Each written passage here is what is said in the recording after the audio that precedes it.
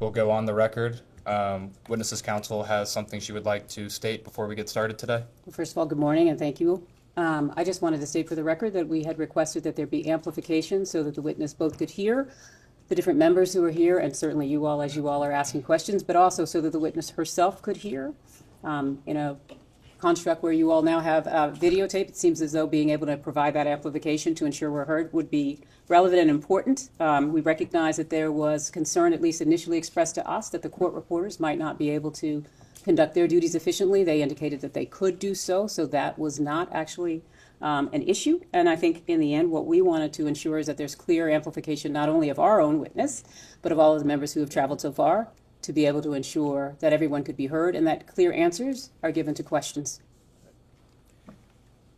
And I want to again state for the record, the microphones provided by the Clintons became an issue for the audio recording. So we want crystal clear audio and visuals of today's proceedings, so the microphones were removed. We'll take into account tomorrow, and I know many of us are hard hearing, so we want to make sure that everyone speaks loudly and all the questions are clearly understood. We'll do everything we can to accommodate that. Thank you so much. We appreciate that. Nothing further. We'll begin. Good morning. This is a deposition of former Secretary of State Hillary R. Clinton conducted by the House Committee on Oversight and Government Reform under the authority granted to it pursuant to House Rule 10. Accordingly, House Rule 10 grants the committee broad jurisdiction for the committee to conduct investigations of any matter at any time. On July 23, 2025, the Subcommittee on Federal Law Enforcement of the Committee on Oversight and Government Reform voted by voice to approve a motion directing the chairman to authorize and issue a subpoena to you for a deposition.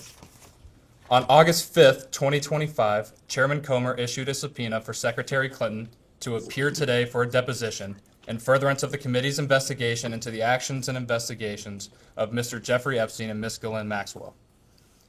I will enter the original subpoena and corresponding cover letter from August 5, 2025, as well as the additional subpoena from December 15, 2025, determining a new date as Exhibit 1. Excuse me, counsel. For the record, I want to put in one sentence from the cover letter to the subpoena, and that's the chairman's own definition of the scope of this investigation. He wrote, and I quote, "It's to conduct oversight of the federal government's enforcement of sex trafficking laws generally, and specifically its handling of the investigation and prosecution of Mr. Epstein and Ms. Maxwell." Thank you. As stated in the email correspondence with counsel for Secretary Clinton in negotiations for the scope regarding today's deposition, the scope agreed upon by counsel for the committee and counsel for Secretary Clinton stated, and I quote, "As conveyed to you in a letter from the chairman yesterday morning that you agreed to, the committee could not accept your proposed limitation on the scope of President Clinton's testimony. Accordingly, pursuant to the committee's investigation into the alleged mismanagement of the federal government's investigation into Mr. Jeffrey Epstein and Ms. Ghislaine Maxwell, the circumstances and subsequent investigations of Mr. Epstein's death, the operation of sex trafficking rings and ways of the federal government to effectively combat them, ways in which Mr. Epstein and Ms. Maxwell sought to curry favor and exercise influence to protect their illegal activities, and potential violations of ethics rules related to elected officials, the committee will ask President Clinton and Secretary Clinton all of its questions regarding Jeffrey Epstein and Ghislaine Maxwell, including, but not limited to, the personal relationships between the Clintons and Mr. Epstein and Ms. Maxwell, and the ways in which Mr. Epstein and Ms. Maxwell sought to curry favor and exercise influence, as well as the operation of sex trafficking rings and the ways for the federal government to effectively combat them without the proposed limitations on scope sought in your January 31, 2026 letter." I will enter as Exhibit 2 the correspondence between Chairman Comer and counsel for President Clinton and Secretary Clinton. This correspondence includes the following letters. October 6, 2025, letter from David E. Kendall to Chairman Comer and Ranking Member Garcia. October 22, 2025, letter from Chairman Comer to David E. Kendall. November 3, 2025, letter from David E. Kendall to Chairman Comer and Ranking Member Garcia. November 21, 2025, letter from Chairman Comer to David E. Kendall.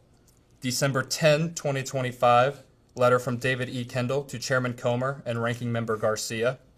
December 15, 2025, letter from Chairman Comer to David E. Kendall. January 3, 2026, letter from David E. Kendall to Chairman Comer and Ranking Member Garcia. January 8, 2026, letter from Chairman Comer to David E. Kendall. January 12, 2026, letter from Ashley Callan and David E. Kendall to Chairman Comer. January 13, 2026, letter from President William J. Clinton and Secretary Hillary R. Clinton to Chairman Comer, encompassing attached declarations under the penalty of perjury of both President Clinton and Secretary Clinton. January 20, 2026, letter from Ashley Callan and David E. Kendall to Chairman Comer. January 31, 2026, letter from Ashley Callan and Catherine M. Turner to Chairman Comer. And February 2, 2026, letter from Chairman Comer to Ashley Callan and Catherine M. Turner. The committee originally noticed the deposition on December 12, 2025 for Secretary Clinton to appear before the committee on December 18, 2025. I will mark that notice as Exhibit 3. I will mark as Exhibit 4 the postponed notice date December 16, 2025 for a deposition of Secretary Clinton to occur on January 14, 2026. Secretary Clinton did not appear for her deposition on January 14, 2026. I will enter as Exhibit 5 the transcript for the deposition for which Secretary Clinton failed to appear. The committee noticed a committee business meeting on January 14, 2026 to consider the contempt report for Secretary Hillary R. Clinton to be held on January 21, 2026. I will mark that notice as Exhibit 6. I will mark as Exhibit 7 the contempt report for Secretary Hillary R. Clinton, voted favorably out of the Committee on Oversight and Government Reform. I will mark as Exhibit 8 the final roll call vote sheet on favorably reporting the contempt report of Secretary Hillary R. Clinton out of the Committee on Oversight and Government Reform. The committee noticed today's deposition on February 19, 2026. I will enter the notice for this deposition as Exhibit 9. I will enter as Exhibit 10 an email thread between Committee on Oversight and Government Reform staff and counsel for President Clinton and Secretary Clinton. The email thread confirms the date, time, and location, among other terms, of today's deposition. Additionally, this email thread clearly states the agreed upon terms, including but not limited to video recording, no predetermined time limit, and scope. Can the witness please state her name for the record? Hillary Rodham Clinton. Thank you. My name is Billy Grant. I am the Deputy Chief Counsel for Investigations for Chairman James Comer. Under the Committee on Oversight and Government Reform's rules, you are allowed to have counsel present to advise you during this deposition. Do you have counsel representing you in a personal capacity present with you today? I do. Will all counsel please identify themselves for the record? David Kendall, Williams and Connolly, LLP. Catherine Turner, Williams and Connolly, LLP. Cheryl Mills, counsel to the Secretary. Thank you. For the record, starting with the majority staff, can the additional staff members please introduce themselves with their name, title, and affiliation? Jack Emmer, Chief Counsel for Investigations for Chairman Comer. Peter Spector, Deputy Director of Oversight for Chairman Comer. Daniel Ashworth, General Counsel for Chairman Comer. Ryan Giacchetti, Chief Counsel for Chairman Comer. Will Harness, Professional Staff Member for Chairman Comer. Emily Feierabend, Counsel for Chairman Comer. Melvin Soto, the Digital Director for Chairman Comer. Allison Tolan, Counsel, Chairman Comer. Hannah Caffey, Professional Staff Member, Chairman Comer. Professional staff member. Chairman Comer. Thank you. Could you have used a microphone? Mark Moran, Staff Director for Chairman Comer. I'm sorry, I cannot hear you over there. Could you please repeat your name? Austin Hacker. No, this gentleman here in the black. Mark Moran, Thank you. Staff Director, Chairman Comer. And the next one? Jasmine Collins, Communications Director for the Staff. Mallory Kovars, Chief Clerk and Director of Operations, Chairman Comer. Ashley Vineyard, Deputy Staff Director for Chairman Comer. Would the majority members please announce themselves for the record? Congresswoman Nancy Mace, South Carolina. Congressman Eric Burleson, Southwest Missouri. St. Cloud, 27th District of Texas. Lauren Bobert, Colorado 4th District. Rep. Ana Paulina Luna, Florida 13. William Timmons, South Carolina 4th Congressional District. Rep. John McGuire, Virginia 5th District. Will the minority staff please identify themselves for the record?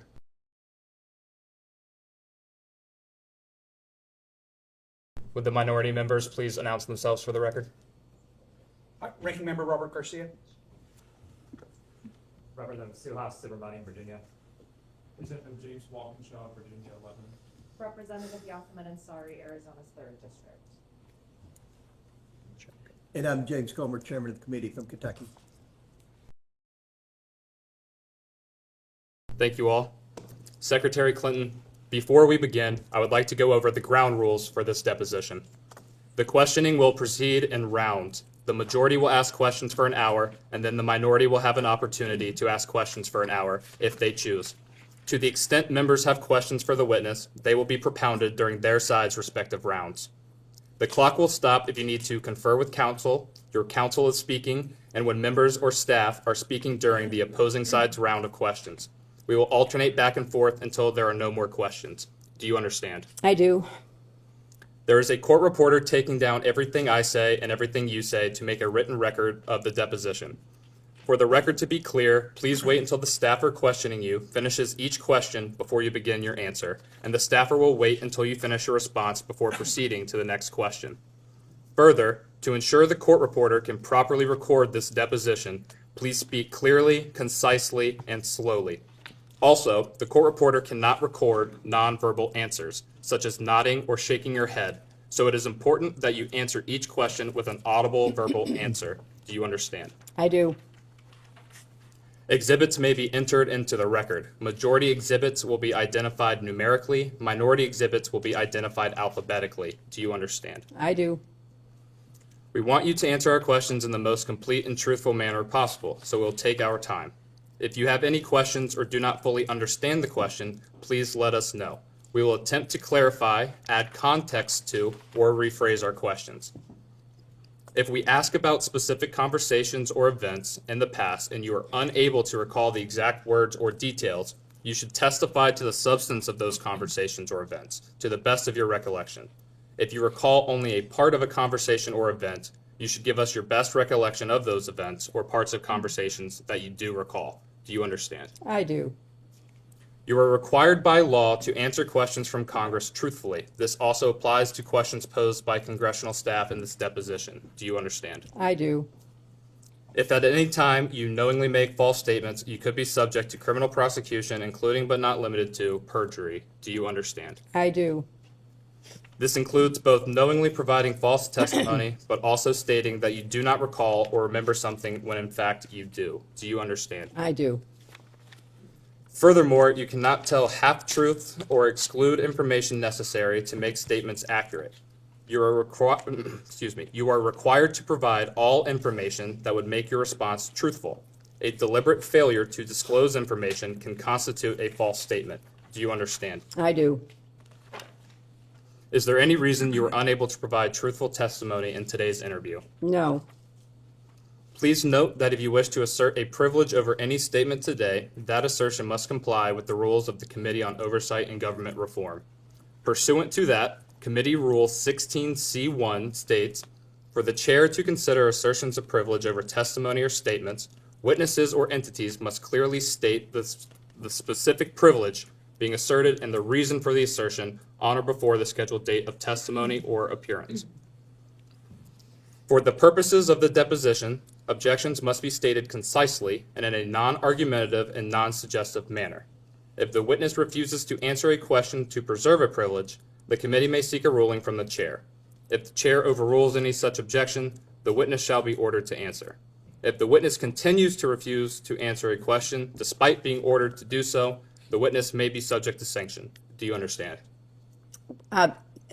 Insofar as I understand the rules of privilege, I don't have any specific knowledge of your committee's ideas of privilege. Understood. Ordinarily, we take a 5-minute break at the end of each hour of questioning, but if you need a longer break or a break before that, please let us know and we will be happy to accommodate. However, to the extent that there is a pending question, we would ask that you finish answering the question before we take a break. Do you understand? Yes. Finally, I will note for everyone here today that the contents of what we discuss in the deposition is confidential under the House Deposition Regulation. Under the rules, the chairman and ranking minority member shall consult before any release of testimony or transcripts, including portions thereof. This means it is a violation of House and committee rules to disclose content of the deposition prior to its official release. For this reason, the marked exhibits that we will use today will remain with the court reporter so that they can go into the official transcript, and any copies of those exhibits will be kept at the table or returned to us when we wrap up. Can the court reporter please swear in the witness? Please raise your right hand. Do you solemnly swear or affirm the testimony you're about to give in this deposition will be the truth, the whole truth, and nothing but the truth? I do. Yep. Do you have any other questions before we begin? Yes, I have an opening statement that I would like to deliver before we begin. Mr. Chairman, ranking member, members of the committee, as a former United States Senator, I have respect for legislative oversight, and I expect its exercise, as do the American people, to be principled and fearless in pursuit of truth and accountability. As we all know, however, too often congressional investigations are partisan political theater, which is an abdication of duty and an insult to the American people. This committee justified its subpoena to me based on its assumption that I have information regarding the investigations into the criminal activities of Jeffrey Epstein and Ghislaine Maxwell. Let me be as clear as I can. I do not. As I stated in my sworn declaration on January 13th, I had no idea about their criminal activities. I do not recall ever encountering Mr. Epstein. I never flew on his plane or visited his island, homes, or offices. I have nothing to add to that. Like every decent person, I've been horrified by what we have learned about their crimes. It's unfathomable that Mr. Epstein initially got a slap on the wrist in 2008, which allowed him to continue his predatory practices for another decade. Mr. Chairman, your investigation is supposed to be assessing the federal government's handling of the investigations and prosecutions of Epstein and his crimes. You subpoenaed 8 law enforcement officials, all of whom ran the Department of Justice or directed the FBI when Epstein's crimes were investigated and prosecuted. Of those 8, only 1 appeared before the committee. 5 of the 6 former attorneys general were allowed to submit brief statements stating they had no information to provide. You have held 0 public hearings, refused to allow the media to attend them, including today, despite espousing the need for transparency on dozens of occasions. You have made little effort to call the people who show up most prominently in the Epstein Files, and when you did, not a single Republican member showed up for Les Wexner's deposition.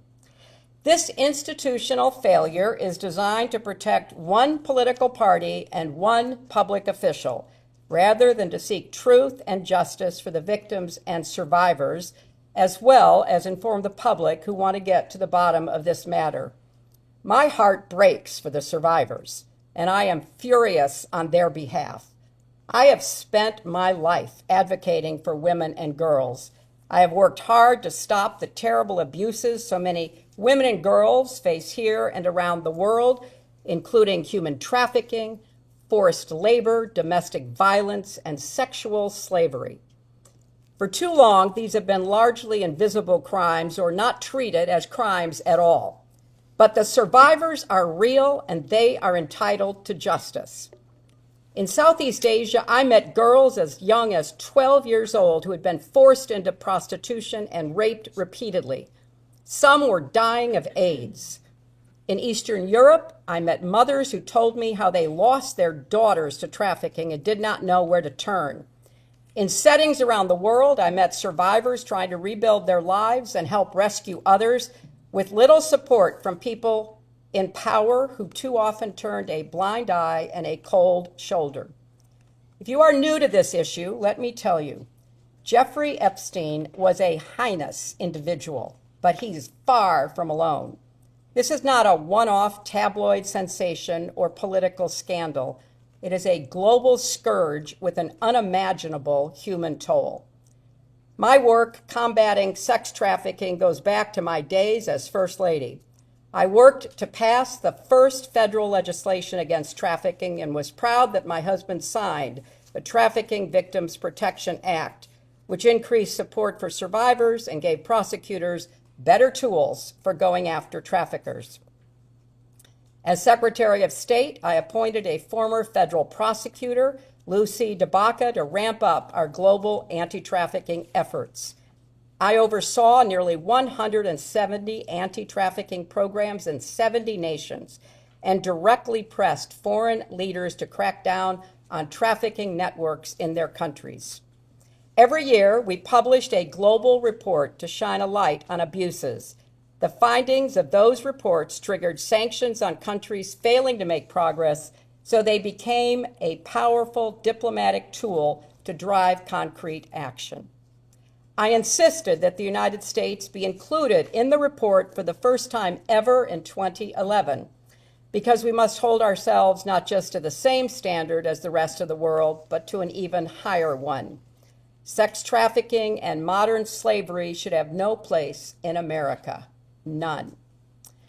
Infuriatingly, the Trump administration gutted the Trafficking in Persons Office at the State Department, cutting more than 70% of the career civil and foreign service experts who worked so hard to prevent trafficking crimes.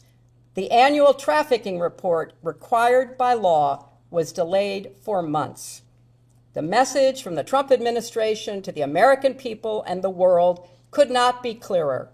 Combating human trafficking is no longer an American priority under the Trump White House. That's a tragedy, it's a scandal, and it deserves vigorous investigation and oversight. A committee endeavoring to stopping human trafficking would seek to understand what specific steps are needed to fix a legal system that allowed Epstein to get away with his crimes. A committee run by elected officials with a commitment to transparency would ensure the full release of all the files. It would ensure that the lawful redactions of those files protected the victims and survivors, not powerful men and political allies. It would get to the bottom of reports that DOJ withheld FBI interviews in which a survivor accuses President Trump of crimes. It would subpoena anyone who asked on which night there would be the wildest party on Epstein's Island. It would demand testimony from prosecutors from Florida, New York, and the Department of Justice about why they gave Epstein a sweetheart deal and chose not to pursue others who may have been implicated in his crimes. And it would demand that Secretary Rubio and Attorney General Bondi testify about why this administration is abandoning survivors and playing into the hands of traffickers. It would seek out advocates and law enforcement officials on the front lines of the fight against human trafficking and ask them what support they need. And it would put forth legislation to provide more resources and force this administration to act. But that's not happening. Instead, you have compelled me to testify, fully aware that I have no knowledge that would assist your investigation in order to distract from President Trump's actions and to cover them up despite legitimate calls for answers.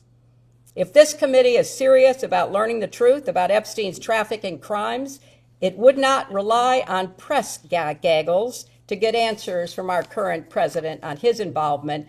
It would ask him directly under oath about the tens of thousands of times he shows up in the Epstein Files. If the majority was serious, it would not waste time on fishing expeditions. There is too much to be done. What is being held back? Who is being protected? And why the cover-up? So my challenge to you, Mr. Chairman, and members of this committee is the same challenge I put to myself throughout my long service to this nation. how to be worthy of the trust of the American people that they have given to you. They expect statesmanship, not gamesmanship, leading, not grandstanding. And they expect you to use your power to get to the truth and to do more to help survivors of Epstein's crimes, as well as the millions more who are victims of sex trafficking in this country and around the world. Thank you, Mr. Chairman, and I would also like to request that the video of this deposition be made available within 24 hours, as it has been for other witnesses. Thank you, Madam Secretary. The time reads 11:34 a.m. The majority's time will begin now. Madam Secretary, in the interest of efficiency here today, I'm going to ask you one question followed by a list of names. The question can be answered yes or no. If you do indicate yes to any individual, I will come back and revisit that at the end. The question is, have you ever communicated with any of the following people relating to Jeffrey Epstein or Ghislaine Maxwell? Richard Kahn, No. Darren N. Dyke, No.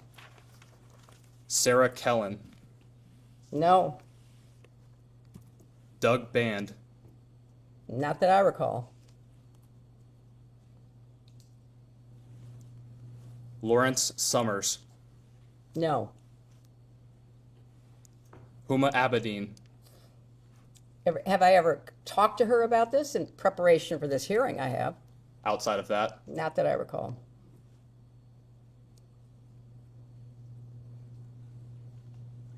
Noam Chomsky, No. Leslie Groff, No. Nadia Marcinkova, No. John Luke Brunel, No. I don't know most of these people. Should I tell you that I know who they are, or just tell you I never talked to them? just so you never talked to him, Okay. it's fine. Alan Dershowitz, No. Kathy Rumler, No. Bill Richardson, No. George Mitchell, No. Andrew Mountbatten Windsor, formerly Prince Andrew, No. Peter Mandelson, No. Reed Hoffman, No. Karina Shuliak, No. Bill Gates, No. Ehud Barak, No. Woody Allen, No. Sandy Berger, No.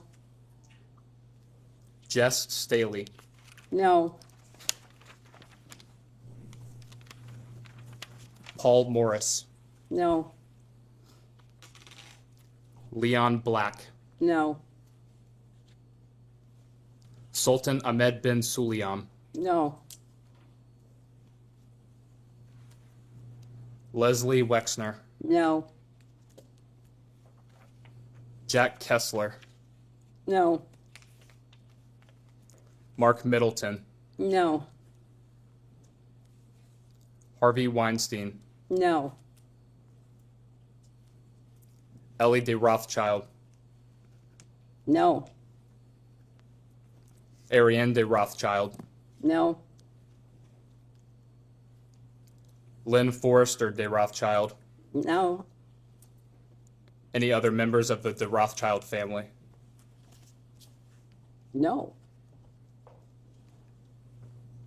Glenn Dubin, No. Eva Anderson Dubin, No. Casey Wasserman, No. Larry Visoki, No. David Rogers, No. Ira Magaziner, No. Daniel Gilbert, No. Karen Ewing, No. Stacy Plaskett. Not that I recall.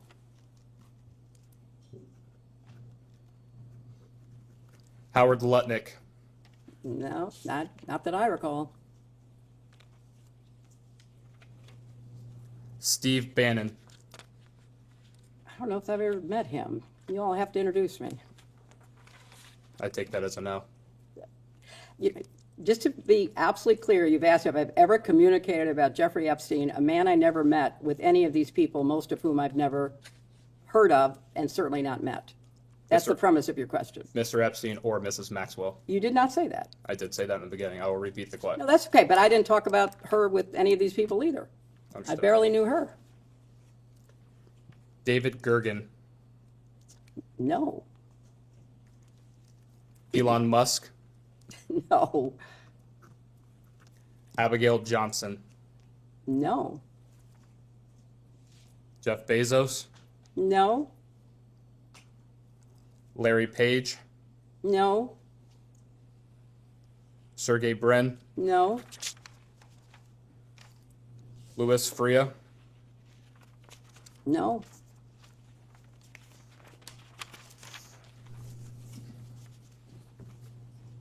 A new member arrived. Would they please introduce themselves for the record? Wesley Bell, Congressional, Missouri First Congressional District. Thank you, sir. Can I understand, could you read back the initial premise of your question, because I too did not hear? Yes, ma'am.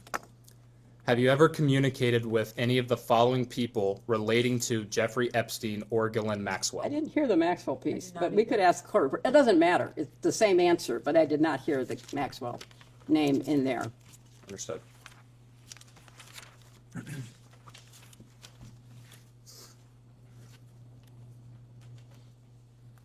So was the last name you said Larry Page? It was Sergey Brin.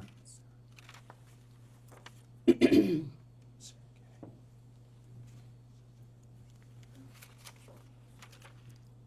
last name I stated was Louis Freeh. You indicated no, is that correct? I think, do you need free? Free, yes, ma'am. Louis No. Free. No, And Sarah Kay. no. And these are all, to the best of my recollection, as I say, many of these people I've never heard of. Most of these people I've never had a relationship with, although I know their name. Some of them are deceased. But I was not communicating about Jeffrey Epstein and Ghislaine Maxwell, as I understand what you're asking me, contacting people about them. That did not happen. Is there anyone that you had a conversation with about Ghislaine Maxwell? Oh, I'm sure I've talked about Ghislaine Maxwell, and especially in preparation for this hearing. And outside of conversations with your counsel, what did you talk about Ms. Maxwell? I don't recall any conversations about Miss Maxwell, but I knew her casually, so I can't tell you that I never had a conversation that mentioned Ghislaine Maxwell's name, because I don't recall that. Understood. And you say that you knew Ms. Maxwell casually. What does that mean? Just what I said. I knew her primarily as someone who dated someone that I knew, And who was that individual? Ted Waite. And who was Ted Waite? Ted Waite was a successful, as I recall, software developer.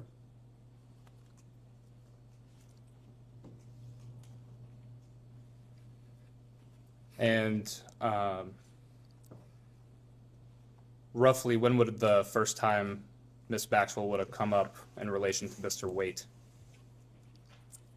I don't recall, but, perhaps sometime around 2010, because he was invited to my daughter's wedding and she was his guest.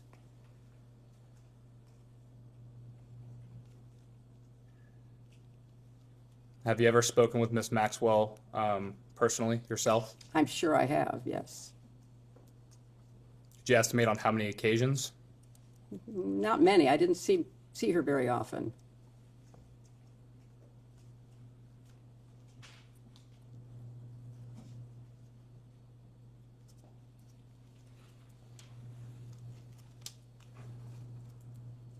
When would the first occasion have been? I have no recollection.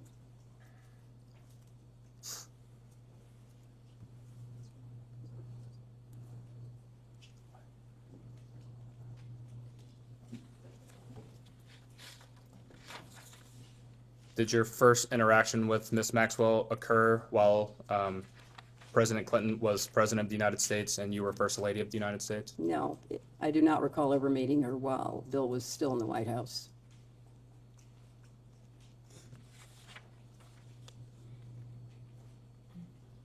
Did Mr. Waite ever inform you what Ms. Maxwell did for a living? Not that I recall.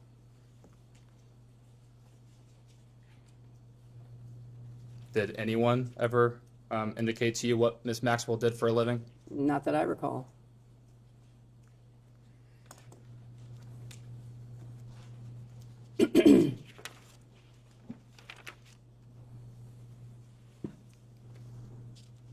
When would the last time have been that you either communicated with Ms. Maxwell, even if not directly yourself, but been around Ms. Maxwell?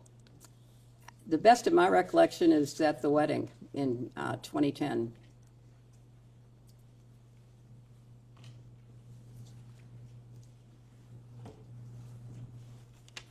Would you consider Ms. Maxwell a friend? No, Would you consider her a friend of President Clinton? he'll have to answer that.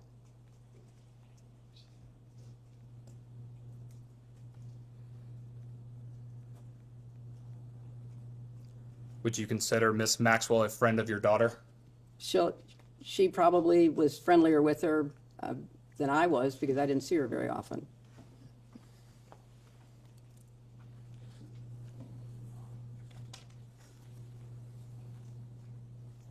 How often would your daughter have seen Ms. Maxwell? I have no idea.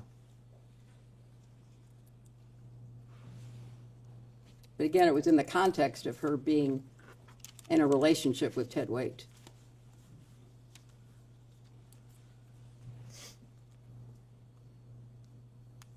Anyone else in your family have a relationship of some kind with Ms. Maxwell? Well, that's my family. You asked about Bill and Chelsea.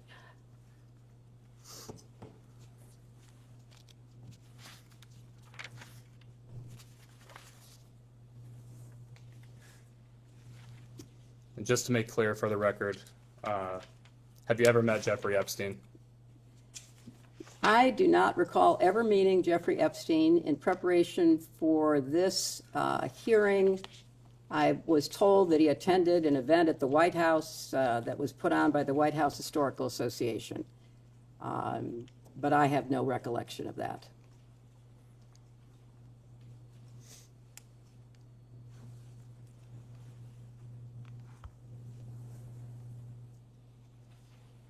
And only that one time at the White House Historical Association?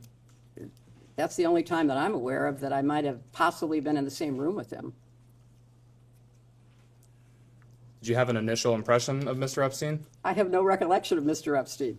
I'm just told that he was in a room at a dinner that we were hosting for the White House Historical Association. What was your understanding of what Mr. Epstein did for work? I knew nothing about him. He was there as an invited guest by the White House Historical Association. That's my best recollection. And no one else informed you of what Mr. Epstein did for work? No, but we had hundreds and thousands of people who came to the White House. I was not informed of what people did or didn't do for work, especially someone that I never even had a conversation with. Do you know who invited Mr. Epstein to the White House?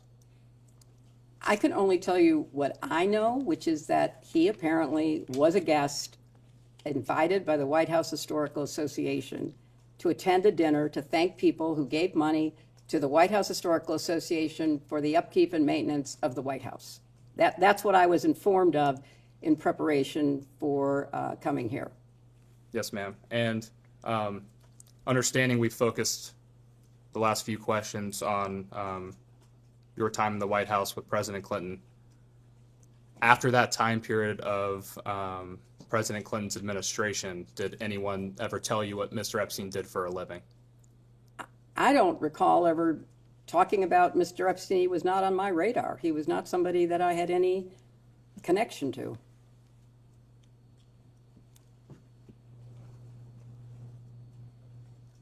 When President Clinton was traveling with Mr. Epstein on Clinton Foundation business, no one associated with the foundation at that time discussed Mr. Epstein with you? Not that I recall. I was not involved with the foundation. I was a senator from New York, and I was deeply committed to my work, and it became one of the most intense experiences of my life when we were attacked on 9/11. I was not involved with what was happening to create the foundation, to create the work that was done to get low-cost drugs for AIDS. I knew about the work. I didn't know about the details. Understood. And to be clear, you never had any communication yourself with Mr. Epstein, whether that be face-to-face interaction, phone calls, emails, text Asked and messages? answered. You can answer it again. I have no recollection in any way of ever having any conversation at the White House or in any other place or on any kind of device of any sort. I knew nothing about him. And when did you learn of Mr. Epstein's 2006 indictment and subsequent arrest leading to his incarceration in 2008? I have no idea. I was not paying attention. I was running for re-election in 2006. I ran for president in 2007, 2008. I don't know that I ever learned about it until much later when more things came out about him. Understood. And when did you first learn of Mr. Epstein's arrest in 2019? Probably when it happened, because it was headline news. I'm sure I, like everybody else, saw it in the press. And in seeing that in the press, did you discuss Mr. Epstein or his case at the time with anyone? I'm sure we did, because it was a, big story. And Mr. Epstein died in custody following his 2019 arrest. When would you have learned of his death? Whenever it was reported.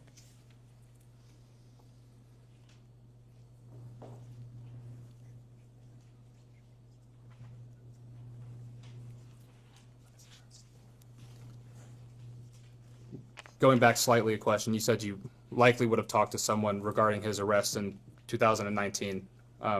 Who would you have discussed that with? Whoever was around. I mean, it was a big story, as you recall. It was a very big story. I don't have any specific recollections. It wasn't something that I was particularly focused on, but it was a big story.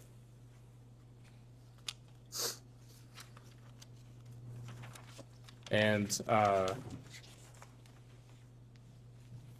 going back to Ms. Ghislaine Maxwell, when did you learn of her arrest in 2021? Again, whenever it was reported as happening. And did you discuss that with anyone? I'm sure I did. It was another big story.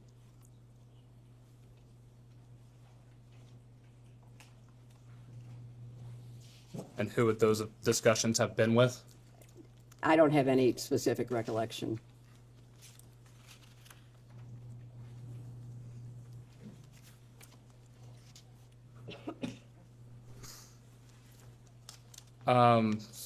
So moving forward in time just a little bit, you were Secretary of State under President Obama, is that correct? Yes, it is. And it was during his first term, 2009 to 2013? That's correct. And after you completed your time as Secretary of State, did you return in any role to the Clinton Foundation? I did. I became active in it at that point. And by being active in it, could you describe that for us, please? Tried to support the work that Bill and my daughter and the team had done, and look for ways to be helpful. It was something that I wanted to make sure I could support. And please correct me if I'm wrong. You rejoined as a board member, is that right? That may have been the first time I was a board member. I don't remember. Either the first or the second time. Yeah. And speaking of, it sounds like you were heavily involved when you returned to the foundation, or I guess started with the foundation at this point. In trying to accomplish those goals and initiatives, what were you doing, broadly speaking, on a daily basis, monthly basis, that sort of thing? Well, I wanted to start a program about early learning for kids, and so we started something called Too Small to Fail, which I was very actively involved in with my daughter, and we worked with pediatricians and other people to help parents, grandparents, aunts and uncles read, talk, and sing to their children so that they could help build brain cells. That was a major priority of mine, and I'm very proud of what we've built and the difference that it's made in, millions of kids' lives.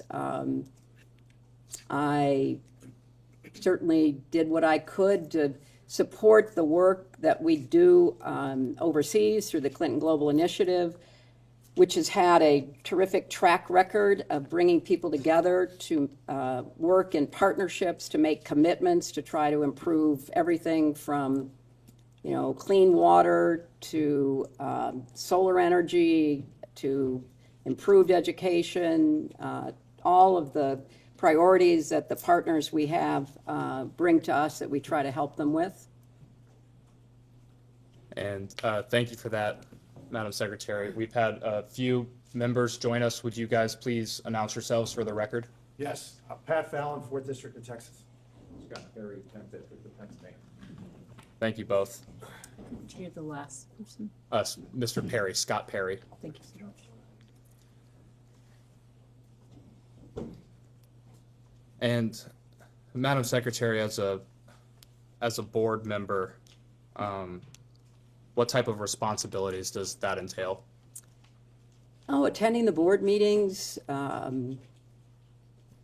approving the agenda of work for the year, the budget that goes with it, that kind of responsibility.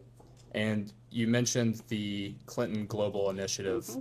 Just for clarity, I will likely refer to that as CGI as we go forward with this. CGI is a part of the Clinton Foundation, is that accurate? Yes. And what was your role with CGI at this time period, right after you left being Secretary of State?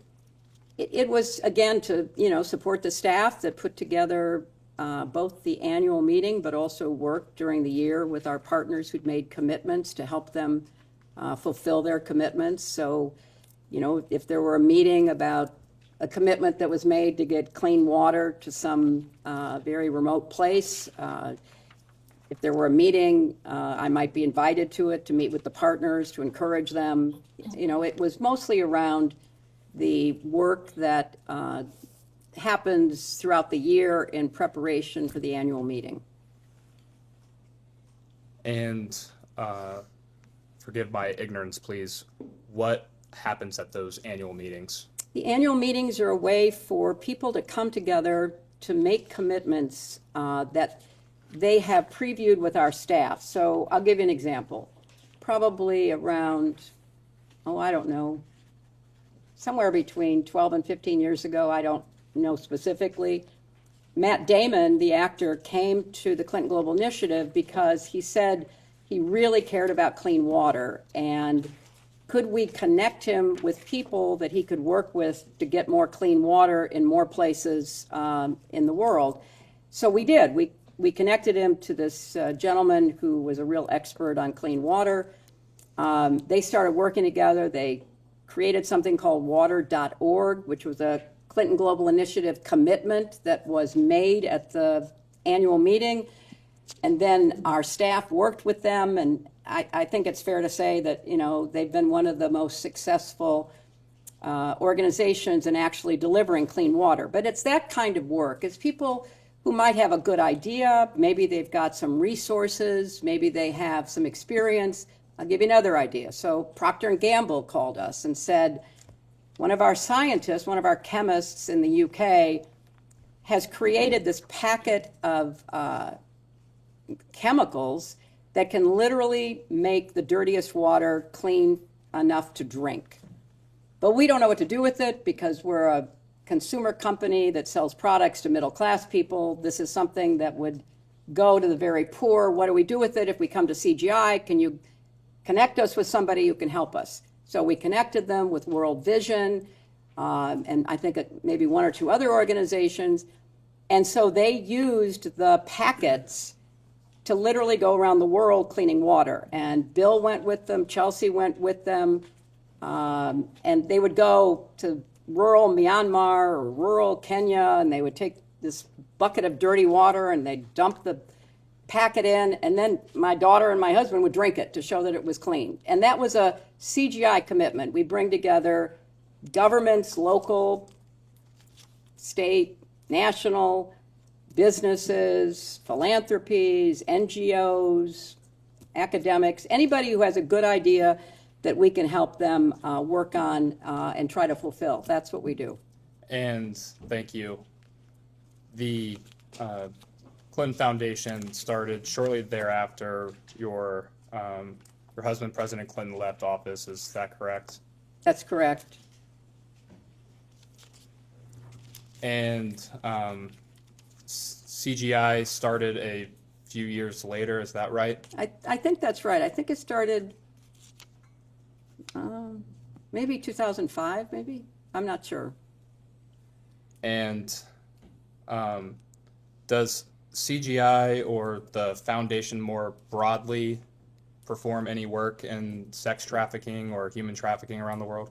There may be partners who make commitments about that. We have thousands and thousands of commitments, so I can't answer yes or no, but it might be an area that some of our commitment makers would be focused on. And how did the foundation, the Clinton Foundation, how did that idea come to fruition? Was that your idea, President Clinton's idea? Oh no, the Clinton Foundation was all Bill's idea. He set it up as he was leaving the White House. It was the entity that raised the money to build the Clinton Presidential Center, and then to carry on the work that he wanted to do. You know, shortly after he got out of the White House, he and Nelson Mandela were asked to come to the annual AIDS conference to see whether the two of them could do something that needed to be done, which was to try to stem the epidemic of HIV/AIDS.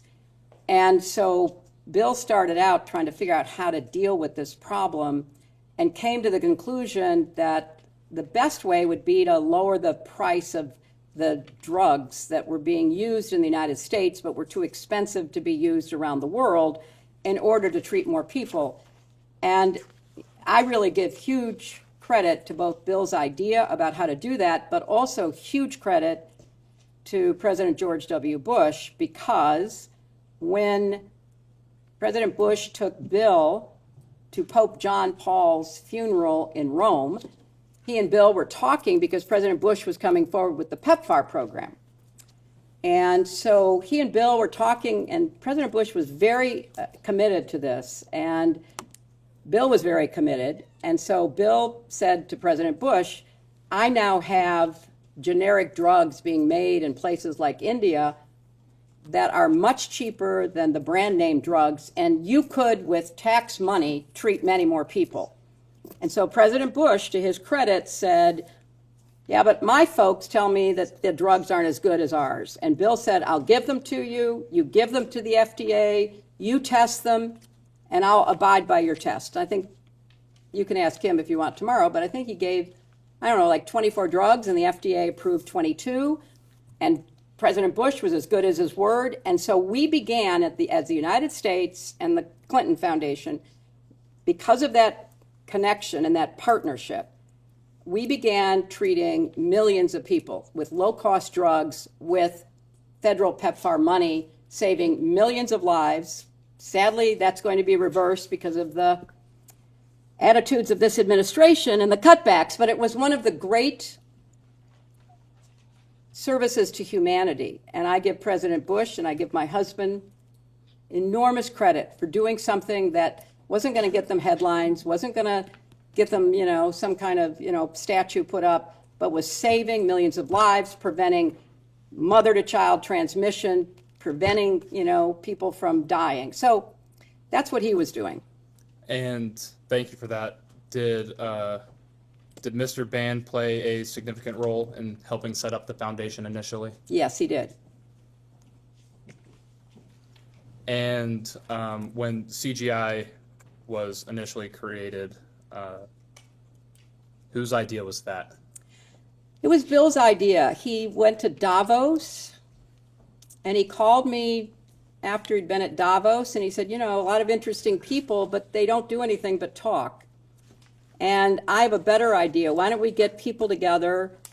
And yeah, they can talk, but they have to make commitments, and they have to follow through on the commitments. And we could have an annual meeting that would bring people who were willing to make commitments. And that was his idea, and I thought it was a really good idea, and I encouraged him to go out and see if he could put it together. Are you aware of Are you aware of anyone else helping formulate the idea for CGI? Oh, I think he talked to a lot of people. I couldn't tell you who, but he talked to a lot of people.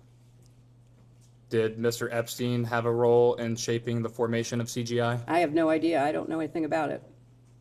Did Glenn Maxwell have any role in shaping CGI? I don't have any idea about that.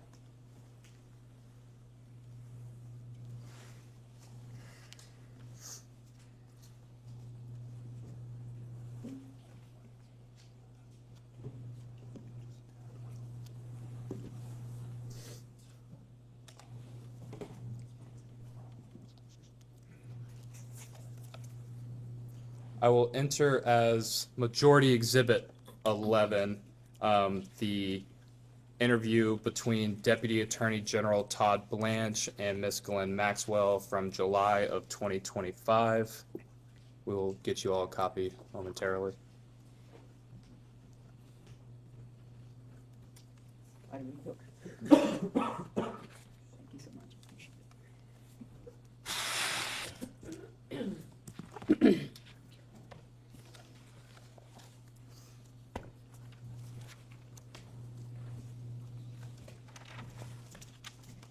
And I'm sorry, what was this exhibit? This will be Majority 11.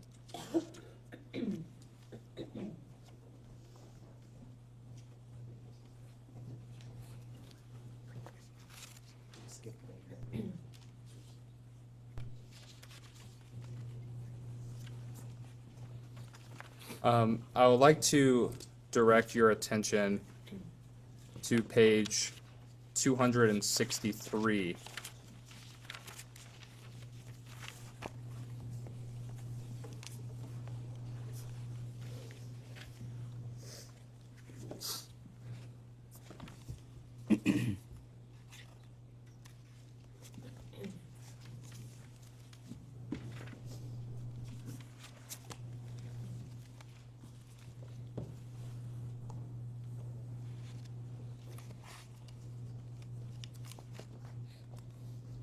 Okay. And on page 263, Ms. Maxwell tells Mr. Blanche that she had a role in shaping CGI. You said you were not aware of Ms. Maxwell having any role in shaping CGI. I was not involved in the creation of CGI. Again, I was in the United States Senate. I was not involved in the work that was done to set up CGI. No one discussed the formation of CGI with you? That it was going to be set up, but I don't have any specific recollection of having any specific knowledge of it, no. Did Mr. Epstein help craft the idea or formulation of CGI? I don't have any idea. I don't know anything about that.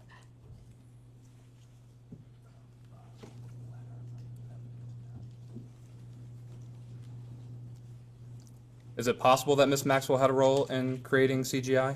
I'm not going to speculate. I'm here to tell you what I know, and I don't know anything about that. Understood. And is it possible Mr. Epstein had a role in crafting CGI? I'm not going to speculate about that either because, I have no way of knowing that because I have no direct knowledge. I will enter now as Majority Exhibit 12. This will be a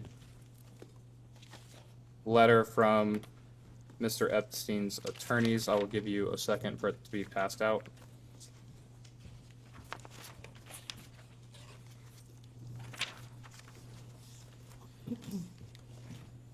This is a letter dated July 6, 2007.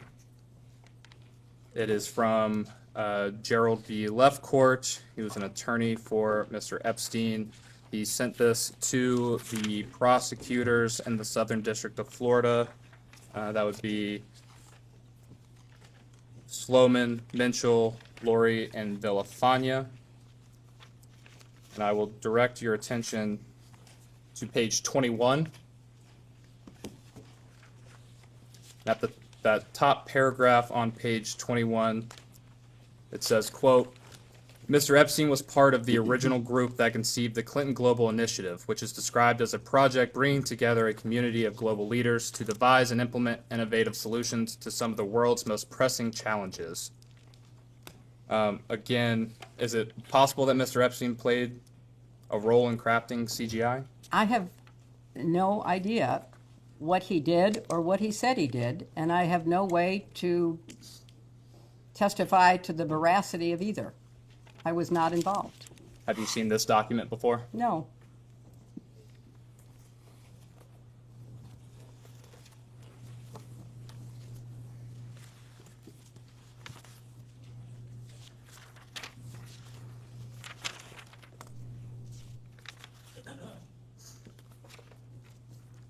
The Clinton Foundation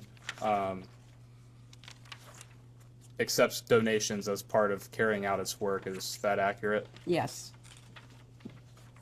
And when seeking, let me take a step back, people charitably provide donations to the foundation? It's a 501c3, yes. And do you or anyone else at the foundation ever solicit donations for the foundation?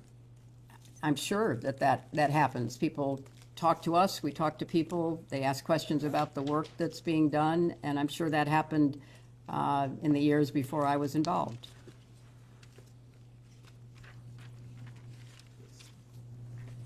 Did you solicit funds from Jeffrey Epstein for the foundation? I had no contact with Jeffrey Epstein. I did not solicit funds from Jeffrey Epstein. Did you solicit any funds for the foundation from Ms. Maxwell? I did not. Again, we're talking about the creation of the foundation. I was not involved in the creation of the foundation or the creation of CGI. In those early years, I was incredibly focused on my job in the Senate. Bill was focused on setting up the foundation and starting CGI. And understanding you were occupied with your career as a senator and then your presidential campaign leading up to 2008, but at this time, were you discussing starting the CGI with President Clinton? I'm going to object to any communications between the two of them. You can ask generally, but that's covered by the marital communications privilege. Understood. So generally speaking. I am sure that I talked to my husband about what he was doing to set up the foundation. It was more on the substance of the work. How many drugs was he getting made in India? What was the idea that was going to motivate CGI to be what he wanted it to be? It was not in the weeds. It was the concept. It was, the excitement that he had about trying to establish the foundation and CGI. And similar question for Mr. Band. Did you discuss the creation of CGI with Mr. Band? I may have, because he was around. He worked for my husband. He was a personal aide to my husband, but I don't have any recollections of any specific conversations.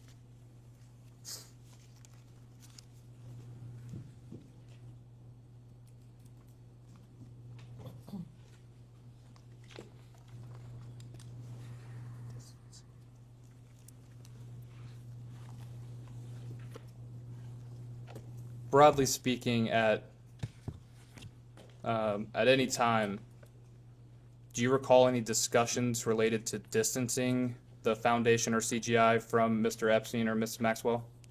I don't recall any conversations. I know that sometime, maybe 2003 or so, Bill did not have any ongoing contact with Epstein. And in preparation for this hearing, you know, it became clear to him that Epstein was not interested in the charitable work that was motivating Bill as he traveled around the world, getting people to commit to providing low-cost drugs for not just HIV/AIDS, but eventually tuberculosis, malaria, and other diseases. And what is your understanding of Mr. Epstein no longer wanting to participate in the foundation's philanthropic goals? I don't, only in preparation for this have I been told that, you know, there was no real interest there. And, you know, there was no point in being involved or connected to him. And we touched on this. Correct me if I'm wrong. You said you're not aware of Mr. Epstein donating to the foundation. Would you consider, let me back up. President Clinton took trips on Mr. Epstein's jet, is that correct? Yes. Would you consider offering a private jet as a donation in kind to the foundation? Well, I don't know what the rules are under the 501c3 regulations, but it was certainly a gift, and he was, you know, one of a number of people who provided transportation so that Bill could do the work he was doing.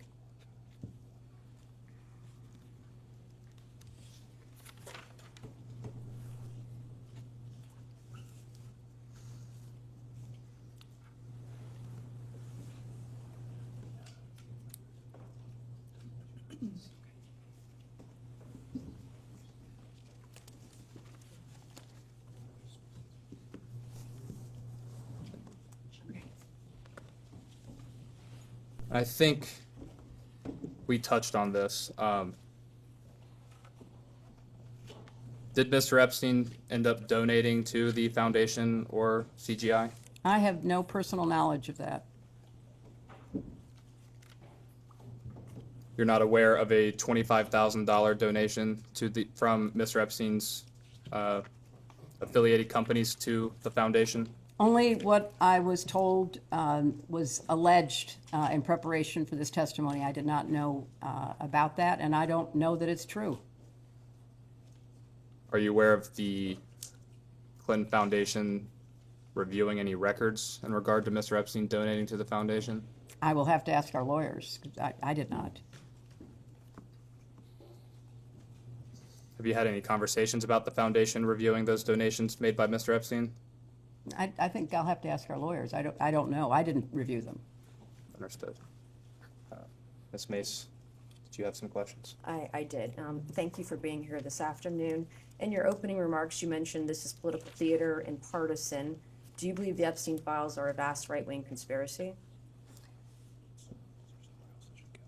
I think if they are fully released as the Transparency Act requires, that would be fulfilling the responsibility of the Justice Department, but it appears that there have been many issues with the full release, so I'm not going to characterize it other than to say I think that's a well-known fact. Are you aware that both Republicans and Democrats voted to subpoena you and your husband? I am here. Okay. Are you aware both Republicans and Democrats voted to hold you in contempt when you didn't show up? I am here. Is that partisan when both parties vote to do something together? Is that partisan or nonpartisan? I think it's standing up for the institution, but there are many other aspects of the committee's work that strikes me as avoiding the main issues about who should be sitting here, who has actual information that might be useful to your investigation. As a survivor, I'm a survivor. I appreciated your opening statement and your prioritizing some of these issues. Have you always believed this way? Have you believed this way for some time? Have I what? Have you believed what you believed in your opening statement for some time? Yes, I have. How long have you had those beliefs or held those beliefs in your opening statement? Very long. In 1998, you had those same beliefs? Yes. 2005? Yes. 2008? Yes. 2012? Sure. 2016? Mm-hmm. 2020? Mm-hmm. 2024 to present day, you've held these beliefs the whole time? Yes, I have. Have you always believed that women abused by powerful men should be believed? I know where you're going with this, and I have Do you? nothing to say about anything in the past. I'm here to answer questions about this investigation. So do you believe that women who are abused by Epstein and an Epstein circle of associates should be believed? I think that many of them have made very credible accusations. Have you always thought that, do you think that women abused by powerful men should get justice? I think that they should have their time to be evaluated, and where there is adequate evidence, they should certainly get justice, and perpetrators should be held to The account. question was, have you always thought that women abused by powerful men should get justice? Yes, absolutely. I agree. Are you aware that, you were aware, I think you said this earlier, that Jeffrey Epstein was convicted in 2008 for procuring a child for prostitution and soliciting a prostitute, correct? That's what the charges were, yes. And you were aware of that in 2008? I don't recall that I was aware then. And in 2008, you were a U.S. Senator still? I was. Would you say that Jeffrey Epstein is one of the world's most prolific sex traffickers? From what we know, he certainly engaged in his predatory activities for a long period of time. Would you say he's one of the world's most prolific sex traffickers? I don't know what to compare it to. There are terrible sex trafficking rings all over the world. And you said you were Secretary of State from 2009 to 2013? Mm-hmm. And you state your agency prioritized combating sex trafficking internationally, correct? That's correct. During your time as Secretary of State, did you or the state receive any intelligence cables or briefings mentioning Epstein's foreign travel, pedophile island, or his network of pedophiles and sex trafficking? Not that I am aware of, no. How did you miss it? If he's, I believe, one of the most prolific sex traffickers in the world, you were Secretary of State, how did you miss it? Well, that would have been a matter of the Justice Department, not the State Department. But in your opening statement, and your statements earlier in your opening statement, you stated that Secretary Rubio should be called to testify. And you said that he has, and the administration has, quote, abandoned survivors using the same logic. You were Secretary of State during a time period after Jeffrey Epstein was convicted of being a pedophile and soliciting children for sex. Why then did you, quote, using your own logic, abandon survivors? What is the question, please? I followed her comment. First of all, we focused on whether there were laws that made sex trafficking, sexual slavery, domestic violence, other abuses of women on the books in countries. And then we tried to evaluate, were those laws being implemented? And were judges appropriately trained and briefed about how to implement those laws? Were governments taking them seriously? We looked at the broad institutional approach to these very serious abuses. Would you say the U.S. government at that time, during this time period, was appropriate with the way that it handled Epstein? I don't think that you could say that was true about any of the government's prosecutorial efforts, starting with the Southern District of Florida and Alex Acosta and all those who basically gave him a sweetheart deal. And then I think going up the chain, there was very little attention paid that should have been paid. But we had laws on the books. They were not being implemented. But that was not within my purview, because what we were looking at is what's the institutional structure, and can we do more to make sure countries take it seriously? Our country had laws on the books. So this man was not held to account. If it was not in your purview when you were Secretary of State, then why is it today in Secretary Rubio's purview? Because what's happened is that the office that was actually following what was going on around the world has been decimated. 70% of the staff is gone. It's impossible to carry out the functions of that office if you don't have a critical number of people. So my question would be to Secretary Rubio, is there more that can be done? I'm running out of time here. you were clothed with immense power as Secretary of State. You've stated on the record in your opening statement that child sex trafficking in general, human trafficking, trafficking of all kinds was a priority. You were clothed with immense power. Your husband was clothed with immense power. And until you got this subpoena, and until these files were out in the open, you did nothing to try to effectuate all of these things. You say that should have been done. Is that correct? No, it's totally incorrect. I mean, all of your assumptions are ones that I reject. When you saw photos of your husband in a hot tub laying on a beach and getting massaged by other women, and you knew that Jeffrey Epstein was involved in some of these trips and these things, did it concern you at all? I'm here not to offer my opinions. I'm here to answer specific questions to the best of my ability. When you saw your husband in these photos with a young woman being massaged, what went through your mind? I am not going to speculate. You didn't have any feelings about young women massaging your husband? I am not going to offer opinions or speculation about anything that I have no context for and was not there. After you learned that Jeffrey Epstein was convicted of sex crimes with kids, did any of these photos of your husband with women being massaged on the beach, did it concern you? I have no context for even answering that question. And I think, obviously the innuendo, all the rest of it. I'm asking a black and white question. I'm not putting any leading statements into it or adjectives. Did you do anything to determine what was happening in those images or on those trips that once you saw these photos, once you realized Jeffrey Epstein was a convicted sex offender of children, did you do anything to determine what was happening on these trips with your husband? I don't find any of your questions to be relevant to the investigation. Well, it is relevant if a former president was traveling around with young women. Well, you'll have a chance to talk to him tomorrow. You said this morning you did not solicit funds from Jeffrey Epstein, correct? That's absolutely correct. Did anyone solicit funds from Jeffrey Epstein on your behalf? Not that I'm aware of. Did you ever invite Jeffrey Epstein or Ghislaine Maxwell to any of your political fundraisers? I did not personally invite them to my political fundraisers. Did anyone personally invite them on your behalf? I do not know. Is the purpose of a political fundraiser to solicit funds? You would know that it is. Okay, and you stated this morning you've never communicated with a Sarah Kay, correct? I do not know who Sarah Kay is. Okay, she's a councilwoman from New Rochelle, which is about how many miles from here? Not very far away. 20 to 25? I have no idea. I have an exhibit I would like to enter. This is an email dated September 30th, 2014. Am I allowed to enter an exhibit? Yes, ma'am. This will be Exhibit 13, I believe. Majority Exhibit 13. Okay, it's from September 30th, 2014. Can you please provide the witness with a copy? Okay. You have a copy of it? Yeah. You guys have it?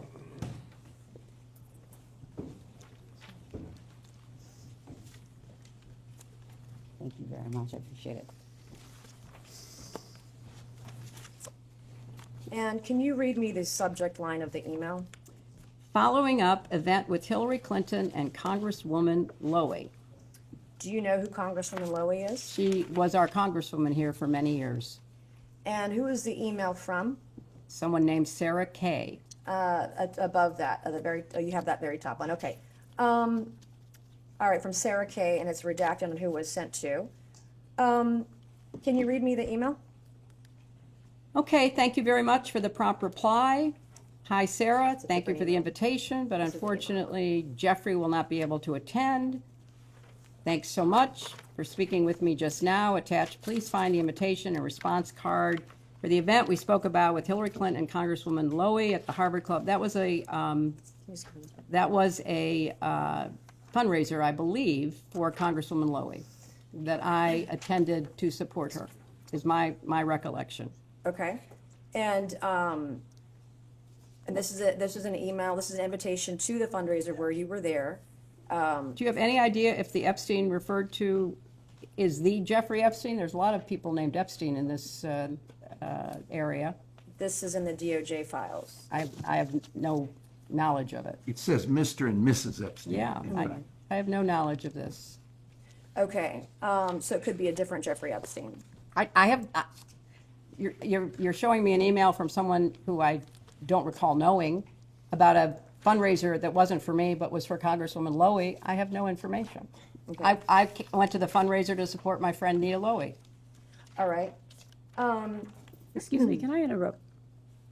I have there another are photos that are being released of the secretary as she is testifying from inside this room. Can you please advise me as to whether or not that's permissible and consistent with the rules, particularly given that we have asked for a public hearing? If there are photos that are being released of the secretary as she is testifying, can you please explain how that I'm can done occur? with this. If you guys are doing that, I am done. You can hold me in contempt from now until the cows come home. This is just typical behavior. We will go off the record.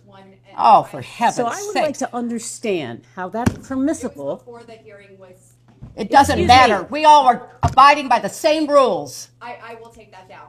Yeah, So well, I would like to take a break at this moment. yeah, and I'd like to have a I'm done conversation. for now. Go off the record. Go off the record.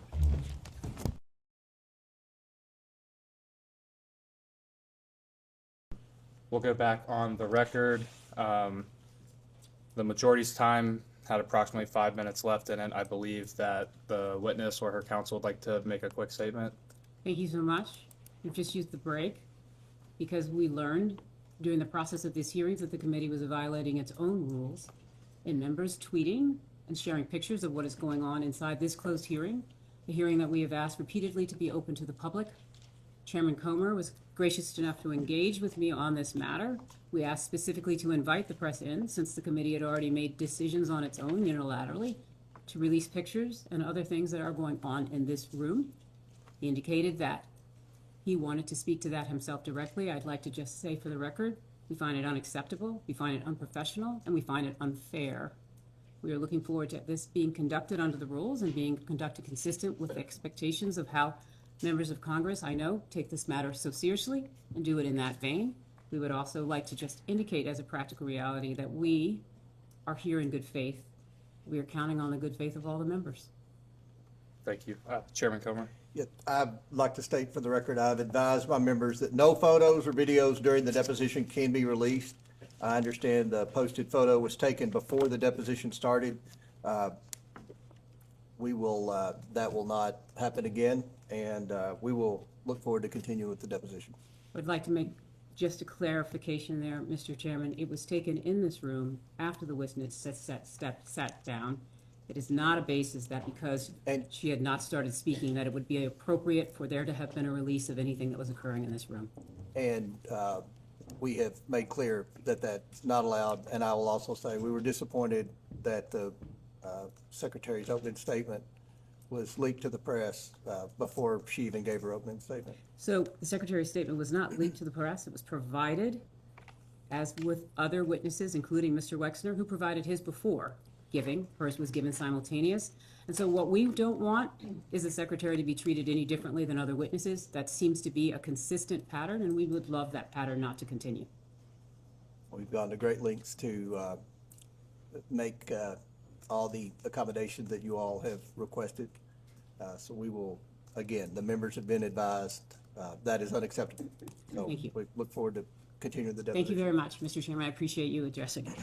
Ranking Member Garcia. Thank you. No, I just want to add, it's completely unacceptable that Oversight Republicans and its members in this moment chose to violate both committee rules and the agreement that they negotiated directly with Secretary Clinton.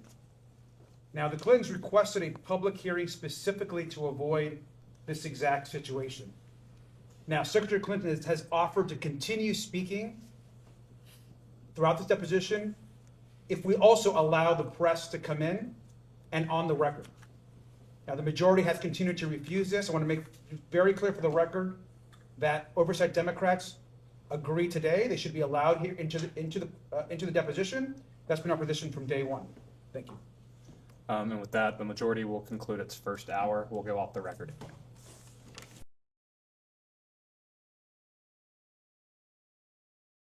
We can go back on the record. I understand counsel has something that they would like to say before we get started. Yes, I would.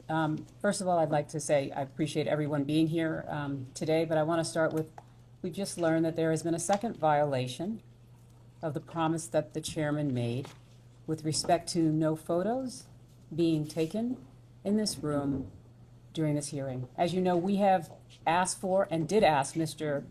Comer for the press to be invited in. They are sitting right outside, literally. He has been speaking with them, and we have been asked that they be invited in.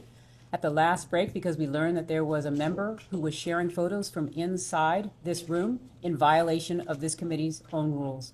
We have now been presented with a second photo of the witness, Secretary Clinton, while she has been testifying in this room. That is completely inconsistent with the rules. It's completely in violation, and it's also in violation of the promise that Mr. Comer just made with respect to it would not happen again. And indeed it did. And so I would like to ensure that when we go back on the record and when Mr. Comer elects to rejoin the room, I note he has left for the record, I would like to be able to ensure that we address that. Or, sorry, he has not left. He's down at the end. There's been a second violation, Mr. Chairman, so now I do really feel that it would be appropriate for the press to be invited in because someone has already violated the commitment and promise you made that there would not be any further violations. Do you have a copy of the picture? We're on. I am confident that one of the individuals here can share with you a copy of the picture, and I would rather that at this point, we invite the press in. We don't know who's. We're gonna show the photo. It's from who? I believe it's from the same influencer. Emily, go with Andrew to make sure we have the same.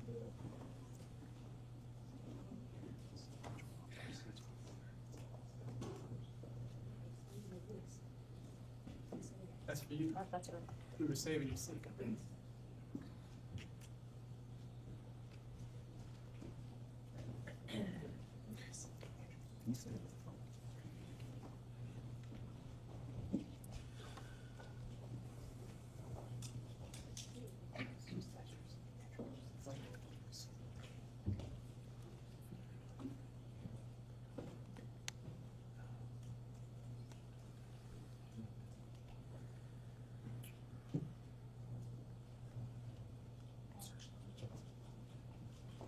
Mr. Chairman, will you allow the press in at this time, since there has been a second violation of your clear guidance that no further pictures. Record to consult, to confer with the chairman.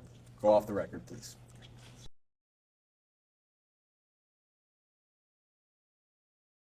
We can go back on the record. Thank you very much. We have examined the second photo that was taken inside this room in violation of the committee's rules. Mr. Chairman, you have indicated that you will assure that that will not happen again. Mr. Chairman, we continue to believe that the remedy for this is to invite the press in at this juncture. We believe that there is no reason not to do so. We recognize that you continue to resist having the press join, but if you would like, we would welcome that. Otherwise, we would welcome no further violations. What was the last part? You would welcome. I know it's hard to hear without amplification. Okay, no further violation, no further violation. But I would like to note one thing, if I may. A New York Times reporter tweeted that her dim member in the room, and then she said, you know, that Maxwell was at Chelsea's wedding because she was dating a friend who brought her as a +1 and all that. So there's a Democrat member leaking to the press what's going on in here, according to the Annie Carney. So, Mr. Chairman, thank you so much. I know part of this is always about the tit for tat, and I think that's what we're trying to address. We're here and we're speaking with respect to the witness and what has been a violation of a photo of her inside this room. I'm not trying to get into anybody else's First Amendment rights. When it comes to the photo, please instruct your member to take the photo down until after. I have. Thank you so much. Nothing further. Thank you. Good afternoon. Good afternoon. My name is. I'll be doing most of the questioning for the minority today. First, I want to thank you for your long and distinguished service to this country. Thank you. I'd also want to thank you for your time today. We appreciate it. Thank you. Before we get to questions, I'd like to take a few minutes and highlight some context that we think is relevant for today's conversation. To be candid with you, it's not clear to us that you have much information to share with this committee that would be relevant to our investigation of Jeffrey Epstein. For example, I would like to introduce as Minority Exhibit A this excerpt from Ghislaine Maxwell's interview with Deputy Attorney General Todd Blanche.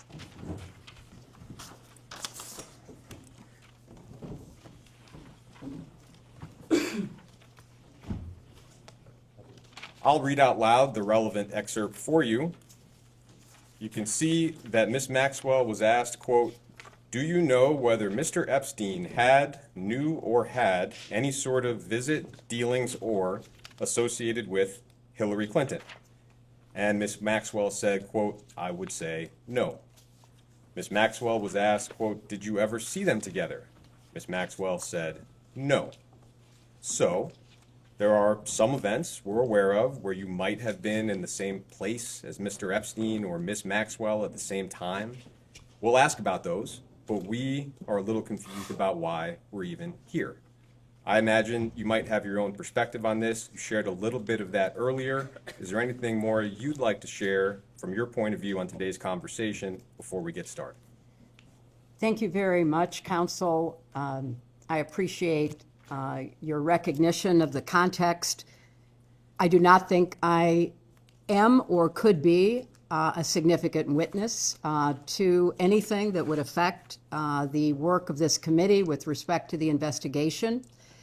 I understand that that was a decision made to subpoena me, and I thought it would have been more appropriate to treat me in the context in which you have just placed me. That's why I offered a sworn statement outlining my lack of knowledge with respect to either Epstein or Maxwell and the crimes that they committed.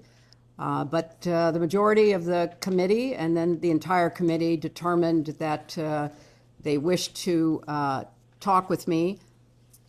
And it is, still somewhat of a puzzle for me to be here and trying to answer your questions to the best of my ability because I don't think it's a good use of the committee's time. The matters that are included within the broad scope of the investigation as described by the chairman are ones that I take very seriously, and I would personally like to see the committee pay attention to those who have information that could be responsive. Thank you. I appreciate it. I'd like to start our conversation with a few foundational questions so we can get a clear record from the very beginning. And you've covered some of this earlier, but I want to be really clear for the transcript. Before his crimes became public, did you have any knowledge of the sexual abuse that Jeffrey Epstein was committing against girls and young women? No. Before her crimes became public, did you have any knowledge of the sexual abuse that Ghislaine Maxwell was committing and facilitating against girls and young women? No. Our colleagues have suggested that they need to speak with you because Ghislaine Maxwell's nephew worked for your 2008 presidential campaign and then at the State Department when you were Secretary of State. That is somebody named Alexander DeRossi. Are you familiar with Alexander DeRossi? I am. Alex DeRossi volunteered for my 2008 presidential campaign. I did not know him. I don't know what motivated him to be a volunteer, but he proved to be a very effective contributor to the campaign. He earned a paid position on the campaign. All of my staff that interacted with him on the campaign had a very high regard for his intelligence and his skills. He's an extremely well-educated young man. And when I became Secretary of State, he was recommended for a job that he was well suited for. I had absolutely no idea that he was in any way related to Ghislaine Maxwell until I received the subpoena from this committee suggesting that he was, and that was the first I knew of it. So is it fair to say that as far as you know, Mr. DeRossi was not hired for your campaign or at the State Department because he was Ghislaine Maxwell's nephew? That is absolutely fair to say, and I can't speak for everyone in my campaign. Obviously, it's a huge enterprise, but I would be surprised if anyone knew that he was related to Ghislaine Maxwell, but I can absolutely testify to the fact that I did not. Are there any other accusations or claims that have been made against you with respect to Mr. Epstein or Ms. Maxwell that you would like to address before we move into some chronological questions? Well, I don't keep up with all the conspiracy theories and the crazy allegations that populate the internet, so I'm sure there are. But I will do my best to answer your questions as you pose them. Okay. I will ask a series of chronological questions. I know most of these are from a long time ago. If you don't recall, just tell me you don't recall.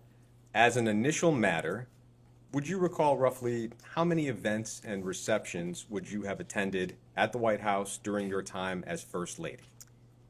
Well, I was privileged to be at the White House as First Lady for 8 years, and I have no way of giving you an accurate number, but they would be in the thousands. And they were, you know, one of the great privileges of being in the White House, hosting events, hosting meetings, meeting people, using the rooms of the White House, using the grounds of the White House. So many hundreds, maybe thousands of events, but many, many thousands of people. I was just going to ask if you could estimate how many people you might have met at those hundreds or thousands of events and receptions. Well, Counsel, I can't say I met every person who ever attended an event, and so I can't really give you an accurate number. But if the event was a small event, perhaps I would meet everyone. But for most of the large events that we hosted, it was hit or miss if I met somebody or didn't meet somebody. For the huge Christmas receptions, which were thousands of people that would come to enjoy the holiday decorations at the White House. So I can't really give you a totally clear answer other than I did my best to greet people and to be an appropriate hostess because I took seriously my responsibilities as First Lady.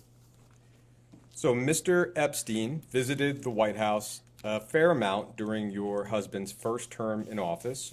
One, and I think the only specific event that we're aware of where you may have been present was, as you mentioned earlier, a September 29th, 1993 reception for donors to a White House renovation project that was funded through the White House Historical Association.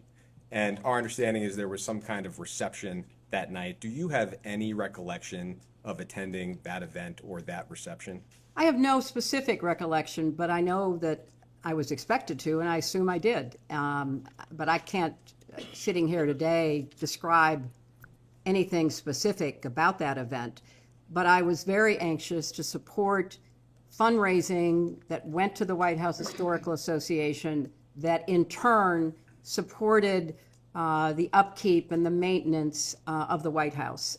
Because certainly, it was an old building with a lot of very valuable furniture and art, and it took a lot of wear and tear because I just finished explaining we had thousands of people who would come through. And I'm not even talking about the visitors who would come through, because that was many, many more thousands. So the house itself needed to be carefully cared for, and so my husband and I hosted the event, and the White House Historical Association brought those who had contributed because it was ultimately beneficial for the White House. Would it be correct to say that sitting here, you have no specific memory or recollection of meeting Mr. Epstein or Ms. Maxwell at that event in 1993? That is an accurate statement. In fact, when I got the subpoena, I was incredulous because I never thought I was in the same room with Jeffrey Epstein. And it was brought to my attention that he was very likely to have attended the White House Historical Association, but I have no independent recollection of that. Okay. It has been publicly reported that Mr. Epstein visited the White House 16 other times during your husband's first term. He was signed in by different staff members and visited different parts of the White House. Broadly speaking, do you have any memory or knowledge of any other visits by Jeffrey Epstein to the White House other than the one we just discussed? Not that I recall, but I want to be clear, That doesn't mean that, I didn't pass somebody in the hallway, that somebody didn't pop in, but I have no recollection Great. of meeting with him, seeing him, conversing with him in the White House. I'm going to fast forward all the way to 1999. We believe that Mr. Epstein contributed $20,000 to your joint fundraising account with the Democratic Party. Would you have any specific memory, knowledge, or recollection of that particular contribution sitting here today? I do not. And again, this was something that I learned about in preparation for testifying. And as you point out, counsel, the contribution went to the joint committee that was set up to support my Senate campaign. And my memory is that we couldn't coordinate between joint committees and campaigns. I mean, those were the rules back in the day as I recall them. So I don't have any recollection at all that I knew he contributed to my campaign. And he did not contribute, as far as I know, directly, but then this indirect contribution to the joint committee, I don't recall that I knew it at the time, and I was, surprised to learn it in preparation for testifying. So at this point, toward the end of your husband's presidency, how would you characterize your relationships at that point with Mr. Epstein and Ms. Maxwell? Non-existent. Thank you. Moving to the period after your husband's presidency, again, we don't really have much of a record to work off of. There is public reporting that sometime in 2007, Ms. Maxwell may have co-hosted a fundraiser for your presidential campaign in New York City. We don't know much about it. Christina Aguilera may have performed, if that's helpful. Do you have any specific recollection of that event? I do not, but I, again, have been told and reminded that there was an event with a very large host committee for my campaign, and Christina did appear and I believe performed. I have no further information than that. I was attending many fundraising events, and I don't recall any specific encounter or conversation with anyone, including Ghislaine Maxwell. Ms. Maxwell also appears to have donated $2,300 to your presidential campaign that year. Do you have any memory or knowledge of that specific contribution? I do not.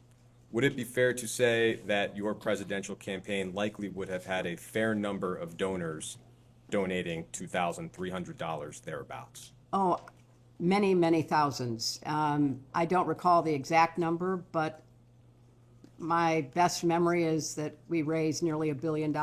And so it was a fast, frenetic pace. And I'm grateful for everyone who contributed, obviously, but I have no specific recollection of her contribution.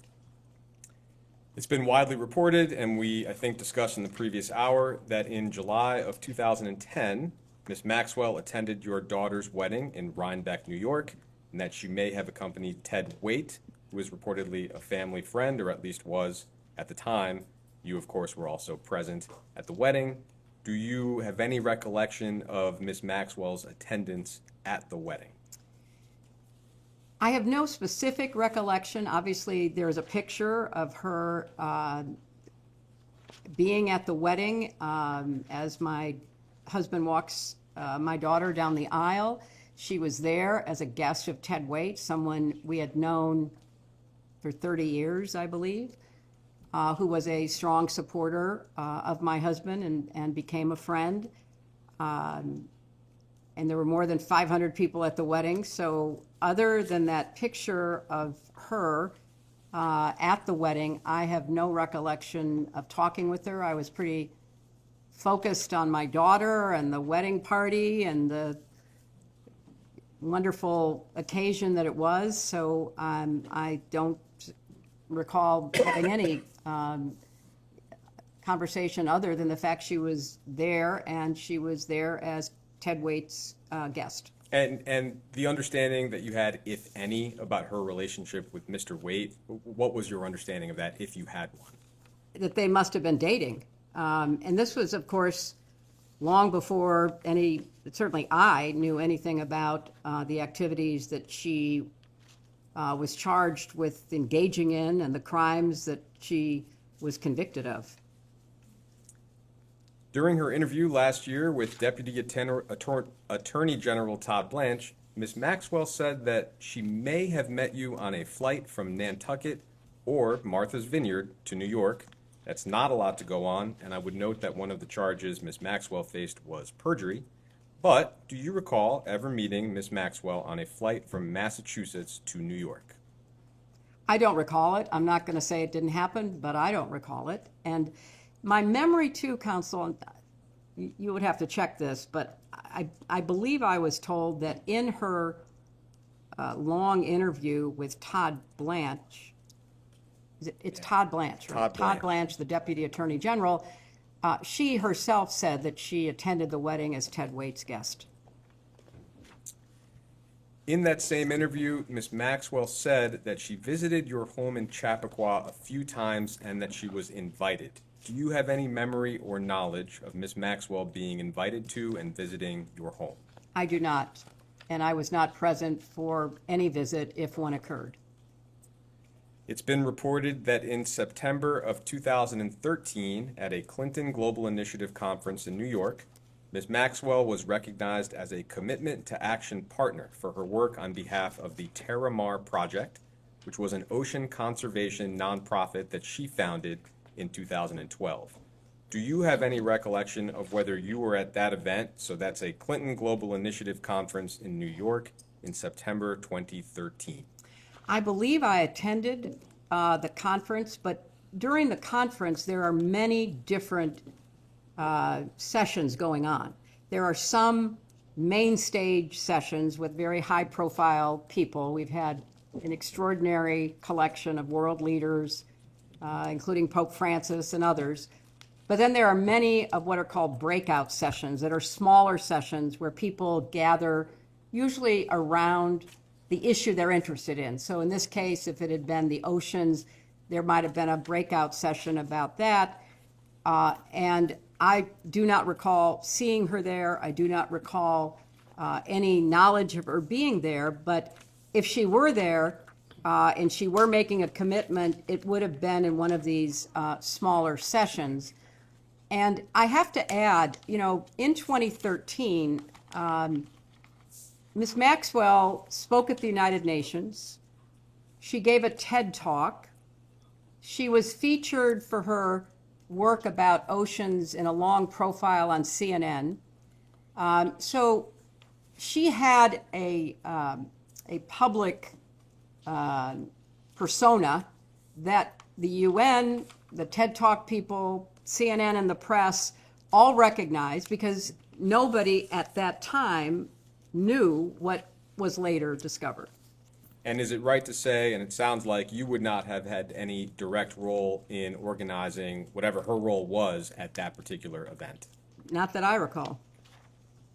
At that point in 2013, if you can recall, how would you have characterized your relationships with Mr. Epstein and Ms. Maxwell? Had no relationship, no knowledge of, never met or talked to Jeffrey Epstein. I viewed Ghislaine Maxwell as an acquaintance, someone that I might see, but had no real relationship with. Thank you. Thank you, Madam Secretary. I know that a couple of the minority members have just a couple questions as part of this hour as well, and so I have a few, and then I'll turn it over to a couple of the minority members as well. You can hear me okay from here? Yes, I can. Okay. But it would help if the minority Yeah. members would move to where across. We are. They're going to sit right here as soon as I'm. Perfect, perfect. Thank you. Great, thank you. I want to just begin by just asking a few questions, which I believe you've already clarified in your opening statement, but just to be very clear on the record one more time. As best as you can recall, you've never met Jeffrey Epstein. That's true. That's correct. As best as you can recall, and I know that, and you've said this, you've never went to the island. Never went to the island. You never flew with him on a plane. Never flew with him on a plane. and you were never aware of his horrific crimes prior to those becoming public knowledge. Is that correct? That is correct. Okay, thank you. I also wanted just to know, one of the questions that we've been receiving a lot has been speculation amongst the public that Jeffrey Epstein was somehow affiliated with foreign intelligence agencies or other intelligence services. And I know that we have received numerous questions of that type. Now, obviously, you served as Secretary of State. I'm grateful thank you for your service. In your role as Secretary of State, were you ever made aware of Jeffrey Epstein having any types of relationships with foreign intelligence agencies, obviously, of course, of a foreign country? I was not. And Ranking Member Garcia, I am aware of the speculation around this that comes from the files being released and questions being raised. And I do think that is a fruitful area for the committee to investigate. No, I appreciate that, because I'll say of the types of questions that we're receiving, the kind of conversation around whether Jeffrey Epstein had any ties to foreign intelligence or was working with foreign governments continues to come up. And so obviously, as Secretary of State, that would be something I would imagine you may or may not have information for. So I appreciate that response. Madam Secretary, just lastly, I want to also thank you for your testimony. And broadly speaking, you've probably been following just recently, and if this week, we've seen, and there's been reports that numerous files are missing from the group of files that have been released. For the record, only about approximately 50% of the total files have likely been released. The other percentage have been withheld for whatever reasons we're not really sure of and don't really understand. It's also been reported by numerous outlets this week that the FBI has removed files that are supposed to be made available to the Congress that include serious allegations of alleged abuse by President Trump, sexual abuse to a minor. Now, these are allegations that we know have been corroborated in other ways, and the media have reported on these, but these files themselves have been removed. Now, we view this as a very serious matter. I've personally looked for these files in the archive manifest that lists which files should be placed there. Those files are no longer there. And we have been calling on the DOJ and the Attorney General to release all of the files. I'm wondering if, in your experience, obviously in the U.S. Senate, as Secretary of State, if you've any response to the behavior of the DOJ in their withholding of critical information and the apparent removal of files that could suggest serious crimes by folks in this administration. Congressman, I appreciate your raising this issue, and I appreciated the statement that you put out when this became public knowledge, thanks to investigative reporting, which revealed it. And I think that this behavior by the Justice Department deserves the most thorough investigation that the Congress could carry out. As I understand the sequence of events, this committee subpoenaed the Justice Department, as well as the Epstein estate, as well as law enforcement officials from prior administrations, as well as my husband and me. The Justice Department refused to comply, which is what led to the passage by the Congress of the Transparency Act, which then was signed into law. And I think from the very beginning, the behavior of the Attorney General and her staff has demonstrated either a gross incompetence, which is bothersome because they are the keepers of information that should be evaluated for law enforcement purposes, or a clear cover-up because they are protecting the president and others. Either one of those should be the focus of this committee to try to get to the bottom. If they are incompetent and they are incapable of complying with the law that the Congress passed, we need to know that because they are falling down on the job. They have an FBI director who's more interested in drinking beer in a hockey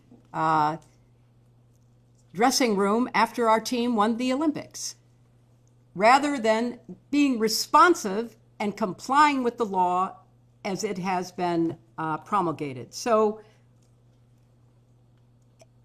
I don't think it's unfair to say that given the sequencing of the events, starting with the way that President Trump made the release of the files a key element of his 2024 campaign, the promise that he and then his attorney general made that the files would be released, then a walking back of that as they began to look at the files, an ignoring of what they had promised, including that they had a client list on the desk of the attorney general, reasonable people would have to assume they are engaged in a massive cover-up, which is infuriating.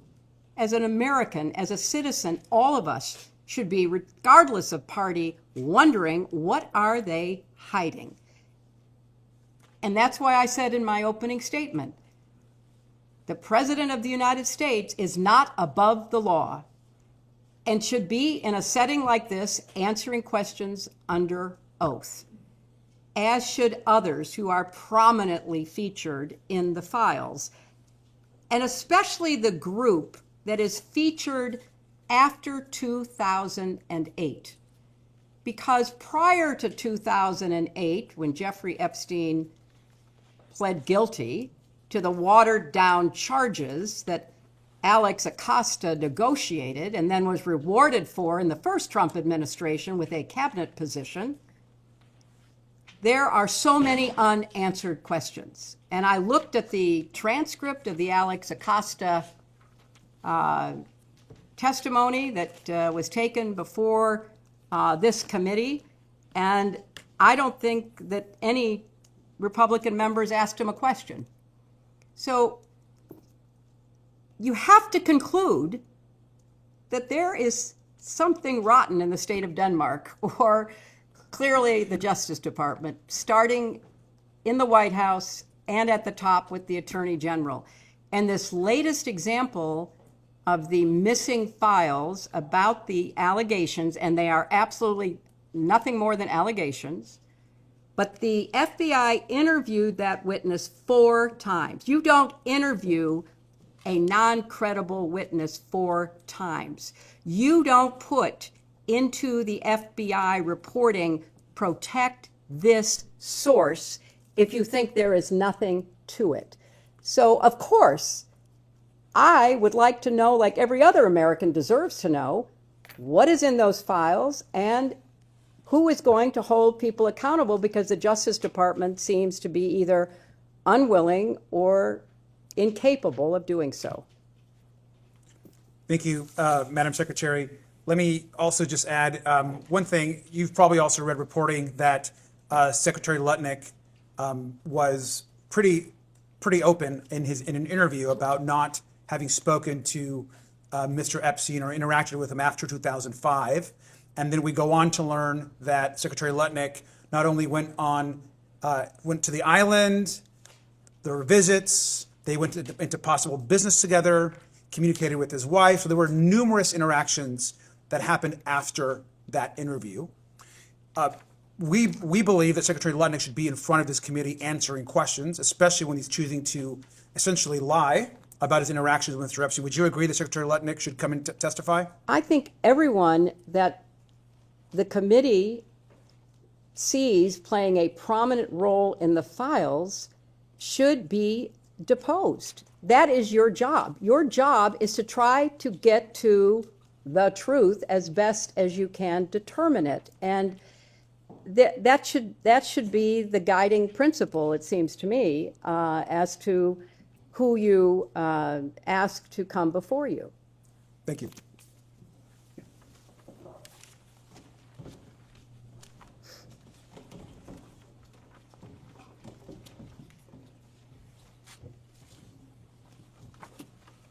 Hello, Congressman. Hello. Thank you, Secretary, for being here today. I'm going to ask you a few questions that might be a little redundant. That's but okay. Just to get on the record. Am I correct that you did not know at any point before Jeffrey Epstein's crimes became public that Epstein committed or facilitated sexual abuse of minors and young women? That is correct. And prior to Epstein's crimes becoming public, were you ever warned not to associate with him? Not that I recall. And you did not know at any point before Maxwell's crimes became public that she committed or facilitated sexual abuse of minors or young women? That is correct. And did anyone ever raise concerns to you about Miss Maxwell or warn you not to associate with her at any point? Not that I recall. Thank you. And you served as First Lady and U.S. Senator and Secretary of State. And so you met a lot of other heads of state, foreign dignitaries. And so at any point, did Jeffrey Epstein or Ghislaine Maxwell's names come up? Not that I recall. And you mentioned you did a lot of work on human trafficking. Could you talk a little bit more about that? And then also, I would love to know if Jeffrey Epstein or Ghislaine Maxwell's names ever came up. No, I can tell you that those names never came up, as I said, prior to their crimes becoming public. I don't think people knew. Or if they did know, they were not sharing that. Or if they did share it with the FBI or the Justice Department, the investigations never went anywhere. So I don't know that anybody would have ever raised those names, and I don't know that anybody knew to even look into it. You know, as I said, the whole question of human trafficking, sexual slavery, forced labor, domestic violence, for the longest time were not even considered crimes. And it took a lot of effort on the part of many, many courageous people around the world to raise the visibility of these crimes and to actually change criminal law in many countries. You know, when I spoke in 1995 at the UN World Conference on Women in Beijing, that was one of the issues everyone was struggling with. Domestic violence was considered cultural, not criminal. Sexual slavery was just something that happened.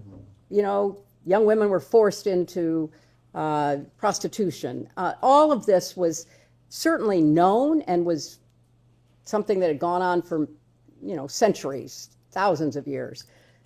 But there became finally enough outrage and organizational impetus to begin to try to change that. And that's what I worked on when I was First Lady, because I really became aware as I traveled to Asia and Africa, even Eastern Europe, particularly after the fall of the Soviet Union, what a big criminal network was operating around the world to traffic people. And obviously we're here focusing on what happened to, you know, girls and women with being sexually abused, but it's also true that people were forced into labor in mines and fishing boats. I mean, this was a phenomenon that finally was getting attention. And we worked very hard to raise visibility. I mentioned the law that was finally passed in our country in 2000. There was also something called the Palermo Protocol, where nations came together to pledge themselves to change laws, to implement enforcement against trafficking. So it's been a long struggle, but we've tried to focus on preventing it, prosecuting it, and protecting the survivors, and we've made progress. But obviously, we're here today talking about crimes that still are happening even in our own country. I know the public wants names to be named, and I know this is a difficult question for you given your lack of a relationship with Epstein or Maxwell, but are there any names that you think we should be talking to at this point that haven't been out there already? I don't know any more than you do as to what's being exposed in the files. I saw where Congressman Massey stood on the floor the other day and said that he named 3 people, as I recall, that should be investigated. But there's a long list of people who may, even if they did not do something themselves wrong, because of their association with Epstein, might have credible information for your committee. And final question, you've expressed a desire for this hearing to be public. I just love to hear sort of an explanation for why.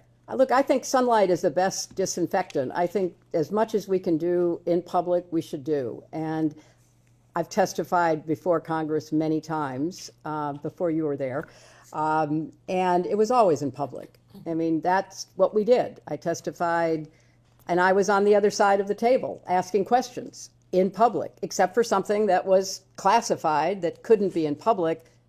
What we did was in the sunlight, in front of the press, because people, namely our constituents, deserve to know what we are finding out and to go along with us, with few exceptions, to understand, what the Congress is doing. So I believe for a long time, I think we should be testifying in public, and I think it would benefit this committee for people to see that you're actually doing things, and especially if you call people who have some credible information for you, that you are committed, regardless of the cover-up in the Justice Department or whatever directions the DOJ is getting from the White House, you are determined to find out the truth.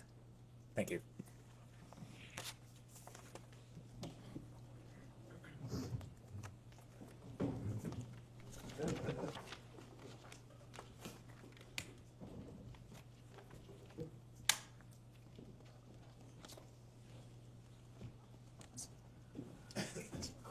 Hello, Congressman. Secretary, how are you? I'm okay. First and foremost, thank you for being here. Thank you. Secondly, as an attorney, I know sometimes things are done differently in DC, but when an agreement is made and our word is given, it should be kept. I agree with that. And first and foremost, to get into the line of questioning that I had, on November 12th of last year, Oversight Committee Democrats released emails that were obtained from the estate of Jeffrey Epstein. In one email from 2011, Epstein said to Ghislaine Maxwell that President Trump was, quote, that dog that hasn't barked, end of quote, and that an unnamed victim, quote, spent hours at my house with him, end of quote.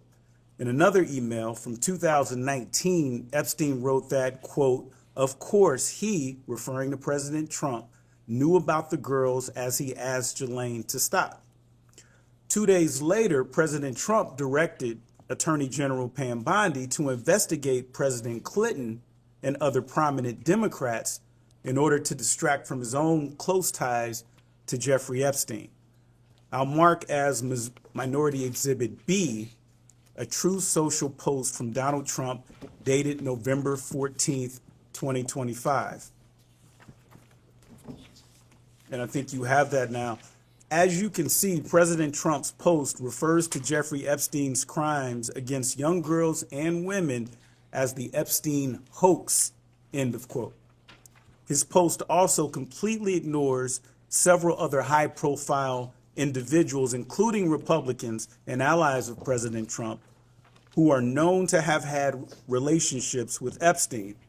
In fact, the Epstein Files contain numerous officials in the current and previous Trump administrations who have connections to Jeffrey Epstein, including, but I'm not sure limited to, Howard Lutnick, RFK Jr., Steve Bannon, Elon Musk, Tom Barrack, Kevin Warsh, and Mehmet Oz, to name a few. Secretary Clinton, to your knowledge, has the Trump administration done anything at all to investigate these other individuals with ties to Epstein? Congressman, I know of nothing, just reading the press. I obviously have no inside information that there has been any effort whatsoever to investigate the names that you just mentioned or any others who might have credible information about Jeffrey Epstein's crimes. And I think that's where this committee comes in. You are not beholden to the Justice Department. You have an independent Article I jurisdiction. You are the co-equal branch of government, and you have the responsibility to pursue what the Justice Department apparently is failing to pursue. The other point I would make is, having observed President Trump up close and personal for a number of years now since I ran against him. He has a tell. He has a behavioral tell. Whenever he is worried about being found out himself, he accuses somebody else of doing what he actually has done. And it's just a pattern with him. So it's no surprise to me that all of a sudden, what he promised in his campaign to reveal, everything about the files, and then when his people began looking in the files and realized how potentially incriminating they were of him, all of a sudden, that was no longer the focus. It was blaming Democrats, talking about a hoax, saying move on, there's nothing to see here. That is a typical pattern of President Trump's behavior, which speaks louder than all the words that he speaks and all of the Truth Social posts that he makes. He clearly knows what he did. He knows what others did, because remember, one of the emails that has come out recently is he called the police chief of Palm Beach at the time Epstein was arrested, according to reporting, to say, I'm so glad you got him. I'm so glad you're stopping him. Well, how would he know that? How would he know that? So there is so much to be uncovered here rather than being covered up. And it really, in addition to the specific information that could be gotten and the accountability that could be achieved, it would restore trust. And, you know, the American people are not dumb. They're watching this. They're seeing this. They're following this. And it's just one more example of, you know, us not doing the kind of work that would build trust in finding out, you know, the truth, not just for the victims and survivors, but for the American public. I just have a couple quick questions. Howard Lutnick recently went so far as to lie about his close connections with Jeffrey Epstein, but the truth came out with the release of the files. Secretary Clinton, is Howard Lutnick still employed as the Secretary of Commerce in the Trump administration? So far as I know. Secretary Clinton, in your opinion, why has Donald Trump ignored these other prominent figures who had close ties to Epstein? I can't speculate on that, Congressman. I think it's a worthwhile question to ask, and I think it certainly should be asked by this committee. And lastly, in light of everything, not just what I think was an embarrassing leak earlier, do you believe your deposition today is a good faith exercise? I can't conclude that. I think all the information, such as it is, that I have could have been delivered in a sworn statement, could have been delivered in written interrogatories. So I'm not going to speculate about the committee's intentions here. But, you know, a former member of this committee, someone with whom I doubt I have very much in common, Marjorie Taylor Greene, said that Trump put pressure on Bondi not to release the files. And if I recall, she was one of the votes for the Transparency Act, and she and others, including other members of this committee, were hauled into the White House and taken to the woodshed. And so I believe she may be a source of information about, you know, her own experience, demonstrating clearly that this White House does not want the Justice Department to release the files that might in any way incriminate President Trump. Thank you, Madam Secretary.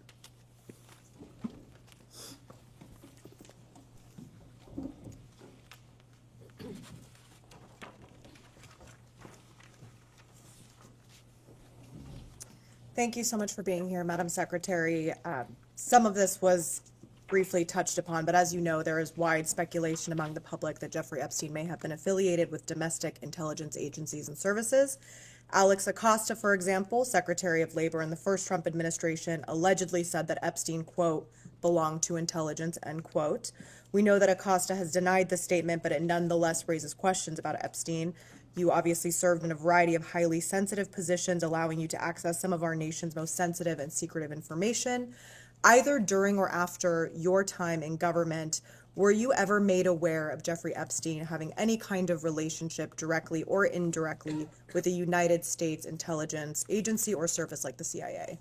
I was not, but obviously I served in the Senate and don't recall anything like that ever being presented. I was on the Armed Services Committee, so perhaps there might have been a mention if there was any relevance, and in the State Department, I don't recall any information like that at all.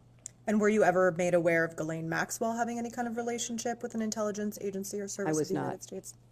Thank you. Now, during the committee's deposition of former Attorney General Bill Barr, he indicated that, quote, many American businessmen who have foreign contacts sometimes will talk to intelligence agencies and provide information to them.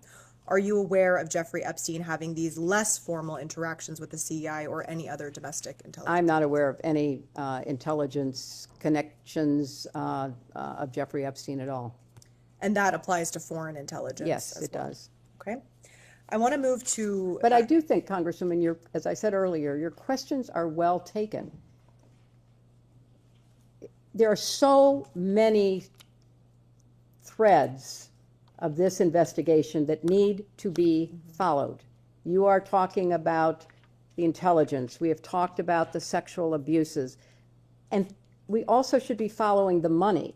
One of my former colleagues, Senator Wyden, is trying to get out of the Treasury Department records about Jeffrey Epstein's financial transactions. The Congress should, and this committee certainly should, subpoena the Treasury Secretary for the information that Senator Wyden has compiled. In my experience in the Senate, Senator Wyden is a thoughtful, careful investigator. If he says there's something there, I would take it to the bank. And so follow the money. Follow these foreign involvement intelligence potential. Whether they're true or not, I don't know. And of course, follow whatever leads you can get out of the emails and other information that are being put forth by either DOJ or the Epstein estate or anybody else on, the crimes that he committed. Thank you. That brings us to the issue of transparency, which is related to what you just said. You and President Clinton have been very clear about your desire to testify publicly before this committee. In fact, on February 5th, 2026, you posted on social media, quote, if you want this fight at Rep. James Comer, let's have it in public. You love to talk about transparency. There is nothing more transparent than a public hearing, cameras on. Secretary Clinton, why is it important for you to testify before this committee in a public setting? Well, first of all, I believe in public testimony. I believe that the public has a right to know what its elected members of Congress are investigating and legislating. Having served for 8 years, I think it is useful as a member to do a hearing in public because you're going to learn things by the coverage of it, by the response that you get from people. This hearing, if it were in public, maybe your question about intelligence, maybe somebody watching it would have said, oh my gosh, I just remembered having a conversation with Foreign Minister X or Prime Minister Y, and that person mentioned Jeffrey Epstein. Most people are not going to look at the video, they're not going to read the transcript, but they will follow a live public hearing. So I think it actually enhances the work that those of us who've been privileged to serve are doing and can do. So to me, it is just an absolute prerequisite for doing the kind of legislative and investigative work as effectively as possible by doing it in public. And did you know that you would be photographed today? No.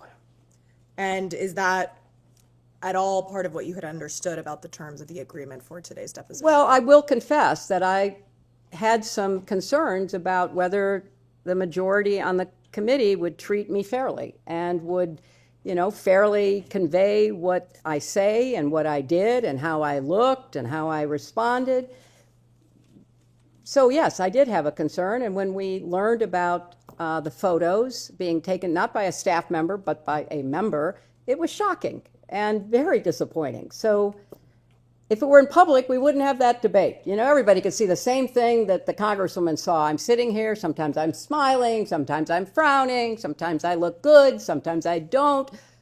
That's all in public. Everybody can have the same view rather than, you know, an angled photo and all the rest of it. So it was disappointing, and I regret that it happened and it violated your rules, but that's not the real concern I have. The real concern is get busy. Focus on the people that have something to tell you, that can tell you about intelligence, money, and crimes, and get them before you, and whenever possible, do it in public.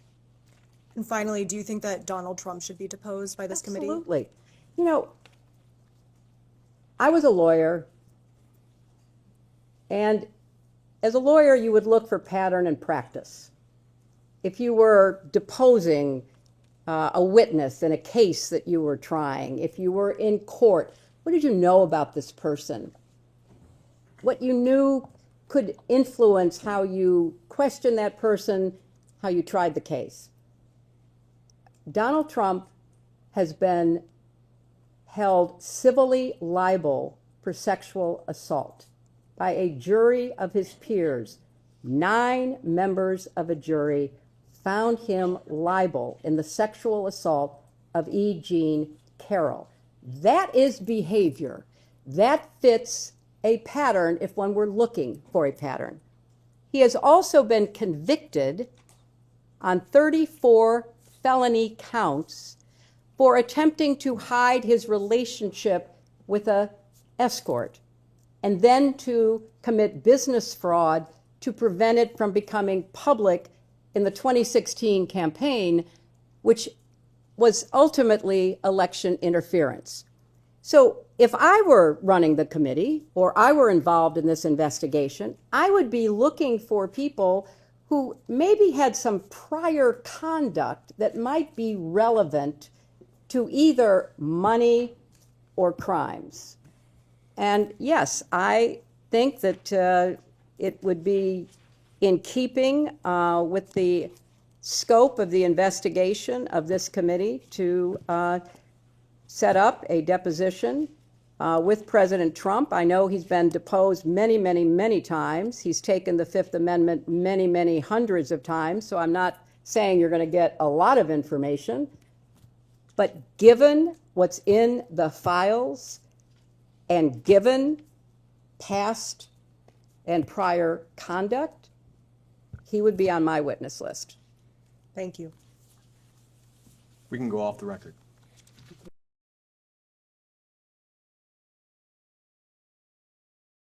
All right, we'll go back on the record. It is 2:49 p.m. I believe Chairman Comer has something he would like to say. Yes, and thank you, Madam Secretary, and we appreciate what you said in the last round of questioning. I want to be very clear. This committee is taking this investigation very seriously. We are following the money. We have a history of doing that over the past 2 years. I wrote the Treasury Department requesting suspicious activity reports related to Jeffrey Epstein. Treasury has been in full compliance, and our staff has spent untold hours reviewing those documents. I know the minority staff have also reviewed those documents. Anytime we subpoena anything, both sides get it. Based on the suspicious activity reports, I then issued subpoenas to 2 banks, Deutsche Bank and JP Morgan. The banks, those 2 banks are also in compliance and continue to produce thousands of pages of records. And I will say this before I turn it over to Representative Mace. This investigation is made very difficult when witnesses drag out negotiations for more than 6 months and violate their duly issued subpoena. So that's one reason when we're dealing with very powerful people that have the best attorneys out there, it's very difficult when it takes 6 months to get witnesses in. So I just wanted to mention that, and I'll yield to Ms. Mace. Thank you, Mr. Chairman. Madam Secretary, thank you for returning this afternoon. Secretary Clinton, is your husband someone the committee should investigate? My husband will be here tomorrow. You'll have a chance to ask him questions. So my question is your husband someone this committee should investigate? Asked and answered. Apparently you are. You've subpoenaed him. He's going to be here tomorrow. In your testimony before the break, you discussed why you believe President Trump should testify before our committee due to a, quote, pattern of behavior, end quote. You testified that a pattern of behavior warrants accountability. So I want to make sure I understand your standard correctly. The pattern of behavior you describe includes being held civilly liable, indictments, sexually deviant behavior, correct? Yes. In 1998, your husband was found civilly liable for sexual misconduct with Paula Jones and settled for $850,000. Is that correct? Yes. By your standard of pattern of behavior, should your husband testify before this committee? He is testifying tomorrow. On December 19th, 1998, President Clinton was impeached on charges of perjury and obstruction of justice, which directly related to his extramarital affair with Monica Lewinsky. Is that correct? Yes. And your husband was impeached for perjury related to sexual behavior, correct? I didn't understand what you said. Your husband was impeached for perjury related to sexual behavior, his sexual behavior. He was impeached for several reasons, and then was acquitted in the Senate. And your husband flew on Jeffrey Epstein's plane 17 to 26 times, correct? He made several trips with different legs on the trip, as I recall. But he flew on Jeffrey Epstein's plane Yes, he 17 to did. 26 times? Mhm. Were you aware that Secret Service was dropped on some of those flights? That is not my understanding. Where they were not on some of those flights? That is not my So understanding. your understanding is that Secret Service was on all of the flights that President Clinton was on? That is with my Epstein? understanding. By this standard of behavior, multiple credible accusers, including Juanita Broderick, who alleged rape against your husband was disbarred in Arkansas, lost his law license before the Supreme Court, flew on Epstein's plane dozens of times, visited Epstein's island. That is not true. That is absolutely untrue. Well, there's documentation in the DOJ files. I'm not sure you're aware, your attorneys have told you, but Jeffrey Epstein told one of the victims to lie to investigators, to lie that Bill Clinton was ever on Epstein Island. I can provide that document to you. We would like that document, please. Yeah, Okay, counsel, I can do because that. actually the files say just the opposite. Epstein himself denied he was. These are FBI notes from an interview with a victim, and I can get you the victim number and the case number and the files. These are notes from a 302 If interview. you'd like those, are you going to provide those now? That's not my line of questioning. She brought it up, but I have a I'm document I sorry, can get to you're you. making a representation Yeah. as to the facts. I didn't enter anything as an exhibit. But it's factually inaccurate. No, I can give it to you later. I can go find the document, make copies of it, and give it to you this afternoon. Thank you so much. Okay. By your standard of pattern of behavior, according to documents released by the Department of Justice, your husband appears in photos in swimming pools, hot tubs, aboard Jeffrey Epstein's private plane with unidentified young women. We came here today and you told this committee that a pattern of behavior demands accountability, correct? I said that I believe the committee should call anyone who had a substantial pattern and practice of contact with Jeffrey Epstein and his crimes before they came to light. Does that include your husband? And after they came to light. You're going to have a chance to question him tomorrow. So I'll ask you again, by the standard you just set, in your own words just now, does this standard apply equally to your husband or only President Trump? I have said that my husband has been subpoenaed. He will appear. He will answer your questions to the best of his ability. But there is no evidence whatsoever of any connection with Jeffrey Epstein's crimes. And I think that that will be obviously apparent in the questioning. What makes you so sure of that then? I mean, he's photographed with... Objection No, is to speculate on something that's not evidence. It is so speculative. I mean, swimming in a pool, sitting in a hot tub, there are millions of people who do that without any improper behavior or certainly committing any crimes. So I Do you think most of the men are like your husband that did anything wrong? Why were they being surrounded by young women, giving them massages on Jeffrey's private estate or private plane? Are they all innocent then? You know, you are making assumptions in your questions that have not been proven and I don't believe are provable.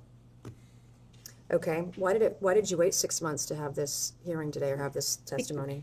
You know, I've answered that. I thought that given the way that other witnesses who were subpoenaed at the same time were being treated, that there was an unfair treatment of both my husband and myself.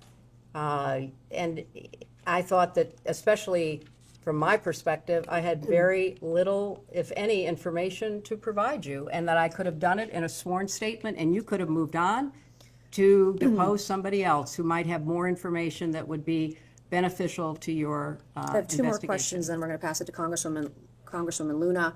After Jeffrey Epstein was convicted, did it concern you at all that you had taken a substantial amount of money from Jeffrey Epstein?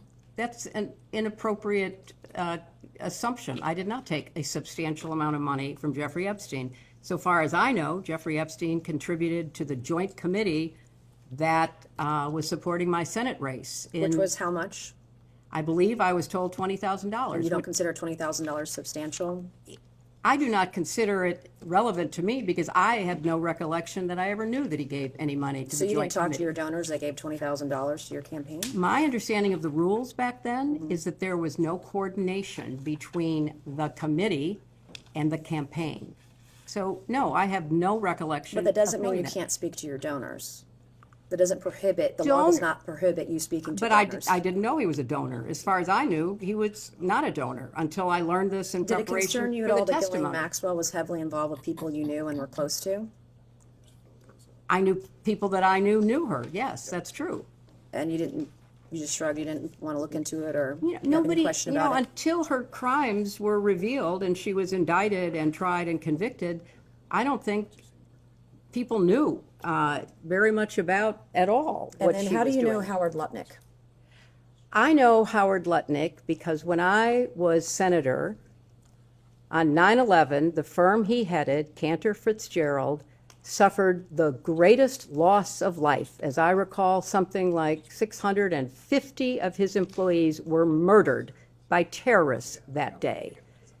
Howard Lutnick missed being a victim because he was delayed dropping know his that. I child asked off him. to No. kindergarten. You asked the question. I'm going to answer your question. Now you're gonna yell This at was me? what I spent You're my going to yell at time me. doing. I'm a I survivor spent trying to look out for other Well, survivors, trying to and get to the I bottom was of it. taking care You of waited the 6 people months who to lost get here today. 3,000 6 months, lives and now you're being at World defiant Trade and Center. indignant today. You asked me I have about met Howard with Epstein Lutnick. survivors. I'm a survivor myself. You have emails. You've denied that Jeffrey Epstein, that you tried to get Jeffrey Epstein to give money to you. I did but not. Howard Lutnick was If used you to have an get email money. with me asking Jeffrey I Epstein have for an money, email from Howard Lutnick sending it to what's Jeffrey the question? Epstein and his What's the- people to I raise don't- money for I don't you know about- for an event, an intimate event for you at his offices Well, at Cantor Fitzgerald. You're well, going to sit if here you- today if you would and, let me and, finish. and obfuscate and say to this committee, you didn't try to get money from Jeffrey I didn't. Epstein when I there was didn't. an intimate event in an email that Howard Lutnick emailed to Epstein's people and Epstein to get him to come to your intimate event at Cantor Fitzgerald, a very small event. And so I'm not going to public. You want to yell at me, that's fine, but I'll yell right back. Well, okay? I am looking out for it's survivors. very- I'm doing look- the job that you would not do and refuse to do as Secretary of State. Thank you, and I yield back to no, Congresswoman. I'm going to finish answering the question, which I have a right to do. I am very sympathetic to your personal situation. I have read about it. I have seen you testify or speak on the floor about it. And I very much sympathize with not only what you went through, but appreciate your effort to stand up for survivors. I was a senator representing the people who were murdered on 9/11. Nobody lost more people than Howard Lutnick. You can say whatever you want. You can call him and have him appear before the committee. But I knew him as the man who lost the employees that he knew intimately, including his brother. And he was a So go-between I between worked. you and Let Jeffrey her finish Epstein her raising answer, money for please. you. Let her finish her answer. You know what? If you don't want to hear what emotionally affected me, that's fine. But that's why I know Howard Lutnick. I went to the memorial service every 9/11 after the formal service was held. I see what you're with doing here, all- and you're with obfuscating all from of the his questions. He was the people, the go-between families. between you and Jeffrey Epstein raising money for your Well, campaign. you know, Howard Lutnick and I did work Thank you. I will together now yield because to we had a Congresswoman lot of Luna. victims Thank you. to take care of, and we worked together to rebuild downtown Manhattan. That is how I know Howard Lutnick. Why don't you get over here? Fine, I'll do the heavy lifting. Or you could like it later. Yeah, I got it. Yeah. And I guess Ms. Luna, Ms. Luna.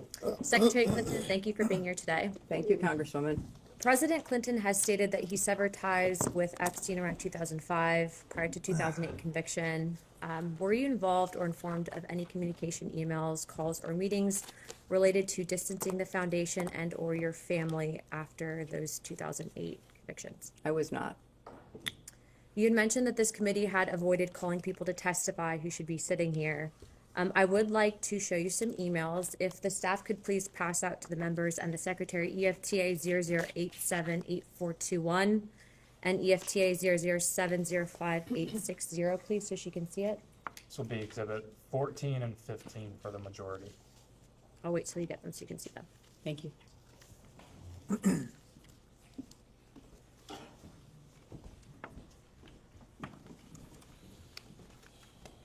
you very much.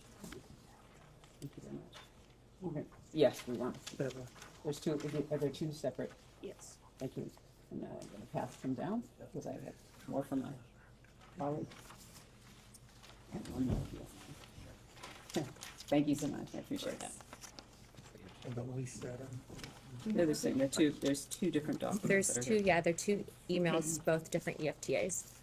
Secretary Clinton, would you please read EFTA 007058660? Just, you don't have to read from, it's to Jeffrey Epstein, but can you read the context of the email? Sorry, could you state the number again? Is the number at the bottom? Yes, it's at the bottom. It's EFTA 007058660. This is majority 14. 14, yes, sir. Thank you for a fun night. Your littlest girl was a little naughty. How does that make you feel? Makes me sick. If you can also read the EFTA 008788421. This is also another email.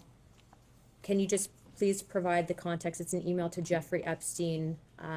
If you could just read the context of what it is. Of course, the Ohio Jesus, I'm coming trick. And just the main body of the context of the email. Said that she felt God's presence next to her when she was in bed. She knows that Jesus watches over her and he helped save her life. Whoops. How does that make you feel?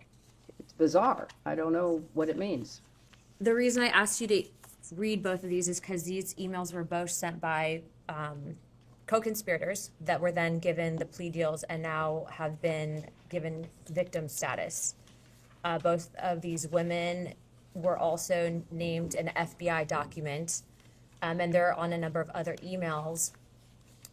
Do you believe that the Department of Justice should reevaluate the plea deals for some of these women, given that, as you can see, they have clearly done some things probably that they shouldn't have? I don't know the status of whether that would be legally possible, so I have no opinion. I think outside of the statute of limitations, they might be able to reinvestigate under the civil rights violations. Would you be in favor of that, or looking into any of the co-conspirators that were given plea deals down to victim status if there's credible evidence that they were trafficking young girls? I think it should be pursued. Hold on. I'd like to also show you another EFTA, if the staff can also pass this to the secretary. It's EFTA 0165617. This would be exhibit 16 for the majority.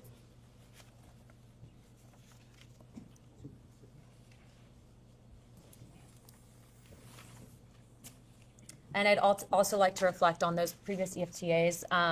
The EFTA 007058660, that was actually sent by a woman by the name of Susan Hamlin.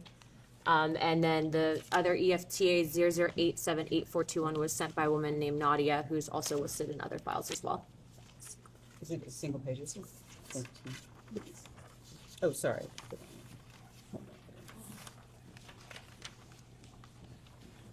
Secretary Clinton, this was actually out of an FBI briefing document when Epstein was in his New York trial. If you can look at the top left, the individual photo, who is that individual? I can't tell. It's such a small, blurry picture. Okay. For those that want to pull up the file, the photos of Jeffrey Epstein, this is actually a passport that was given. The individual's name is Marcus Robert Fortinelli. Do you think that this is a sign or a telltale sign of intelligence operations and pseudonyms? I can't speculate. I don't know. Okay. Victims have stated to this committee, both Democrats and Republicans, that during Epstein's time, during his day camp jail is what I'll call it, that he was also in active communication with Bush's CIA director. They also had stated that he had active ties to Russia, Israel, and Iran. Given your status, not just as the First Lady, but also in your secretary position, have you ever been targeted by any of these countries as a means of a foreign intelligence gathering operation? Are you aware of potential vulnerabilities? Yeah, I was targeted by Russia in the 2016 campaign. I mean, I think that's pretty well known. What about Israel or Iran? I don't know about either Israel or Iran. Okay, do you believe that Epstein was running potentially a honeypot operation with intelligence gathering operations to collect information on high-profile individuals, both Democrat and Republican, in the United States, in an effort to sway our foreign policies? Is it possible? I have no direct knowledge, but I think it's one of the areas your committee should investigate. Do you think it's possible? Well, it's certainly possible. It's a tried and true technique of certain intelligence agencies.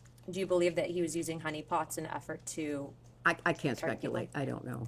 Okay, and on the topic of transparency, Secretary, were you ever denied access, or did you ever inquire on the topic of UAP or Gilgamesh in your official or personal capacity, and why? I was never denied access because I never asked for access. Okay.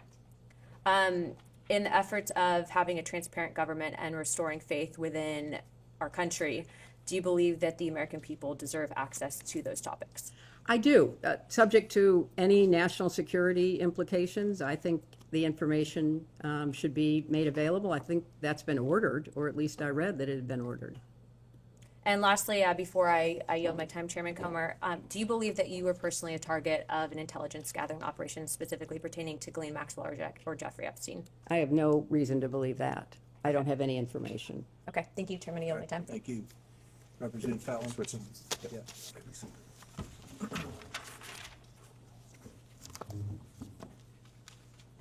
Can you get in front of me now? I'll just- Okay, all right, good.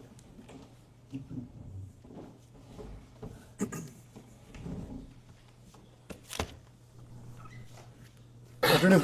Hi. Could you identify yourself? Yes, sure. Pat Fallon, 4th District of Texas. Pat Fallon, okay. Native of Massachusetts, but no one would vote for me there. I moved to Texas.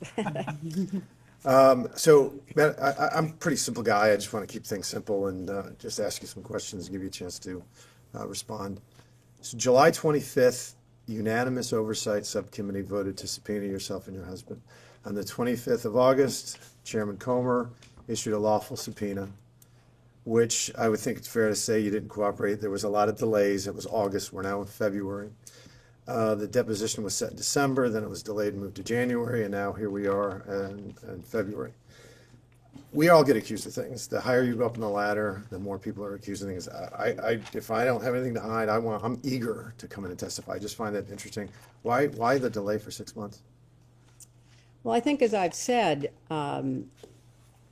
we negotiated in good faith, and I believe the committee negotiated in good faith for a while because we thought, at least I'll speak for myself, that I could provide whatever information I had, which was not much, in the same form that you accepted it from former attorneys general and FBI directors who had much more direct knowledge, or could have had much more direct knowledge about the investigation you were conducting. And I found it bewildering that I couldn't provide what I knew in writing under penalty of perjury, as others had done. Okay.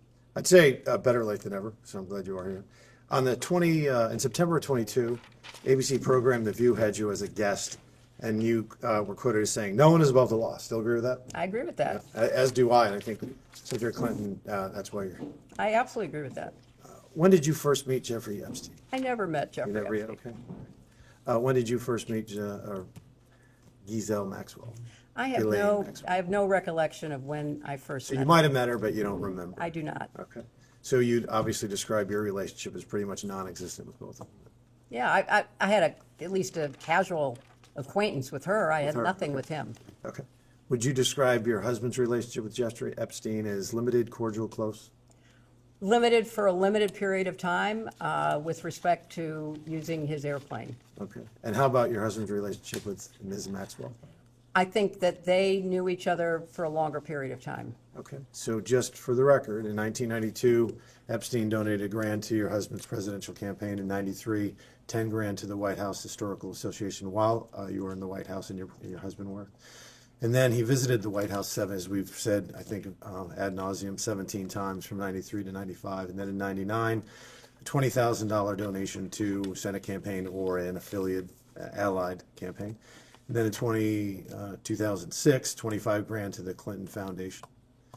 And then post-Clinton presidency, your husband was on the plane somewhere in the neighborhood of 26 times. Right?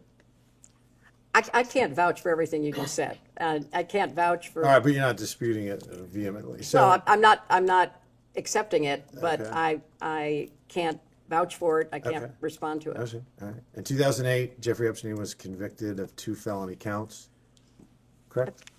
Were they felonies? I don't recall. They were federal felonies, yeah. Were they felonies? They're state felonies. State felonies, okay. Felonies nonetheless. Okay. So just bear with me on this because, again, give you a chance to respond. Your husband ran for governor 5 times. The last time in 90 or in 86, I think he got almost 500,000 votes. In 92, he got 45 million votes, 47 million in 96. When you ran in 08, you got nearly 20 million in the primary. And he was governor, you were senator, secretary of state, he was president. You've met hundreds of thousands of people, probably way more than the average typical person would. And my point here is all these millions of people that supported you and your husband, hundreds of thousands that you met. In 2010, one of the most significant events of your life is going to be your only daughter's wedding. You have 500 wedding guests from all reports. That means, and there's a groom involved, so you're distilling down to 250. Only 250 people can attend. And it's your testimony that, how did Ms. Maxwell end up at the wedding? She was the guest of Ted Waite, who was a longtime friend of our family. So it was just an odd coincidence that she was at one of the most, no, I mean, that's fine. If that's your testimony, that's your testimony. I was not telling my dates who their guests could, or my guests who their dates could be. It's just an odd coincidence. Okay. See, would you describe your husband as a smart guy? Excuse me, are you asking her to testify about her husband I'm not. instead of, because he's going to be here tomorrow, so you can you ask think questions he's- to the witness Ma'am. that is for her, but it seems to me that you are asking questions that Counselor. are requiring opinion. Can you ask a question that is? How long have you with respect been to married? fact? Can I ask that? Oh, do I have to answer that? 50 years. He's a pretty smart guy by all accounts. Would you agree with that? Highly intelligent. I think he is. I didn't vote for him, Well, but I think he then is. I will. We're going to concur agree on with that? your I mean, I don't opinion. think that's controversial, Counselor, because everybody that I've ever met that has met your husband and has firsthand experience describes him as the smartest guy in the room when you're in the room. Very smart, scary recall. Like if he meets you 20 years later, he remembers what you wore, what they were saying, which is a great tool and asset when you're a politician. I don't think that's, so with this great recall, I'm sure it served him well in his political career. So I just find it surprising that in January 26, y'all sent a joint letter from you and him where he asserted that he, quote, didn't recall encountering Mr. Epstein or any specific interactions with him while in office. That was his recollection. Okay. But even though we've established that he was in the White House, Epstein, I'm talking about 17 times, and there's a public report that there were personal tours given, not only the White House, but even the residence. And somebody that smart just happened not to remember any of it. This witness can answer questions about her own declaration, about what she recalls or knew. Again, the president is going to be here tomorrow. All right, so he well, can answer your client talked about patterns in practice. And Bill Clinton, her husband, said that he doesn't remember meeting Epstein during his time in office. Took trips with him, or took trips on his plane to New York, England, Japan, China, Singapore, Bangkok, Brunei, Rwanda, Mozambique, South Africa, France, Norway, and many more. So it's really not a question of where they went together, but where they didn't go together. Do you know the colloquial name for Little St. James Island? No. It's Epstein Island. Okay, I'll refer to it in both contexts. To your knowledge, did your husband ever visit Little St. James Island? Not to my knowledge. Okay. Do you know who Doug Band is? He worked for my husband, yes. So by reports on the press, he was a key architect of the Bill Clinton post-presidency, a top aide, the body man, the fixer, a counselor, and a close advisor. Would you disagree with any of those? He worked for him in a number of capacities. About 10 years, 02 to 12, I think it was. He worked for him, I Decade, don't know. Give or take, I fair can't to answer say, that. give or take a decade? Mm. Okay. He's on the record as asserting that Mr. Clinton did indeed visit Epstein Island. Do you think he's lying? Yes. Okay, why would he lie? I don't know. You'd have to ask him. Okay. And then, Virginia, have you heard of Virginia? I'm sure you didn't meet her, but have you heard of Virginia Giuffre? I've heard about her in She the was press I coverage. didn't ever meet her. Yeah. She was a victim of Epstein. Tragically, she didn't survive. She's no longer with us. She testified under oath that she saw Mr. Clinton on Epstein Island 2 separate occasions. You think she's lying? Or at least I have inaccurate? no information whatsoever that he was ever on the Just, island. just trying to be fair, why do you think that is? I mean, that's my question. I'm not I don't going to care. offer opinions. All I right, don't, that's I don't fair. have any Okay. information. Further to your point earlier about practices and patterns, now there's a third person, Steve Scully. Have you ever heard of him? Who? Steve Scully. Steve Scully? Yes. I know of a Steve Scully who was at Apple. He was an IT contractor on the infamous aforementioned island. He also asserts that he saw Mr. Clinton, and this is a quote from him, lounging around the porch area of Little St. James Villa. It's just oddly specific. Do you think this third person was lying as well? I don't know information about You'd Mr. see how that Scully. would, I wanted to ask you that because I find that odd. It's a pattern in practice, as you mentioned. Have you ever visited Epstein Island or Little St. James Island? No. Okay, so just to be clear, it is your testimony that, for instance, you never flew in a private plane, flew into St. Thomas Airport, and then didn't enter the terminal, but instead boarded a helicopter to Little St. James Island. You never did that? I did not. Okay.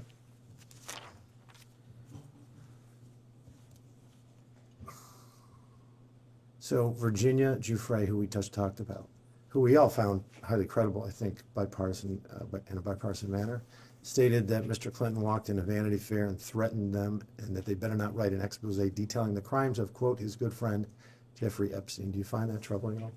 I find it not believable. Okay. Let's turn to the current administration and president, because you said some pretty choice words of the administration and President Trump, aggressive and even some coupled with incendiary claims about President Trump and his DOJ. You fair to say that you would not describe them as transparent? I would not describe him as transparent. Okay. How about you were an enthusiastic supporter of Joe Biden and Vice President Harris when each of them respectively ran for president? I was. Okay. Would you describe the Biden-Harris administration as an administration that was committed to transparency? To the best of their ability. Okay. You also asserted, and if I get this wrong, please let me know, that, or at least insinuated that President Trump was closer to Epstein than your husband, socially. I think there's an enormous amount of evidence that goes back many, many years demonstrating their relationship. Okay. Do you know how many times Jeffrey Epstein visited the Trump 45 White House? I do not know. By all accounts and evidence, 0. And how many times did he visit the Clinton White House? I don't know. It was 17 times. How much did Jeffrey Epstein ever donate to Donald Trump politically? I have no idea. There was 0. But we have established that he donated to either you or your husband or your committee's 21 grand. Not to agree? I have no information that is personally based about their relationship. Jeffrey Epstein donated $35,000 to foundations. One was a $10,000 donation to the White House Historical Society in '93 when the Clintons, your family, was in the White House. He donated, and then there was that 2006 donation for 25, or 2006 donation to the Clinton Foundation. He's donated, similar to the Trump White House, never, no foundations either. How many pages of the Epstein Files were released by the Oversight Committee in 2021 to 23 when the Democrats were in the majority? I have no idea. It was 0. But there was also an ongoing investigation of, I believe, Ghislaine Maxwell during that time period. So the answer is, I can share with you, is 0. How many pages did the Biden Department of Justice release from the Epstein Files from 21 to 25? I have no personal information. I have read that because of the trial of Ghislaine Maxwell, that was not done, but I have no personal information. Yeah, okay. Well, that was zero, and that ended quite a little bit ago now. There were no images and there were no videos. When you compare the GOP Oversight Committee, when we took over in January 23 to present, there were 65,000 documents that had been released. And then how many videos? There was nothing under the Biden administration. There was no images as well. There's been 180,000 images, 2,000 videos, and now over 3 million pages. So when you compare them, that's an odd definition of who's transparent and who isn't.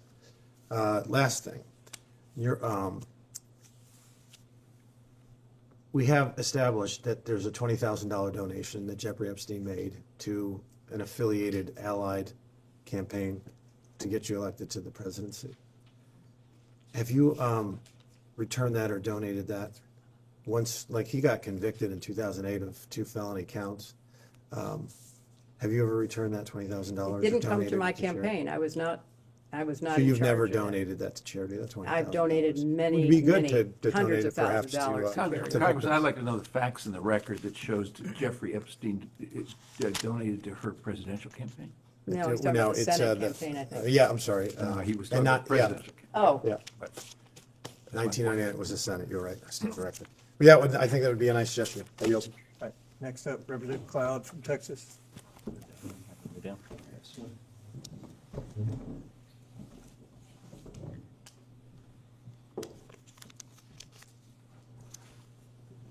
Hi, could you identify yourself? Michael Cloud, Texas 27th.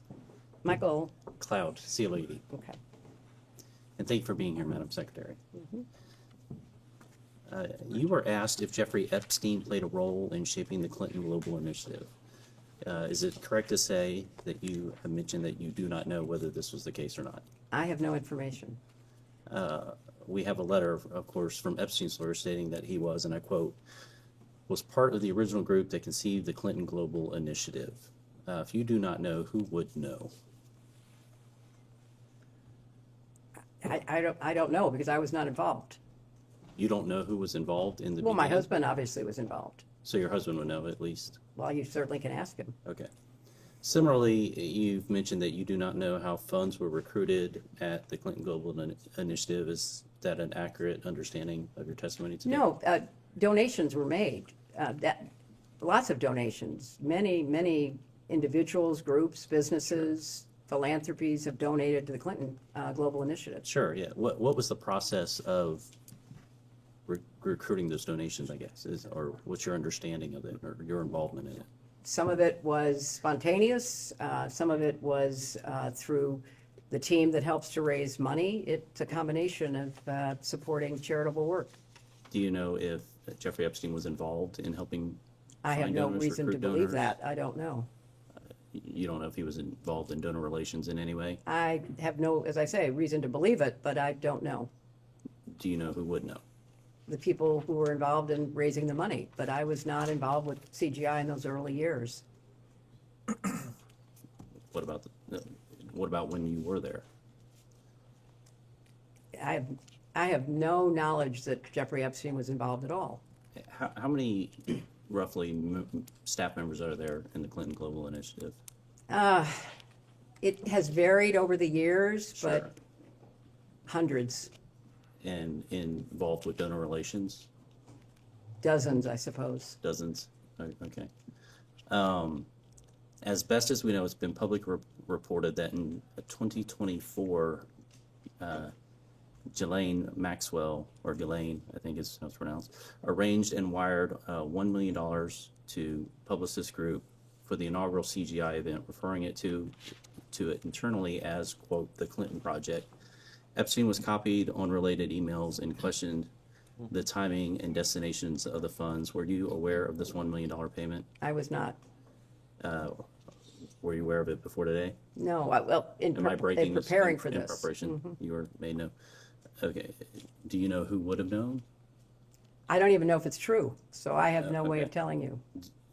You don't know who at the Clinton Global Initiative, what staff would have handled $1 million donors or It didn't go it went to a group called Publicis, which Right. is not the Clinton Global Initiative, so Right, I would right. not know. Well, the email said it was for the Clinton project, so.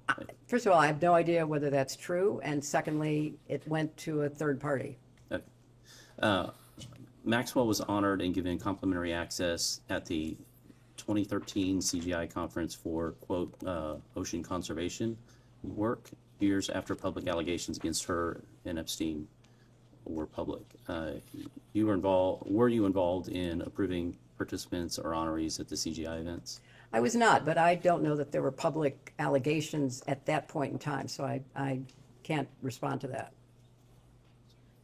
So you were not involved in approval? I was not. You didn't know who was going to be honored at the events? No, I was not. Okay. Do you know who would have known? Whoever was the staff at the time, but there's been a lot of staff turnover over, 20 plus years. A number of things you've mentioned today, you've mentioned you have not been able to recall. And that's understandable. Is it possible that any of the information that you have not been able to recall would have been found in the 30,000 or 30,000 emails that went missing? No, I don't believe so.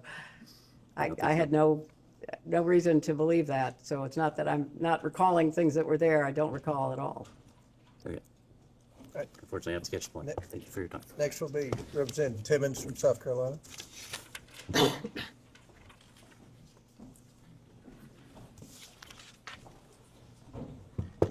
Madam Secretary, William Hello. Timmons from South Carolina. Thanks for being here today. Throughout this deposition, you've seemed to be a bit incredulous, indignant about being here. Do you think it's inappropriate, it seems? I guess I just want to highlight all of the reasons that I see you being here and ask you if you don't think that that justifies your presence. I mean, so we started out this deposition by asking about a number of individuals, 50 plus individuals, and the specific question was whether you had spoken to them regarding Jeffrey Epstein or Ghislaine Maxwell. So I'm going to highlight 4, and I'm going to tell you why we asked you about them. So do you know Senator Bob Kerrey? I do know Senator Bob Kerrey. Okay, and was he not the chair of the Democrat Senatorial Committee when you got elected to the Senate? I thought it was Bob Torricelli, but I could be wrong. Okay, well, he was the chair of the DSCC for the 8 years prior to you getting there. He'd left office when you got sworn in, but obviously there's a lot of overlap. He's a prominent member. He resigned in disgrace because of his association with Jeffrey Epstein. So there's a commutative property. He's in your orbit. He had to resign. Next person is Casey Excuse me, Wasserman. Mr. Yes. Representative, was Bob Kerrey one of the names that was listed? Bob Kerrey He was. wasn't listed in the original list So in that the council list that was read. shared with the witness, I don't see My that name. apologies. He was not listed. If he was not listed, No, he but was not. He Just- does I have. was his- just seeking that clarification. Thank you. Casey Wasserman. Do you know Casey Wasserman? I do. Okay. And was he a former trustee of the Clinton Foundation? I don't know. He wasn't during the time that I was involved. Okay. Well, it is alleged that he was a former trustee of the Clinton Foundation, and he also had to resign in disgrace from his company. And obviously, there's an association there. So, you know Larry Summers. I do know Larry Summers. Okay. And he was obviously former Treasury Secretary, campaign advisor. Apparently, he didn't give you good advice, but y'all obviously have a long-standing relationship. He also was forced to resign in disgrace because of his association with Jeffrey Epstein. Yeah, but I've never talked to these people about. I understand, but you Jeffrey understand, you were the Secretary of State, you were the First Lady, and you were a United States Senator, and you have all of this power and influence and these connections. And when there's just this enormous amount of smoke that I'm going to go over, it is appropriate for us to then ask you questions because we're trying to get to the bottom of this to make sure it doesn't happen again and to hold people accountable. It might not be you. But all of the people you just read, it seems to me, should have been ahead of me being subpoenaed than me. But that's okay. I'm here, and I want to keep Do you plowing know George forward. Mitchell? I, of course, knew George Mitchell. Okay. Obviously, he also had to resign in disgrace. So that was the purpose of the people that we were trying to get your associations with. So obviously, I'm not going to go over this too much in length, but I've been in Congress for 7 years, and I've only been in the White House, I don't know, a dozen times. Jeffrey Epstein doesn't even live in D.C., and he went to the White House 17 times in 2 years. So that causes us to wonder what's going on there. Obviously, President Clinton flew on the Lolita Express over 24 times. That gives us more questions. He is your husband, so we are just curious about all of these things, and that's the purpose of this. You say the fact that Jeffrey Epstein donated $20,000 to the Joint Fundraising Committee, you were not allowed to solicit that, but it is record of who gave money. And so you would, if somebody gave $20,000 to my JFC, I would know eventually, and I would say thank you. You never thanked him for his contribution. Not that I'm aware of. I didn't. First time I knew about it was when I was preparing for this testimony. Obviously, all the members of Congress have to deal with fundraising. It's probably the worst part of the job. But generally speaking, when people give you a large amount of money, you say thank you. So I They didn't think give again, it to me. They gave it to the joint committee. the and joint, I- the JFC has disclosure requirements, and you'd be able to tell, and it was for your behalf to get you Well, elected. So again, I mean, you're Please let the quibbling. witness finish. It's You're okay. Cutting her off. She's got I've told you all I know, which is that I did not know. There's dozens of pieces of information that create a pattern, and you're here because that pattern causes us to have questions to understand. What are your questions? Did I'm- I know anything about his crimes? I've told you, no, I did not. Did I know anything about her crimes? No, I did not. Was I in a position of responsibility to investigate those crimes? No, I was not.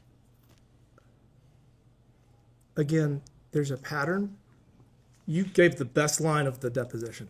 Patterns. Lawyers look at patterns to try to assess veracity and classify information to understand truth. And so we are here trying to seek truth, and we appreciate you being here, but it is appropriate for us to ask you questions about all these things. Jeffrey Epstein And you used the have been Clinton. all day, and I will try to the best of my And we're ability about to done. keep answering them. Trust me, your husband's gonna have a much worse day tomorrow.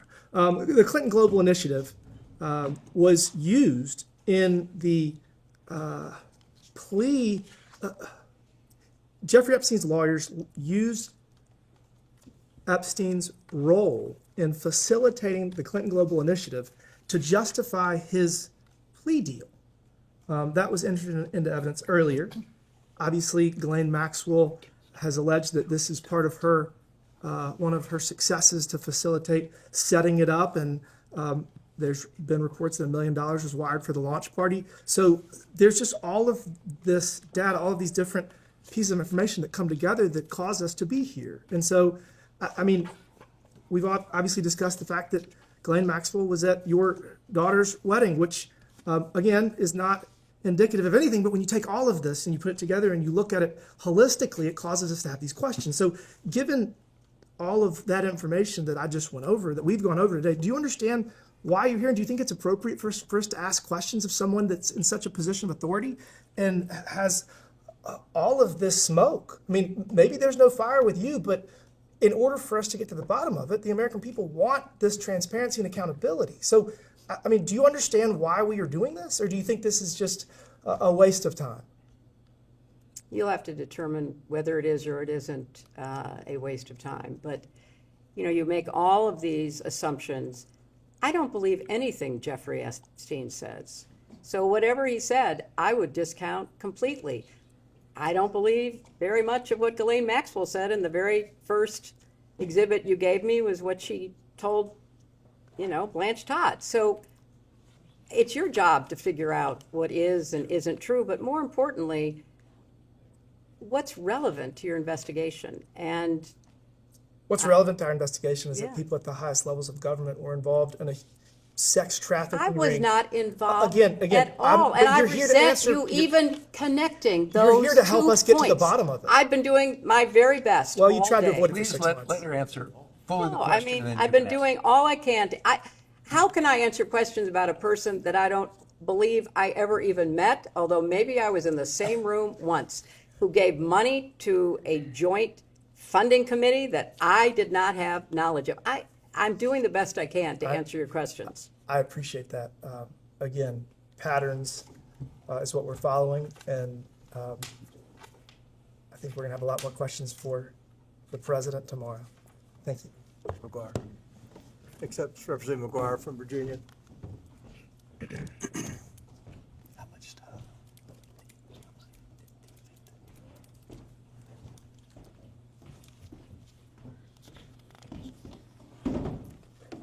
Mr. Chairman. Can I just have a time check so I know where we are? We have approximately 15 minutes left. Madam Secretary, thank you for being here today. You know, I think the American people, I represent Virginia's 5th District, the Commonwealth of Virginia, and the whole United States. We all want transparent accountability, and I would imagine you want the same thing. Is that right? Mm-hmm. Human trafficking, rape, torture, these things are unspeakable evil. Would you agree with that? I would. You know, I was a Navy SEAL veteran during the time your husband was in the presidency, and we did a lot of missions to go against the cartels and go after human traffickers and people who did all these unspeakable things. Question for you, have you read the released Epstein Files? I've read excerpts as they've come to my attention. Would you agree that there are unspeakable acts of violence against women, minors, and other people in there? I'm told there are. And just curious what your knowledge is, how many files, how many Epstein file documents were released during the 4 years of the Biden administration? I don't have any information about that. So what I'm being told is 0. And just how many files do you think have been released, Epstein files, since President Trump is in his 2nd term?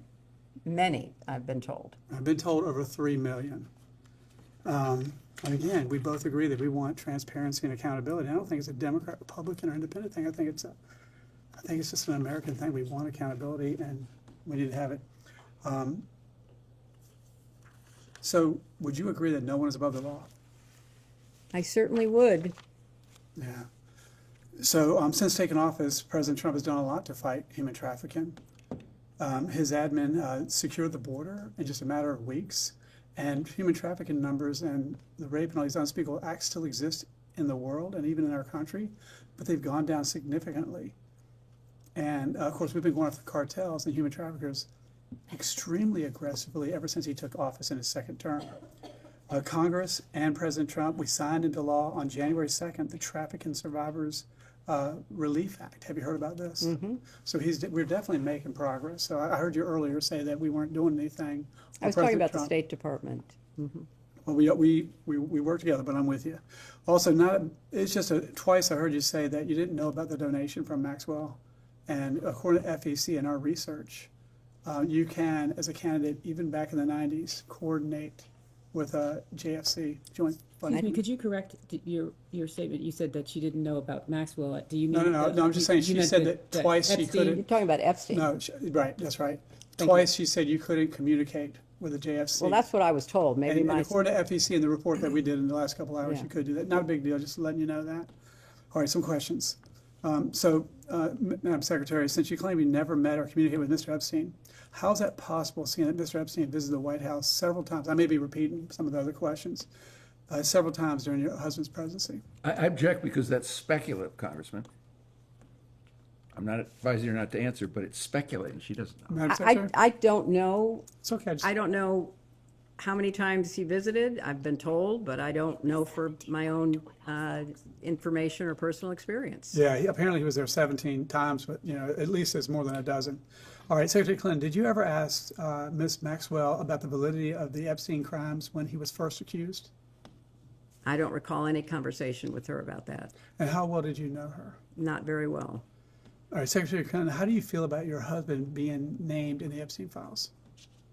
Well, I think it's something that is unfortunate, and I'm sure that he will tell you that he wished he had not flown on Epstein's plane. So that's it's unfortunate in my opinion. Secretary Clinton, did Ms. Maxwell's nephew, Mr. Alexander Gerazi, I may be saying that wrong, work for your 2008 campaign? As I said earlier, he volunteered for my campaign. He did a good job. My campaign staff hired him.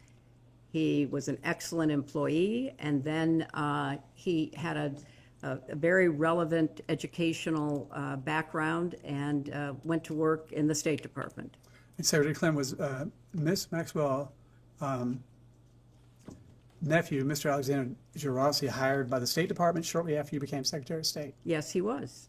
And Secretary Clinton, by all accounts at this time of his hiring, Mr. Alexander Gerazi had limited foreign policy experience. Was he hired as a favor for Mrs. Maxwell? Not at all. I had no idea that he was related to her, and I have absolutely no recollection or reason to believe that she was at all involved. Well, the people that I represent, and I think our country cares about most out of this whole thing, is that what can we learn so we can prevent people committing human trafficking in our country and the world. I think that's what we all care about. We care about that. And then how did someone with such egregious behavior penetrate the highest level of government? Are world leaders compromised? Are American politicians compromised? As you read the Epstein Files and read the reports, overwhelmingly Epstein donated more to Democrats by far than he did Republicans. You served as Secretary of State from 2009 to 2013, is that correct? That's correct. The State Department leads the United States' efforts to globally combat human and sex trafficking. Is that a fair characterization?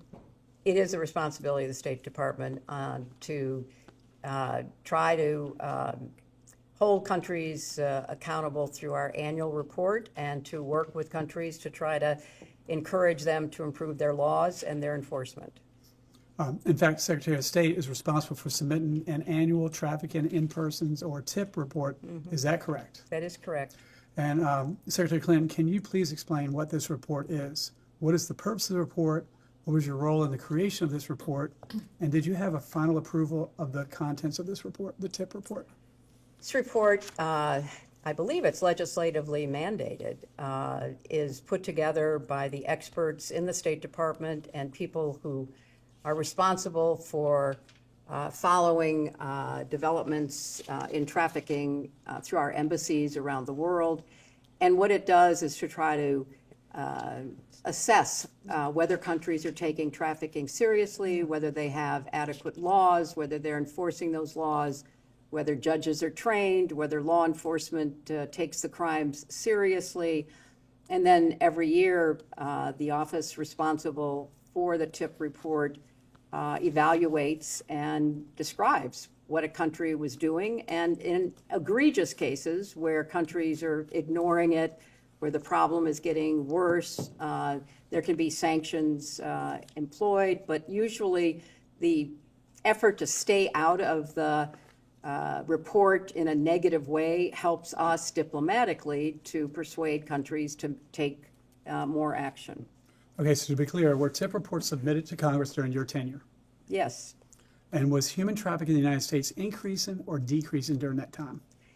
In the United States, I'm not as familiar with the year-to-year numbers, but human trafficking has been a very big problem in the United States and elsewhere. And as you pointed out, all kinds of criminal organizations, gangs, cartels find it profitable to traffic human beings. So it kind of goes up and down depending upon how effectively we're enforcing our laws or other nations are enforcing theirs. So during the Biden administration, open border policies, we don't know the number. We think 15 to 20 million illegal criminal aliens, the cartels. You probably saw in Colorado where Tren de Agua took over an apartment complex at gunpoint, and one guy called the police. They cut his fingers off and said, if you call the police again, we're going to cut off your hands.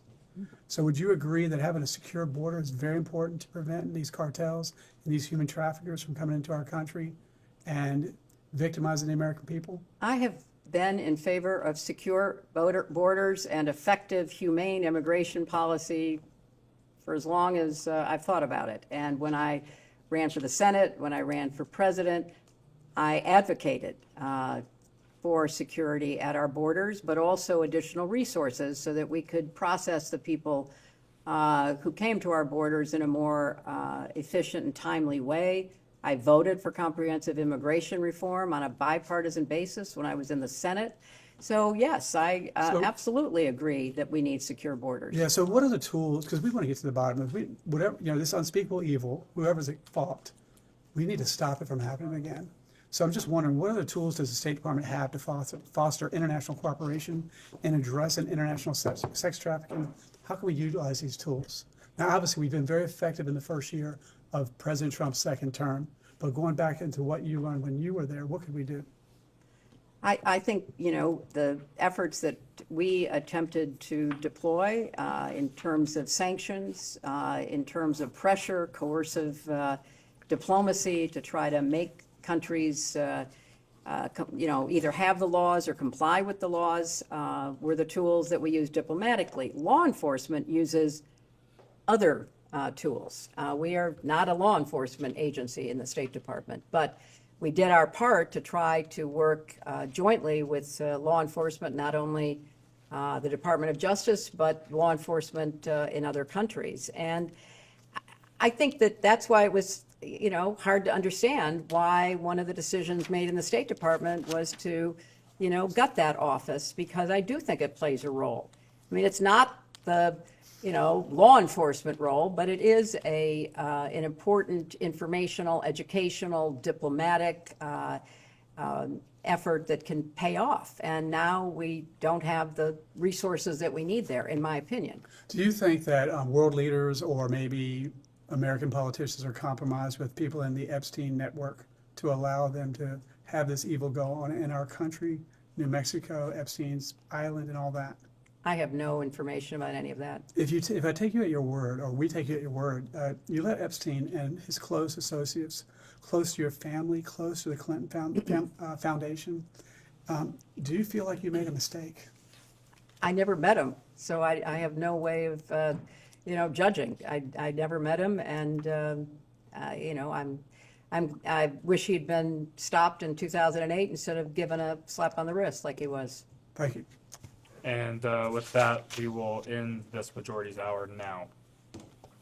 Go off the record.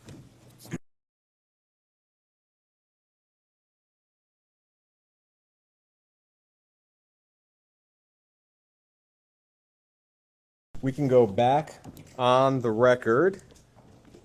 Ma'am, I have just a few questions about things you discussed in the previous round, then I'll turn it over to a member of the committee. There were a few cases of mistaken identity, I think, in the previous hour. So, for one, we understand that Bob Torricelli was the DSCC chairman when you ran for Senate, not Bob Kerry. I think you got that one right, and we just wanted to confirm that for you. In addition, John Scully is a businessman who at one point was the CEO of Apple. Steve Scully is some kind of IT person in the Virgin Islands.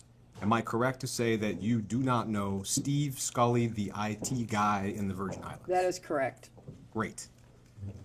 You were asked several times, and I just want to get it clean here in one place, whether your husband visited Mr. Epstein's island in the U.S. Virgin Islands.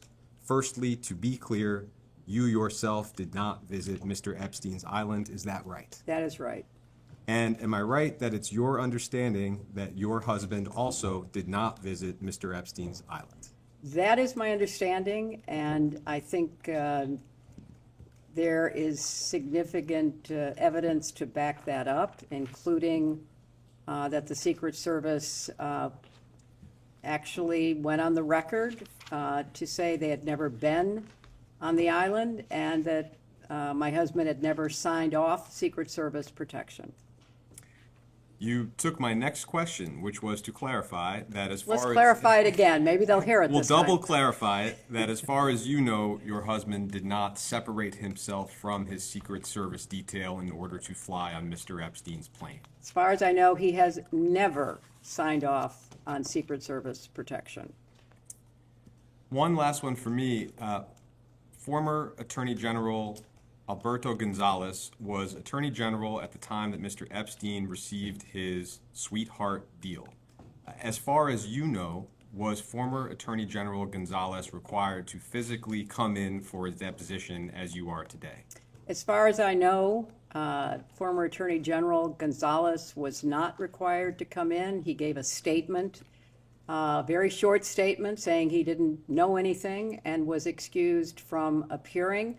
But I think it would be useful for the committee to probe the information that was available between Alex Acosta and the Department of Justice during that period of time when Jeffrey Epstein was charged with crimes. Lastly, I will just read the names of some other individuals who were subpoenaed by this committee in connection with this investigation, and I'll just ask you if it's your understanding that those individuals were required to physically come in for a deposition.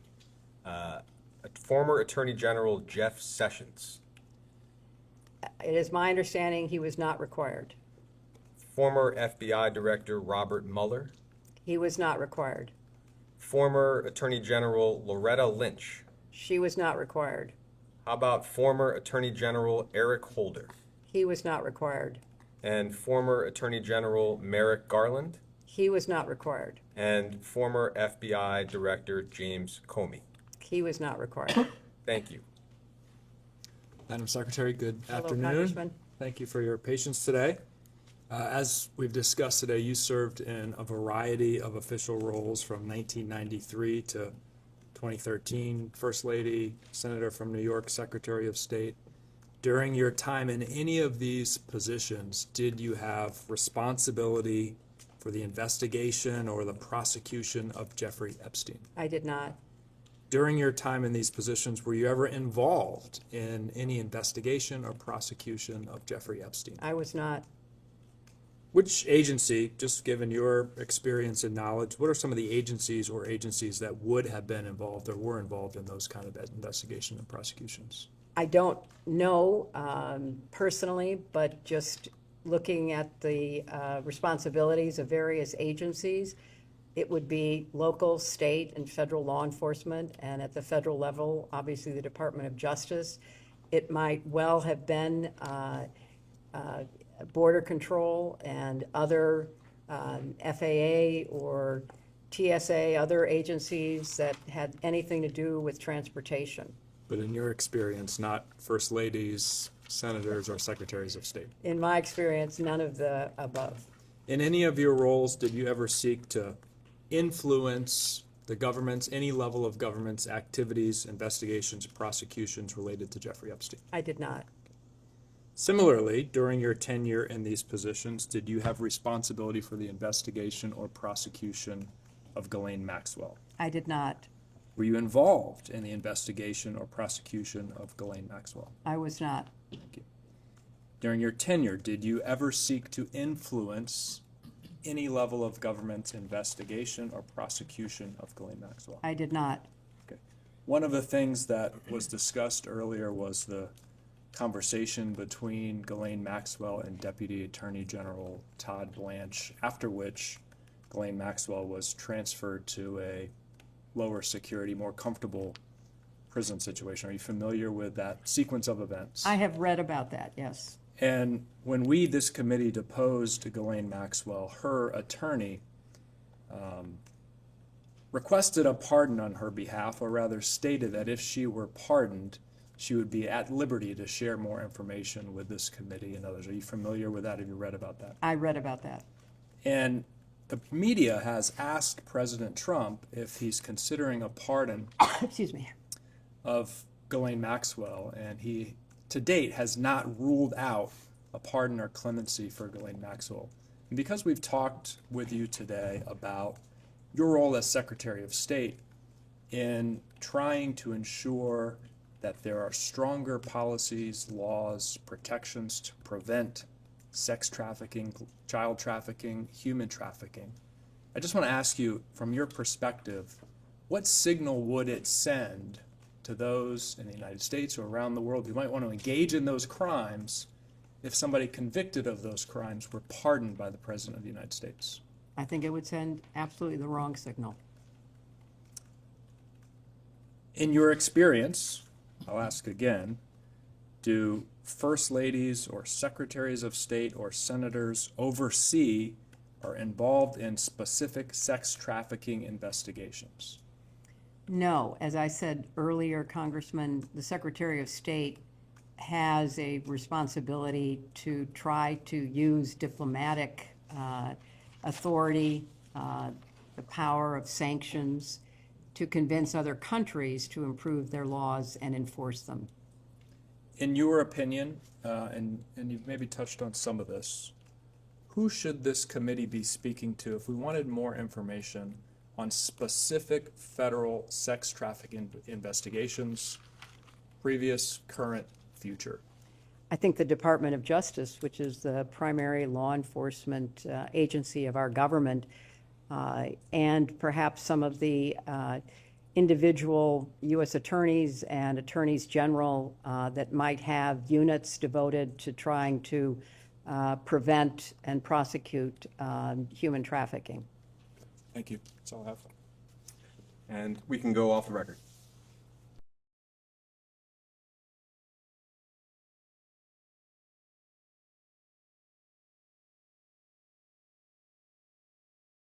All right, we will go on the record. It is 4:17 in the afternoon. Mr. Burleson has a few questions for you. So I'm going to begin with some lighthearted, different questions. And you're welcome to ignore them or if you want to, but while I have you here, I just have to ask. So when your husband was president, it was Lawrence Rockefeller had an effort to try to disclose UFOs, UAPs. When you were running for president, John Podesta publicly stated that you would disclose these files if given the chance, if you had been president. Are you pleased to see that these files may be disclosed finally? I am pleased. As I say, I think they have to be carefully scrutinized so that no national security information is disclosed. But this is an issue of real importance to so many people, and I think whatever can be disclosed should be disclosed. Was there a program that specifically that was referencing that you were aware of? I was not. As you mentioned, John Podesta, who was one of my advisors, was deeply interested in the issue, and if I had been elected, I certainly would have listened to his advice. Well, thank you for your indulgence on that. As you know, Alexander Acosta, who gave Epstein the 2009 plea deal, he said, whenever he was asked, that he belonged to intelligence and to leave it alone. Were you, I think you've answered this before, but if you could answer more directly, were you or anyone in the Obama administration, through your role in the State Department, or even afterwards in the Clinton Foundation, ever briefed on Epstein having any U.S. intelligence ties? I was not. Were you ever briefed of him having any foreign intelligence ties? I was not. Okay. Epstein filed a FOIA request in 2011 seeking any CIA records about himself. That would have been during your time as Secretary of State. So through your role, were you made aware of that FOIA request? I was not. Okay. Was it ever responded to? That's a good question. I know nothing about it. They haven't responded to us on our FOIA requests. So. In 2014, Epstein met with William Burns, who was then a senior State Department official and later a CIA director. Excuse me, could you say what year that was again? In 2014. In 2014, he met with William Burns? Mm-hmm. Epstein met with William Burns. As the Secretary of State at that time, were you aware of that meeting? I wasn't Secretary of State in 2014. Okay. Were you aware of the meeting I was with not. Mr. Burns? Okay. And finally, Ghislaine Maxwell's father was Robert Maxwell, who was widely reported as being Mossad or MI6 intelligence asset. Did in any of your conversations with Maxwell or people connected to her, did they ever mention Robert Maxwell's intelligence background or any ongoing foreign or domestic intelligence connections through your conversations or interactions? I have never talked to anybody about whether that is true or not. I don't know.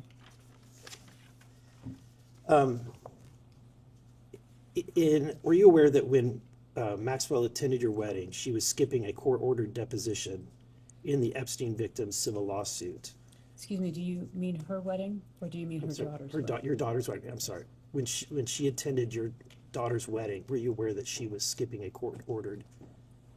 I had no idea. I don't know anything about that. Is this the first time you're hearing that? It is the first time I'm hearing that. But at the time she was going through that investigation. I knew nothing about it at the time, and so I can't respond. Okay. Later, Chelsea vacationed with Maxwell in 2009 and reportedly remained. That was before the wedding. Before that, she vacationed in 2009, was reportedly friendly with her. Are you aware, what was the nature of that relationship? I think you've described it. It was a friendly relationship. Is it safe to say that she was closer to Ghislaine Maxwell than you were? I had very little contact with Ghislaine Maxwell, so I can't speak to anybody else's relationship, only my own. But it's safe to say that she was closer. I'm not going to characterize it because I don't know. Okay. Chelsea was also in attendance at the wedding in Morocco in 2002. It's also been documented that Epstein was there as well as Maxwell.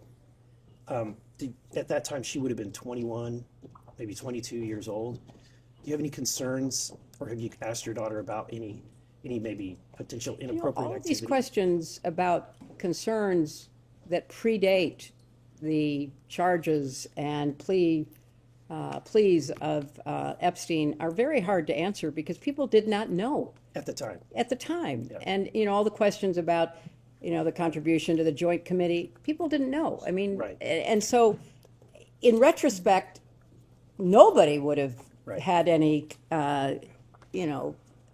contact with someone like that. And those people who continued to have contact with him after he pled guilty are in a different group because that happened, and they still maintain contact with him. I think we're all experiencing that, where we're having a revelation of what we didn't know at the time. But in reflecting back, certainly it's appropriate to ask questions.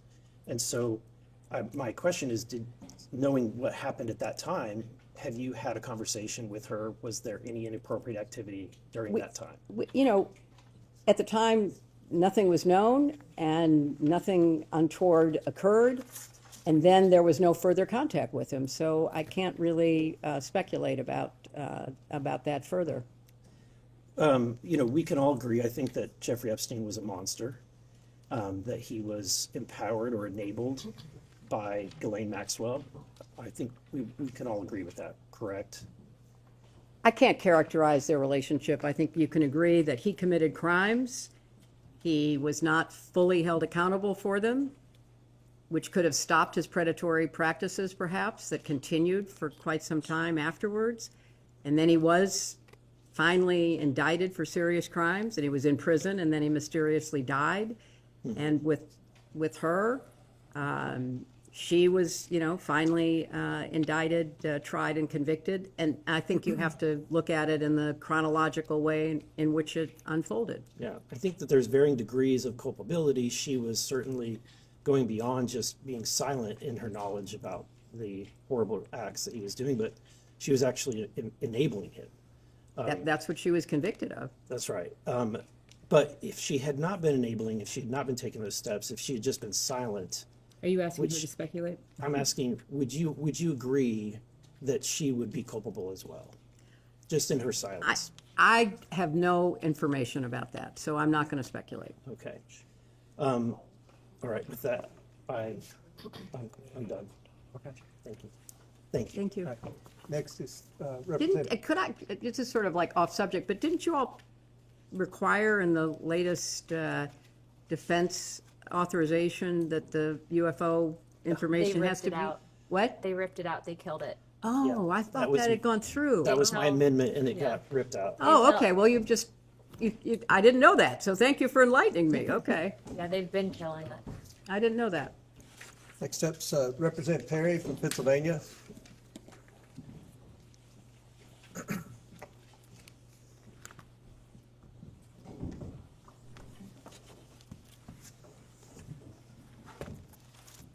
Good afternoon, Madam Secretary. Good afternoon. Live in a particularly beautiful part of the country. Thank you. Good for you. It's very pretty up here.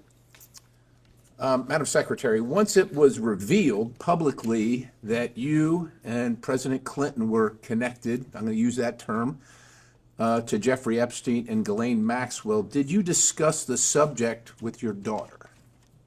I'm, not going to, talk about what I did or didn't discuss with family members, but I can tell you that it was something that was of grave concern to us. I imagine it was, and I know that look, I think we could probably get a long way here if we could discuss or have a view into your discussion with your husband. I suspect you're going to object to that. You're So- right, Congressman. Thank you for But it seems like these are reasonable questions. Did your Congressman, did your daughter discuss it with you? Well, we were horrified by what was later. Horrified in what way? We were all horrified of what we learned about Jeffrey Epstein, Ghislaine Maxwell, the victims. Right. But Right. did you discuss with your daughter, when you say you were horrified, the connection with her father and this Epstein episode? My husband's connection with Jeffrey Epstein began and ended before he was charged with any I crime. get that, but I said. And so in retrospect, we all say, oh my gosh, that was like horrific. And why didn't more people know? And why didn't more people speak out at the time? But I think the chronology is critically important. If we were talking about post-crime, that there was a continuing connection with him, that would be unacceptable. Right. But it ended before he was charged. I understand that, which is why I particularly said once it was revealed publicly. I get that continuing to be involved with someone like that after it was knowledgeable to everyone would be almost an unforgivable sin. However, I'm married too, not as long as you, ma'am, but there would be questions in my family, even if it went back. Before we were married, there would be questions, and so. Congressman, I don't interrupt you, but I don't understand the question. So my question is, did your daughter discuss it with you? That was my particular question. I think I can't recollect any specific conversation, but of course we discussed the horrific crimes that he was accused of. But nothing about her father's connection to it. Her father's connection began and ended. Okay. Before he was charged with crimes. Did your daughter ever mention to you that she discussed this matter with her father? I don't recollect that. Did you see the photos of your husband with young girls related to Jeffrey Epstein? I saw the few photos that my lawyers showed me. Did you also see the photos of your husband with Jeffrey Epstein and Ghislaine Maxwell? I have seen such photos. They're out there, right? Yes. I imagine you're familiar, but I just want to make sure. Since seeing these photos, have any questions about the content, locations, general circumstances come to your mind? No, that it was unfortunate that he ever, did anything with Jeffrey Epstein. But there was no curiosity. Excuse me, are you asking for an opinion, or is there a fact that she can share with you that would be helpful? Well, in the I did say, investigation were and the there any questions? legislative purpose of the So committee? if I saw, I'll give you an example. If I saw a picture with my wife, it's just really hard to be relevant. If my wife saw pictures with me as a grown man, hanging out with obviously or close to underage women, regardless if it was before we were married or not, it would be a question. And so what I'm asking you is, did any questions regarding those photographs come to your mind? I am going to, just as clearly as I can state, say I don't see the relevance of your question, and I am not going to talk about conversations that I had with my family, especially my husband. And for clarity, are you all asserting spousal privilege? For clarity, we were looking for the relevance of her conversations with her husband and what she might have thought about her conversations with the husband. How does that help further the legislative purpose of this committee as they investigate the prosecution and investigations of Jeffrey Epstein? I think Mr. Perry's questions directly relate To her daughter? To what? To her My state of husband? mind? Her state of mind? What possible relevance does my state of mind have to your investigation? I believe Mr. Perry's questions, and Mr. Perry can step in if he would like, are directly related to her relationships With her husband? with Mr. Epstein and Ms. Maxwell, and her opinions as it relates to She's her here to give husband's facts, not opinions. I am not here to give opinions. I'm here to answer factual questions, and I have answered Okay. for many hours now that I had no relationship because I never met the guy to my best recollection. And I'm not with Jeffrey implying, Epstein. and you shouldn't aver that I've made that connection. I'm not implying that. Well, yeah, okay. You're still married, Madam Secretary, still That's married, very correct? true. Okay. Can you identify the man in these photos? I can't see them across the table. Let me get him a little closer. So, just for the record, you would like her to identify pictures of her spouse? You Yes. need her here to testify on pictures of her spouse? The 42nd President of the United States of America? That is my husband. Okay, Yes. how about the location? I have no knowledge of the location. I have no context for the location. I know nothing about the location. If you were informed that that's on Mr. Epstein's plane that Would you flew- like her to speculate based on your No, information of that? ma'am, if you'd let me ask the question. If you were informed that was on Mr. Epstein's plane that is known to have frequented not only the island, but other locations where sexual abuse, horrific sexual abuse occurred, would you have any questions about those photos and who's in them? Objection, calls for speculation, states facts not in evidence. You can, I'm not instructing you not to answer. Well, no, I'm not going to speculate. I'm Okay. not going to. Do you know the names of any of the young girls in those photos with your Whose faces husband? are blacked out, Congressman, correct? I understand that. But the photos are out there.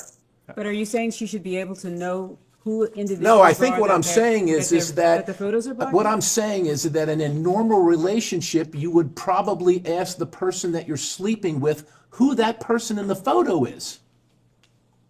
There were so many things that I would like that to stay. I'd like that to stay on the record. Thank you. A question in which you could give a factual answer. Would be helpful. Are you aware of a single misstatement of fact from any person who you know or believe to be an Epstein victim? I have got no knowledge of all the statements of fact that So at this point, the answer would be no. I don't know. I have no way of Please knowing. don't mischaracterize her statements. Are you aware that your husband's name is noted multiple times in the Jeffrey Epstein flight logs? I think everyone knows that he flew on Jeffrey Epstein's plane, as did many other people, including Donald Trump. Understood. I don't know about that last one, but did you ever discuss that fact with anyone or any organization, that your husband's name appeared on the flight logs? I don't recall. I mean, I've talked about it with my lawyers and others assisting in my preparation, but I can't recall specifics. Are you aware of trips made by your husband on Jeffrey Epstein's numerous helicopters, whether piloted by Ghislaine Maxwell or anyone else? Objection. States facts not in evidence. I've never heard that. Are you aware of the allegation? No, I was not. The allegation does exist in the record. Is that something you're curious about, Madam I Secretary? have no awareness of it. Questions are complete. Thank you, Madam. Next questioner is Ms. Bobert from Colorado.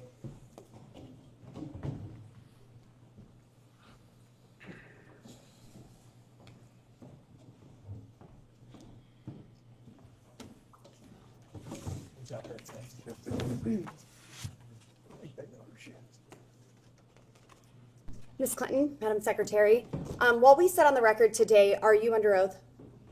I am. Okay. Have you ever lied while being under oath? I have not. Have you ever lied in a deposition? I have not. Okay, thank you. Have you ever transmitted any information to Epstein or Ghislaine Maxwell about the United States government? I have not. As has been mentioned many times here today, Bill Clinton flew on Epstein's plane at least 26 times, multiple international trips from 2002 to 2003, often with Maxwell. When and how did you first learn of these trips, and did you discuss them or review them with him prior to taking the trips? It's a compound question. I'm going to object to the latter part of it and instruct her not to answer on the grounds of When and how did you marital- learn of these first trips?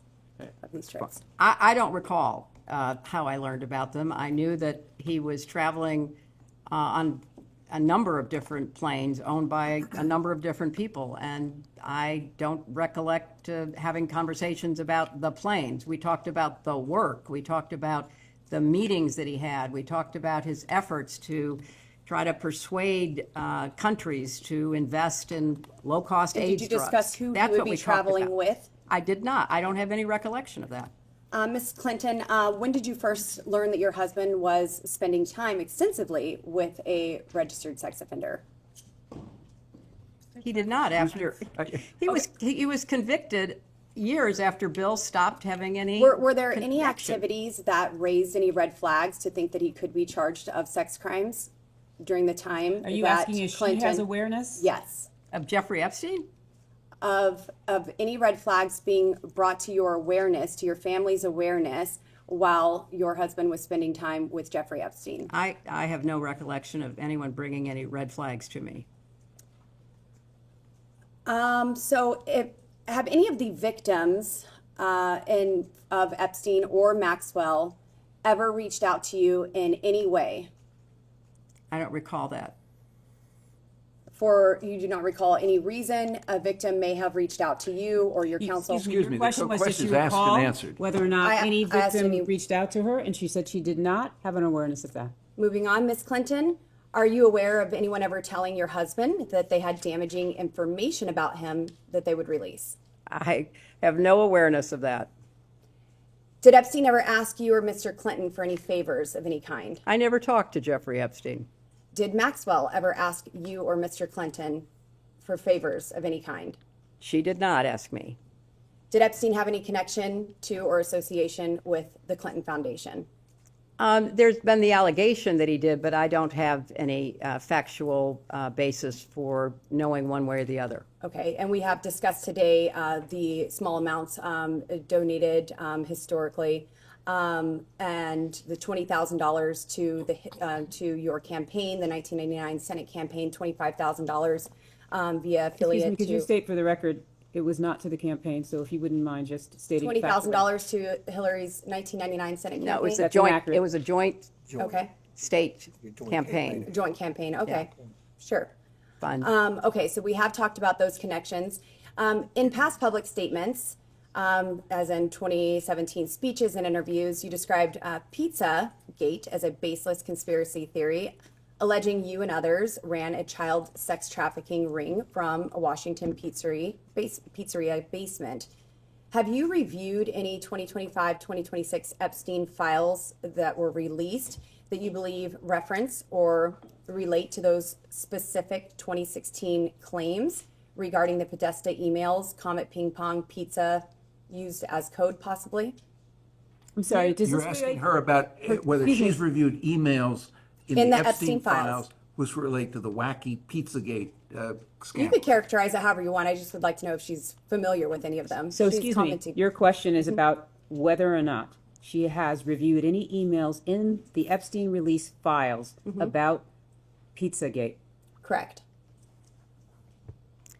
Pizzagate was totally made up. It was an outrageous allegation that ended up hurting a number of people, that caused a deranged young man to show up with his assault rifle and shoot up a local pizzeria. I can't believe you're even referencing it. You should be.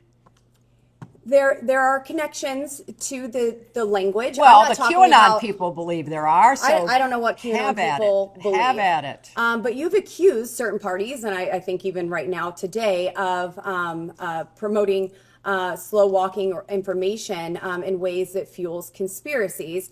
In your view, did any Epstein-Maxwell related investigations or file handling pre or post 2019 contribute to or intersect with the spread of Pizzagate style theories about Democrat figures? Objection. I have Calls no for way an of answering. That is the impossible amount of most speculation. ridiculously. Have you or your representatives identified any Epstein file content that has been misinterpreted online to revive those claims? And what steps, if any, have you taken to clarify? Again, object on the ground of. I think that this is all very Speculation. reasonable. Well, first of all, I don't follow the crazy conspiracy stories that are online. I regret that anybody does. I find it quite sad, but also disturbing that people would believe some of what is put forth, like Pizzagate. So I have taken no steps to review anything Do you think that might pizza- have any connection to something which I think is totally bogus. John Podesta, your 2016 campaign chair, appears in some Epstein file contexts. Social overlaps or mentions. Were you aware of any of the Podesta-related communications in the released files? Can you that have- please provide examples or the evidence that you would like us to review or the exhibits that reflect that in order for her to be able to do that? some I mean, exhibits somebody and starts pause this with question questions. Speak to in the that when you meantime. provide those. I will get those, and I will skip that question The until Congresswoman we can. asked generally if she's aware. Generally, she is asking if she's aware of specific information that is in the files that you all are relying on. Please provide the witness with If your copies of that client materials. doesn't know or has no recollection, she's welcome to state so. We're also welcome to actually see the information that you're speaking And to. again, the representative is asking general. I mean, general really, questions. I She's mean, I familiar. expected a lot of interesting questions today, but Pizzagate was not on my list. That's okay. We're asking all sorts of things here. You certainly are. You certainly are. We're just trying to get the truth out to the American people. Well, that and would get be some clarity. very helpful. Are you aware of any files that were on Anthony Weiner's laptop in a folder that was titled "Insurance, Life Insurance," with a zip file titled Excuse me, "Frazzle"? I'd like the Congressman, chairman's this is ru- no, way I'd like outside the the chairman's scope. ruling. This is way within the outside the scope? scope. Is this within the scope, Mr. If Chairman? the chairman rules that it's not within the scope, I Mr. have other Chairman, based on questions. what you said in the public hearing, is this within the scope? We can go off the record for a moment. to confirm Mr. with the Chairman, is this chairman. within the We'll scope? go off, We'll go off the record and can talk.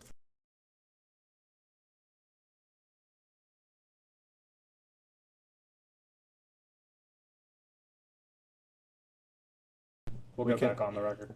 Madam Clinton, you have stated that you do not recall meeting Jeffrey Epstein and have no links to him. Have you reviewed any photos, emails, or records from the released Epstein files that might refresh your recollection of any encounter, event, or introduction involving him? Excuse me, before, you are stating that with respect to her, an interview, or with respect to what she has stated here today? I'm asking in general, has anything that you have viewed since the release of the Epstein files brought any sort of recollection of an encounter with Epstein? Not that I recall. You acknowledged meeting Ghislaine Maxwell on a few occasions in connection with the Clinton Global Initiative. Please describe each meeting in detail. I did not. I said that, actually, in response to a question, which posited that she had come to the Clinton Global Initiative in 2013, I stated I did not have any involvement in that, and I did not recall seeing her there, but I have seen photos that she has been there, and in 2013, she was very active promoting this ocean work that she was doing, and apparently everybody from the UN to CNN to the TED Talk people thought it was worth giving her a platform. Madam Clinton, one of the jobs you did for the CGI was helping and maybe even directing the planning of the annual meetings. Is that correct? No, the staff plans the annual meeting and they make a report and we offer suggestions. In 2013, Maxwell was recognized ASA Committed to Action Leader. She made a commitment in 2013 along with hundreds, maybe thousands of other people. So I find it notable that in 2011, Doug Band says that he directed the Clinton Foundation staff to bar Maxwell from receiving an invite to CGI or the Clinton Foundation events. I would like to know who overruled Doug Band's suggestion to bar Objection. Maxwell. Based on hearsay, states facts not in evidence. You can ask the witness if she knows anything about that. I know nothing about that. One moment, Ms. Bobert. The federal rules of evidence don't apply in depositions with. That's fine. I don't know universal anything about it. Okay. And so would you also not have any indication that who she was personally recommended by to receive such an I award? was Secretary of State. I was not involved with the CGI planning or operation. Your husband during that- presented that award, or is that true? I have no idea. Okay. And then just a couple of more questions. Regarding the Epstein files, there are many files where Jeffrey Epstein seems to speak as though he does know you personally. In one file, EFTA 006571115, Mr. Epstein is commenting, and he quotes, "Hey, Hillary Clinton is much prettier in person." This was Tuesday, September 20th, 2011. And then another. Congressman. I'm not going to object to that. Congresswoman, can we see the documents, because we don't think the we will get that document says printed. it. We don't Okay. think the document Okay. says it. Not that you're not pretty. I've got to say that. Jeffrey Epstein has I'll take it if I can also get it. commented that meetings with Hillary are not easily discreet. Has he ever connected someone to meet with you? Not that I'm aware of. Okay, I'm going to let my colleagues ask some questions, and maybe I'll be back. Thank you. Thank you. And I'm going to let staff. Secretary Clinton, just to circle back on a few things. You mentioned that your daughter Chelsea had a friendly relationship, is that correct, with Miss Maxwell? I believe so. And did Chelsea tell you what made the relationship friendly? Again, it was through Ted Waite, the longtime friend of ours. That's how, I certainly met her. So Chelsea met Glenn Maxwell through Ted Waite as well? I believe that's right. And I believe you testified earlier, Ted Waite's been a family friend for like 30 years or something to that effect. Early 90s, yes. And having a friend that long, did you never discussed Miss Maxwell with Mr. Waite? I don't discuss the relationships of my friends. That's up to them. And so to be clear, you never discussed Miss Maxwell's relationship with Mr. Waite? Not that I recall. Shortly, as my memory is, that shortly after the wedding, on July 31st, 2010, shortly after that, they broke up. And shortly after that, he married somebody else. I know nothing about the relationship. I'm just describing what I believe was the chronology. Understood. And upon that breakup, as you said, Mr. Waite never said anything to the effect of why they broke up? Not to me, he didn't.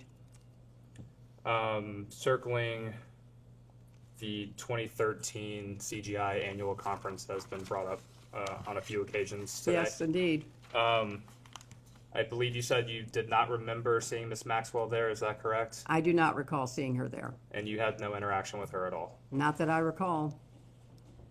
After this 2013 annual conference of CGI, did anyone raise any concerns to you about Miss Maxwell being there? Not that I recall. Separate from just the 2013 event, did Mr. Band ever raise concerns about Miss Maxwell to you? Not that I recall.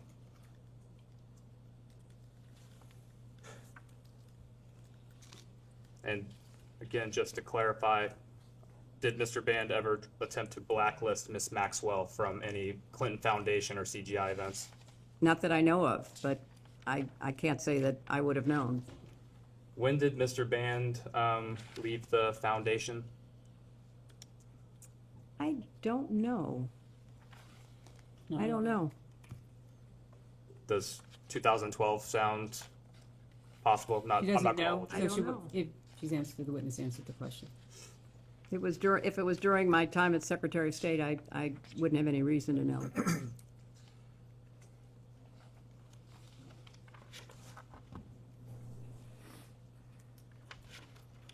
Who would have final decisions over the list of individuals or entities that would get recognized at a CGI event? It was a staff decision.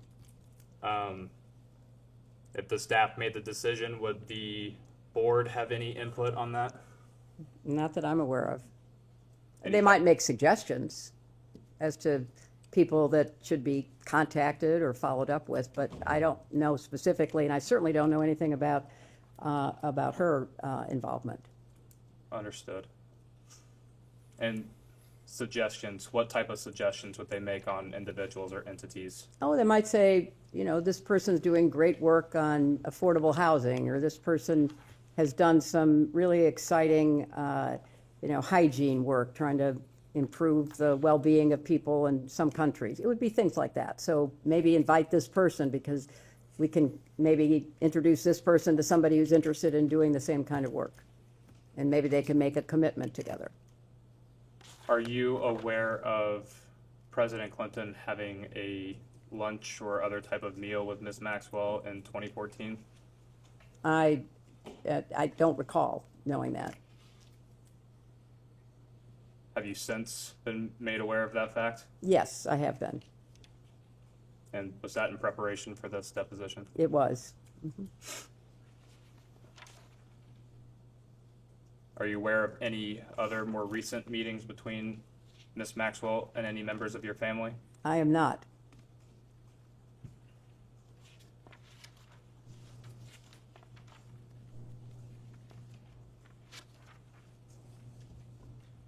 Does the Clinton Foundation often use jets of other individuals for foundation business? Yes.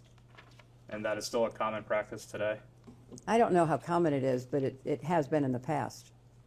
And were there any other type of aircrafts that you are aware of President Clinton traveling on with Mr. Epstein? I am not aware of any other.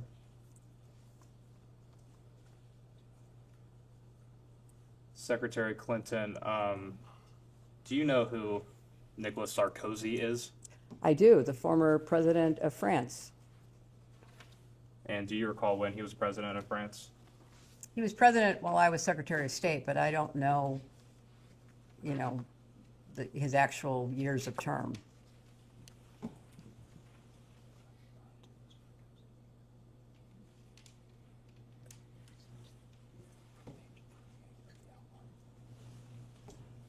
I'm going to introduce as Majority Exhibit 17 an email from the Department of Justice's release of Epstein-related files.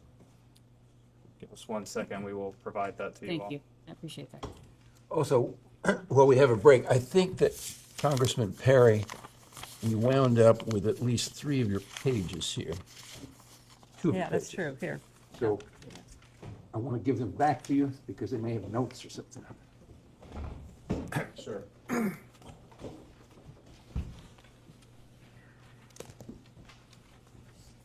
Thank you so much. I appreciate that.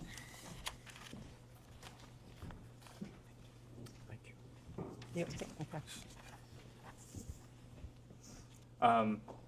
Secretary Clinton, this is a email. The top of the page says to a Oliver Colomb. I will stipulate to you that he was an advisor to President Sarkozy. It is date stamped EFTA 01949592. The original email here is from Mr. Colomb, and he asked, could you organize a discreet meeting between Sarko and Hillary Clinton in New York? If not, who should we ask? Mr. Epstein replies, meetings with Hillary are not easily discreet. When? We started to touch on this earlier. Are you aware of Mr. Epstein or any of his staff reaching out to anyone on your staff to set up a meeting? I am not aware, and I find it kind of weird because I know Sarkozy, he would not have needed, if you know, somebody was seeking a meeting with me and Sarkozy, he would not have needed to go through anybody else. He could have contacted me directly. Understood.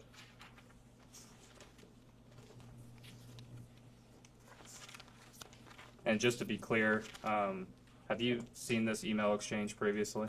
Yes. And that was in preparation for today's deposition? Yes. But no prior awareness of this email None exchange? whatsoever.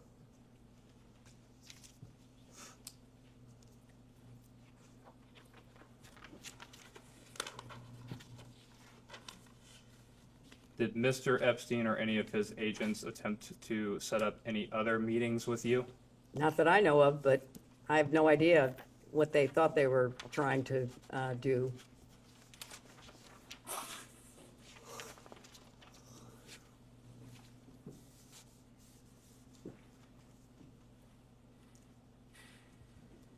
Secretary Clinton, we've touched on this a little bit, but just to make sure the record is totally clear here, you have said that you have never been to Mr. Epstein's island. Is that correct? You You've know never what? been. I am so tired of answering that question. If you have one scintilla of evidence to the contrary, put it forward. I have never been on his island, period. I've never been in his homes, his offices, his anything. So I don't know how many times you have to say the same thing over and over and over again. And I just am struggling with the relevance of all of this. But no, I never have been. And based off that response, that would include you've never been to Mr. Epstein's Manhattan townhome, I have not. his New Mexico ranch, No, I have not. his Palm Beach residence, No, I have not. his Paris apartment. Didn't know he had one. Haven't been there.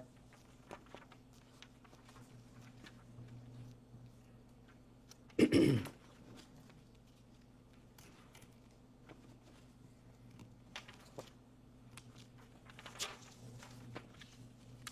know, I also find it very interesting because I went back and looked at the transcripts of all of your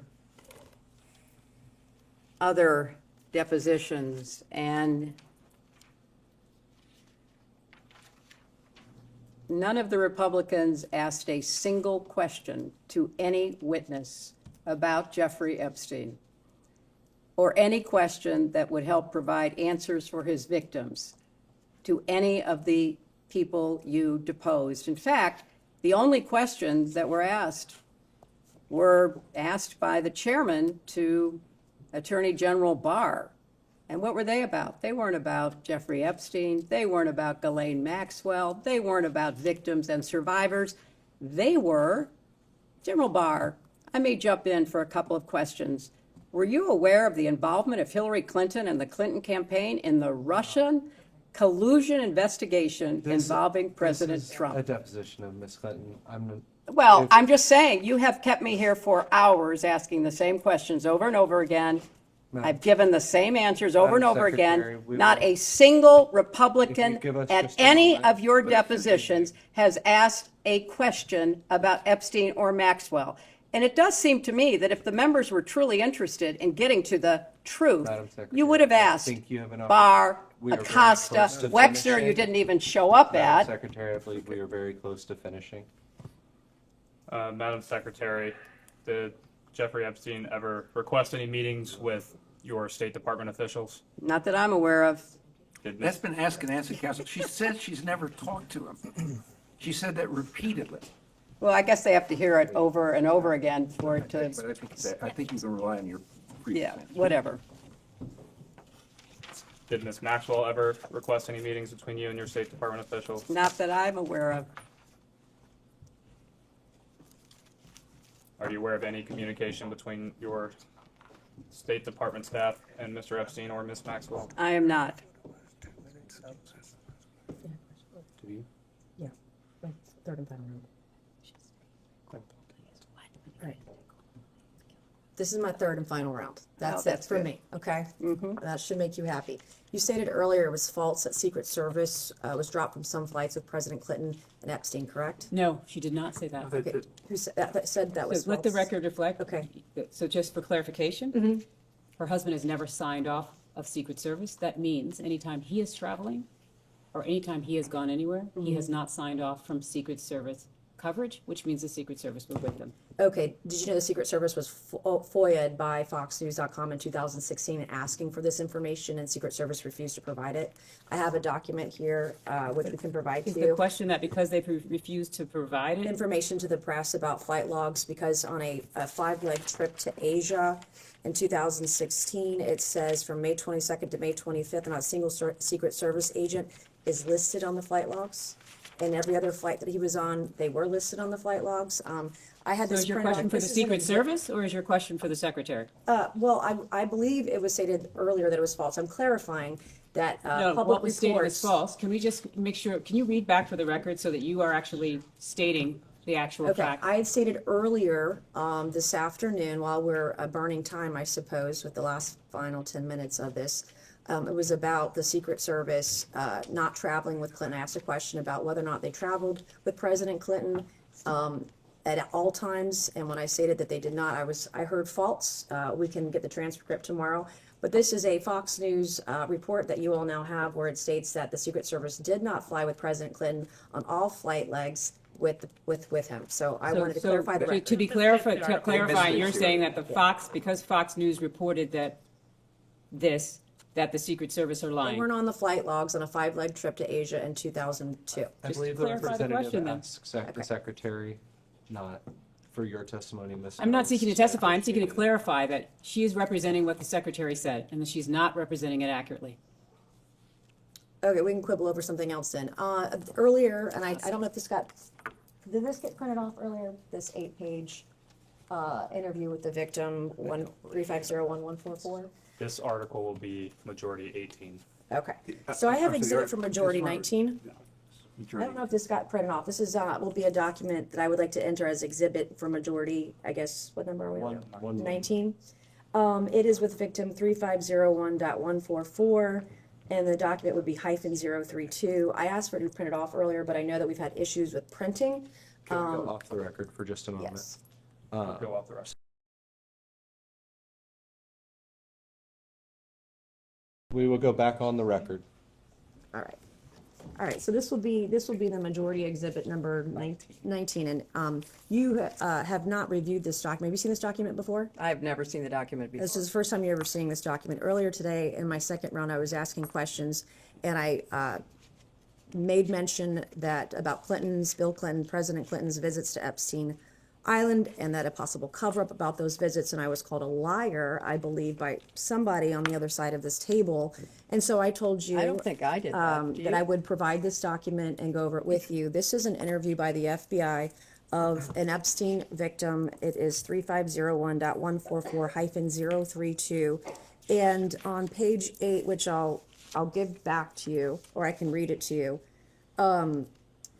I'll give it this back. If you can read the last You can read, then. sentence. Would you please read? I'm not interested in reading something. I have no idea what it is. Do you want to read it? Go right ahead. Okay, I'll read it. I was called a liar over this. So this particular victim stated on the record in an interview with the FBI, Epstein wanted blank, the name of victim number 1, to say that blank, victim number 2, was a liar and that President Bill Clinton was never on Epstein Island. So I stated earlier for the record that Epstein directed victims to lie about your husband's visits to Epstein Island. I was called a liar. This is the Excuse me, you were document. called, that is not accurate. The record will reflect, and the court reporter can read it back with respect to whether or not President Clinton had ever been on Epstein Island. If somebody had represented that would not be accurate. So I said that was nobody Jeffrey made a Epstein statement about directed you. that Jeffrey Epstein directed this victim to state a lie about Bill Clinton never visiting the island. Now on page 7, for the record, which I know you've never seen, there's a fully redacted paragraph, and that fully redacted paragraph in the unredacted files of the DOJ reveal that President Clinton, it redacts his name, and it also discusses notepads that the victim wrote down in phone calls with Jeffrey Epstein because she was told to lie about another victim and lie about Bill Clinton's visits to Epstein Island. I don't know why this information is redacted. And also the attachments in this file, by the way, there were notes. You cannot see those at the DOJ. They are still redacted, which is the reason we're here today. We want to get to the bottom of this and get the truth. My next question is... Excuse me, was there a question? I'm making a statement. I want to know if she's ever seen this document before, and she was aware. I was called a liar earlier. This victim was told by Jeffrey Epstein to lie about Bill Clinton's She answered visits that to... question, Okay. Congressman. I was just answering the question for the attorney. I have majority exhibit number 20 that I would like to enter into the record. And this is page 88 of a federal case between Virginia Giuffre and Ghislaine Maxwell. On page 88... Can you hold 1 second? Oh, that's different. That's going to be 20? Yes, sir. Could you hold for 1 second, please? No, this is something else coming here. That's 20, I think. That's 20, right? He has in his hand 20. Well, in your hand is it? Or The other redacted page that we handed out was the cover page. a printout we got from the other document to hand to you guys, the Exhibit 19 she was talking about earlier. So we should be looking at Exhibit 8 right now. Is that right? Correct. And not anything related to the other document? For the Correct. record, it is labeled Exhibit 20 but the actual document states Exhibit 8 on the front. That is That correct. was just the cover page. I had Yeah. printed off just because these documents Full are hundreds of clarity. pages. I'm not an attorney. No, got it. And just to be clear, it's a single page of some exhibit to a court filing, and That's hundreds of pages long. There are 2 pages. could you please represent for the record what court filing this is and what the title of the document is? This would be the Virginia Gouffre v. Maxwell federal lawsuit. It's case 115 CB 07433-LAP, filed on the 1st of January 2024, and it's page 88 of that What's documentation. the title of the filing? It's the lawsuit. Well, there are many. I don't have the pleadings in cover lawsuit. Is it a page. I don't have the complaint? cover Is it page discovery? for- Is it interrogatory? in that document. We don't know what this is? Okay. Could we take a minute to read this, please? Thanks. It's the first shaded paragraph I'm going to ask about.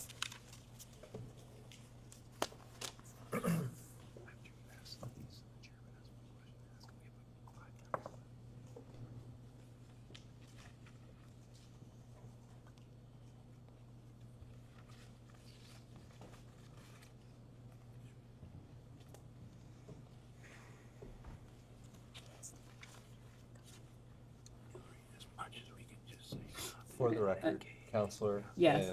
And Counselor, be cognizant. the document is a case in the Southern United States District Court for the Southern District of New York, in Virginia Gouffre v. Ghislaine Maxwell. And I believe the Congresswoman has already stated the case number that is listed at the top of the document. Got Thank that. you for I was that. just asking what pleading it was. Is it the complaint? Is it discovery? I This don't would- seem to have the title of the document. This would be the defendant submission regarding search terms and notice of compliance with court order concerning forensic examination of devices. Thank you.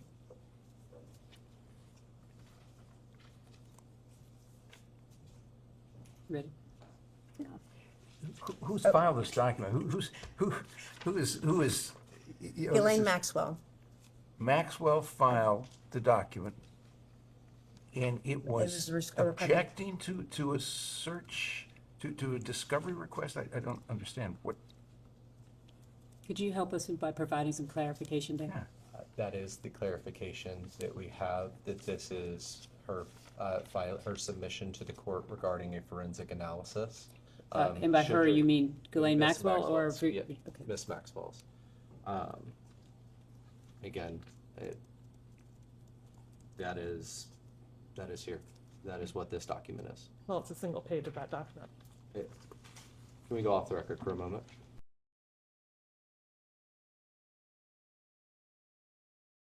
We will go back on the record. May I ask my question?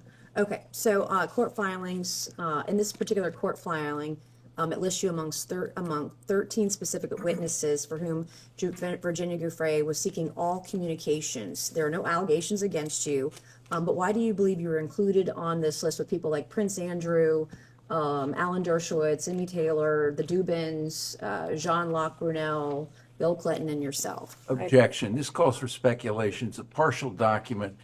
The witness may answer if she can, but it's a list of names in a search term description. I have no idea. Did you know at any point that your communications were sought after in this lawsuit? I know nothing about this. So you were never made aware that your name was mentioned in this lawsuit? This is the first time I'm seeing this. No one's ever spoken to you about your name in a lawsuit? Not that I recall. Do you think In if this lawsuit, someone's... excuse me. Yes. A lawsuit or this lawsuit? This lawsuit. Okay, sorry. This lawsuit. So do you think your staff would tell you if you were named in a lawsuit? Would they brief you on it if you were being named in a public filing or in a lawsuit?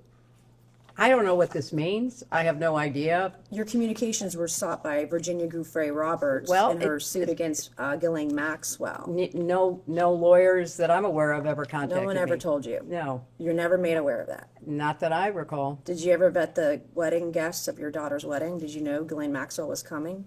She came as Ted Waite's guest. But you're a former First Lady, former Senator, former Secretary of State. You didn't vet individuals at events for your daughter. This was filed when? So it would have been 2024? Yeah, well, the wedding was 2010. I moved on to another question about the wedding, but I know that the chairman wants to ask some questions, so. He's got a few more, then I'll ask the last question. Secretary Clinton, thank you again for being here today. I have one final question for you, and then I will turn it over to the chairman. Would you say that being associated with powerful or influential individuals would give someone credibility? And in this case, Mr. Epstein used that as credibility around the world. I have no idea what he did or did not do. Understood. Sure. Madam Secretary, what if you're following this, and I'm sure you are, in Britain with the arrest of Prince Andrew and the former ambassador to the British ambassador to the United States, they were arrested, it's my understanding, not for sex crimes, but for potential treason or potential violation of national security protocol. One of the things that a lot of people, and you may call it conspiracy theories or whatever, but I believe I've seen it on CNN, I've seen it on Fox, I've seen it in the Washington Post, the New York Times. There's a lot of speculation that he may have been an asset, and I know several questions have been asked about that today. And you've given a lot of advice for the committee on how we can move forward. And our objective is to get the transparency to the American people, to get the truth to the American people. And by the documents being released, the state documents that we subpoenaed, as well as the DOJ documents, we're already seeing many powerful men and women held accountable. So I feel like this investigation is moving in the right direction. But one of the things where we're stumped is how do we determine whether or not Epstein was a spy, whether or not Epstein was trading secrets, because he had people on the inside, especially in the Obama administration. We're not saying you, but Obama's former counsel that then went to Goldman Sachs. Where do we go in this investigation to try to determine whether or not he was an asset? You know, Mr. Chairman, I really appreciate that question, and I can't say that about many of the questions, but I really do appreciate that question. And I think it's an absolutely essential question for you to try to examine and find answers for. And I think you said that you had either document requests or maybe even a subpoena to the CIA. I would also include the DNI. I would include any counterintelligence or appropriate unit within the Justice Department. I think you have to cast a wide net. And now that, as you describe, the government in the UK is investigating both Andrew Mountbatten and Peter Mendelsohn, maybe they would cooperate with you in their investigation. And maybe, you could reach out to the intelligence agencies of other countries that you're looking at. Israel has been mentioned. Perhaps that is one to be. I don't think Iran is going to cooperate, but I think, or Russia, but I think you could, certainly go to the UK and go to Israel and see if they would be at all helpful to you. In your experience as Secretary of State, and I know you were First Lady, but you were more active, in my opinion, than most First Ladies in the President Clinton's administration. Does he exhibit characteristics? Is there a pattern that would lead you and your expertise to believe that he was an asset? Well, there certainly is in the files, and I do commend you for getting as much released as you can. I hope you can get it all released. Hints of relationships with powerful foreign leaders, pictures, emails, meetings. He was clearly somebody who traded off of information. Exactly. He liked to collect it, and then he liked to use it. I don't know any more details than that. So he is certainly, I said earlier, you know, the intelligence connections, the money connections, the crimes, those seem to me to be the, you know, the three major elements of your investigation. And obviously, as the last question before my questions, he wanted to make the appearance, at least, that he had friends in high places. And you've seen the emails that have been released, and I know you've testified today that you've never met Epstein, but he's implied to people that he was very close to the Clintons. He's implied that he was very close with Donald Trump. He's implied that he was close with a lot of people who, even Wexner denied that he was very close. I don't know how many of us believe that, but it's what he said under oath. And it's just amazing to me, and I think most Americans who are following this, how this guy could have Prince Andrew, you know, a frequent visitor, have people from you know, the Saudi royal family, people at the highest levels in several administrations. And that's why we brought you in. We're just trying to get answers. And again, I think that one of the big questions, and it looks like that's the direction Britain's going, is was he a spy? Was he committing treason in any country? So that's why you know, we would welcome any advice if you have any thoughts after this or anything else. You know, Mr. Chairman, I want you to get to the bottom of this to the best of your ability. Mm-hmm. And, you know, I'm more than happy to offer whatever insight I might have, as you say, about the, you know, the framework of this, and also about any further actions to take and on trafficking to strengthen our response. And that's one more question. I think we've got 1 minute left, or 2 minutes left. So you obviously stated in your opening statement that you were involved with human trafficking and trying to you know, prevent that. With what you've seen in the files, what Epstein was doing with those girls, recruiting other girls to come in, does that meet the legal definition of human trafficking, or is it more of prostitution? Because one of the things that we want to do at the end of this investigation, and I think Ms. Mace will play a big role in that, and Ms. Luna and Ms. Simon and all the members in both parties, hopefully, is trying to strengthen the human trafficking laws. And some people have suggested that based on what they've seen, maybe some of that wouldn't have, the government could have prosecuted him on human trafficking because it didn't meet the definition. Do you have anything to add? Well, I don't know all the specifics that you have at your disposal, but I've also read in some of the press that he was importing women from other countries.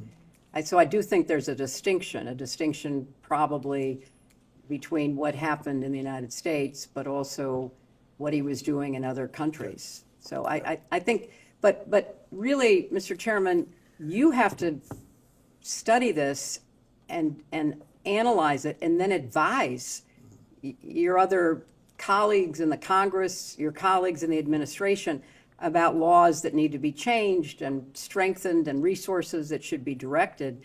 Because at the end of the day, girls and women were abused, whether they were abused through solicitation of prostitution and the lies and the promises that were made to these, you know, young women. And that in itself is just despicable. But then a system that, you know, got close to customs agents, got close to local prosecutors. I mean, this man was a master manipulator, a con artist of the nth degree. And so anything you can do to try to understand the way he operated and how he really misled and duped so many people into thinking that, you know, he was intelligent and he was, you know, interesting and everything they say about him in their in the emails that have come out. So that would be a great public service to try to really understand this and to break it down into the different categories that you're looking at. Hopefully we can do that in a bipartisan manner, I believe. We'll go off the record. Thank you.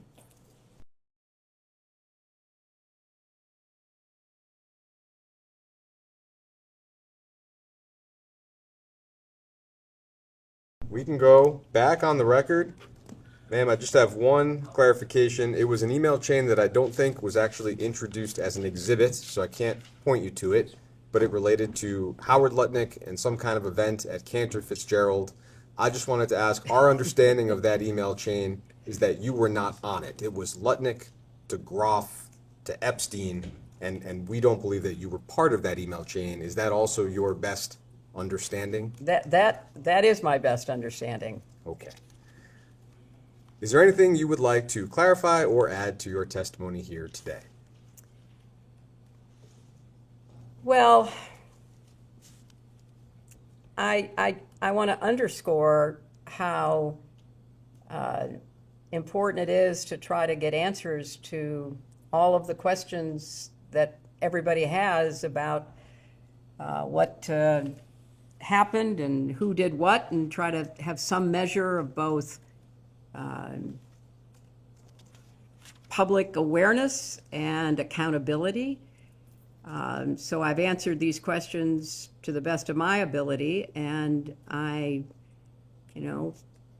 offered to the committee that if I can be helpful in any way, I would certainly be helpful, because I think that these issues are important ones and they need to be addressed. And your answers today were to the best of your recollection, is that right? That is correct. All right. I think with that, unless you have anything else you'd like Let me to add? ask my lawyers, anything that you think we should clarify, or? Okay, good. When do you think we will have a transcript? We can go off the record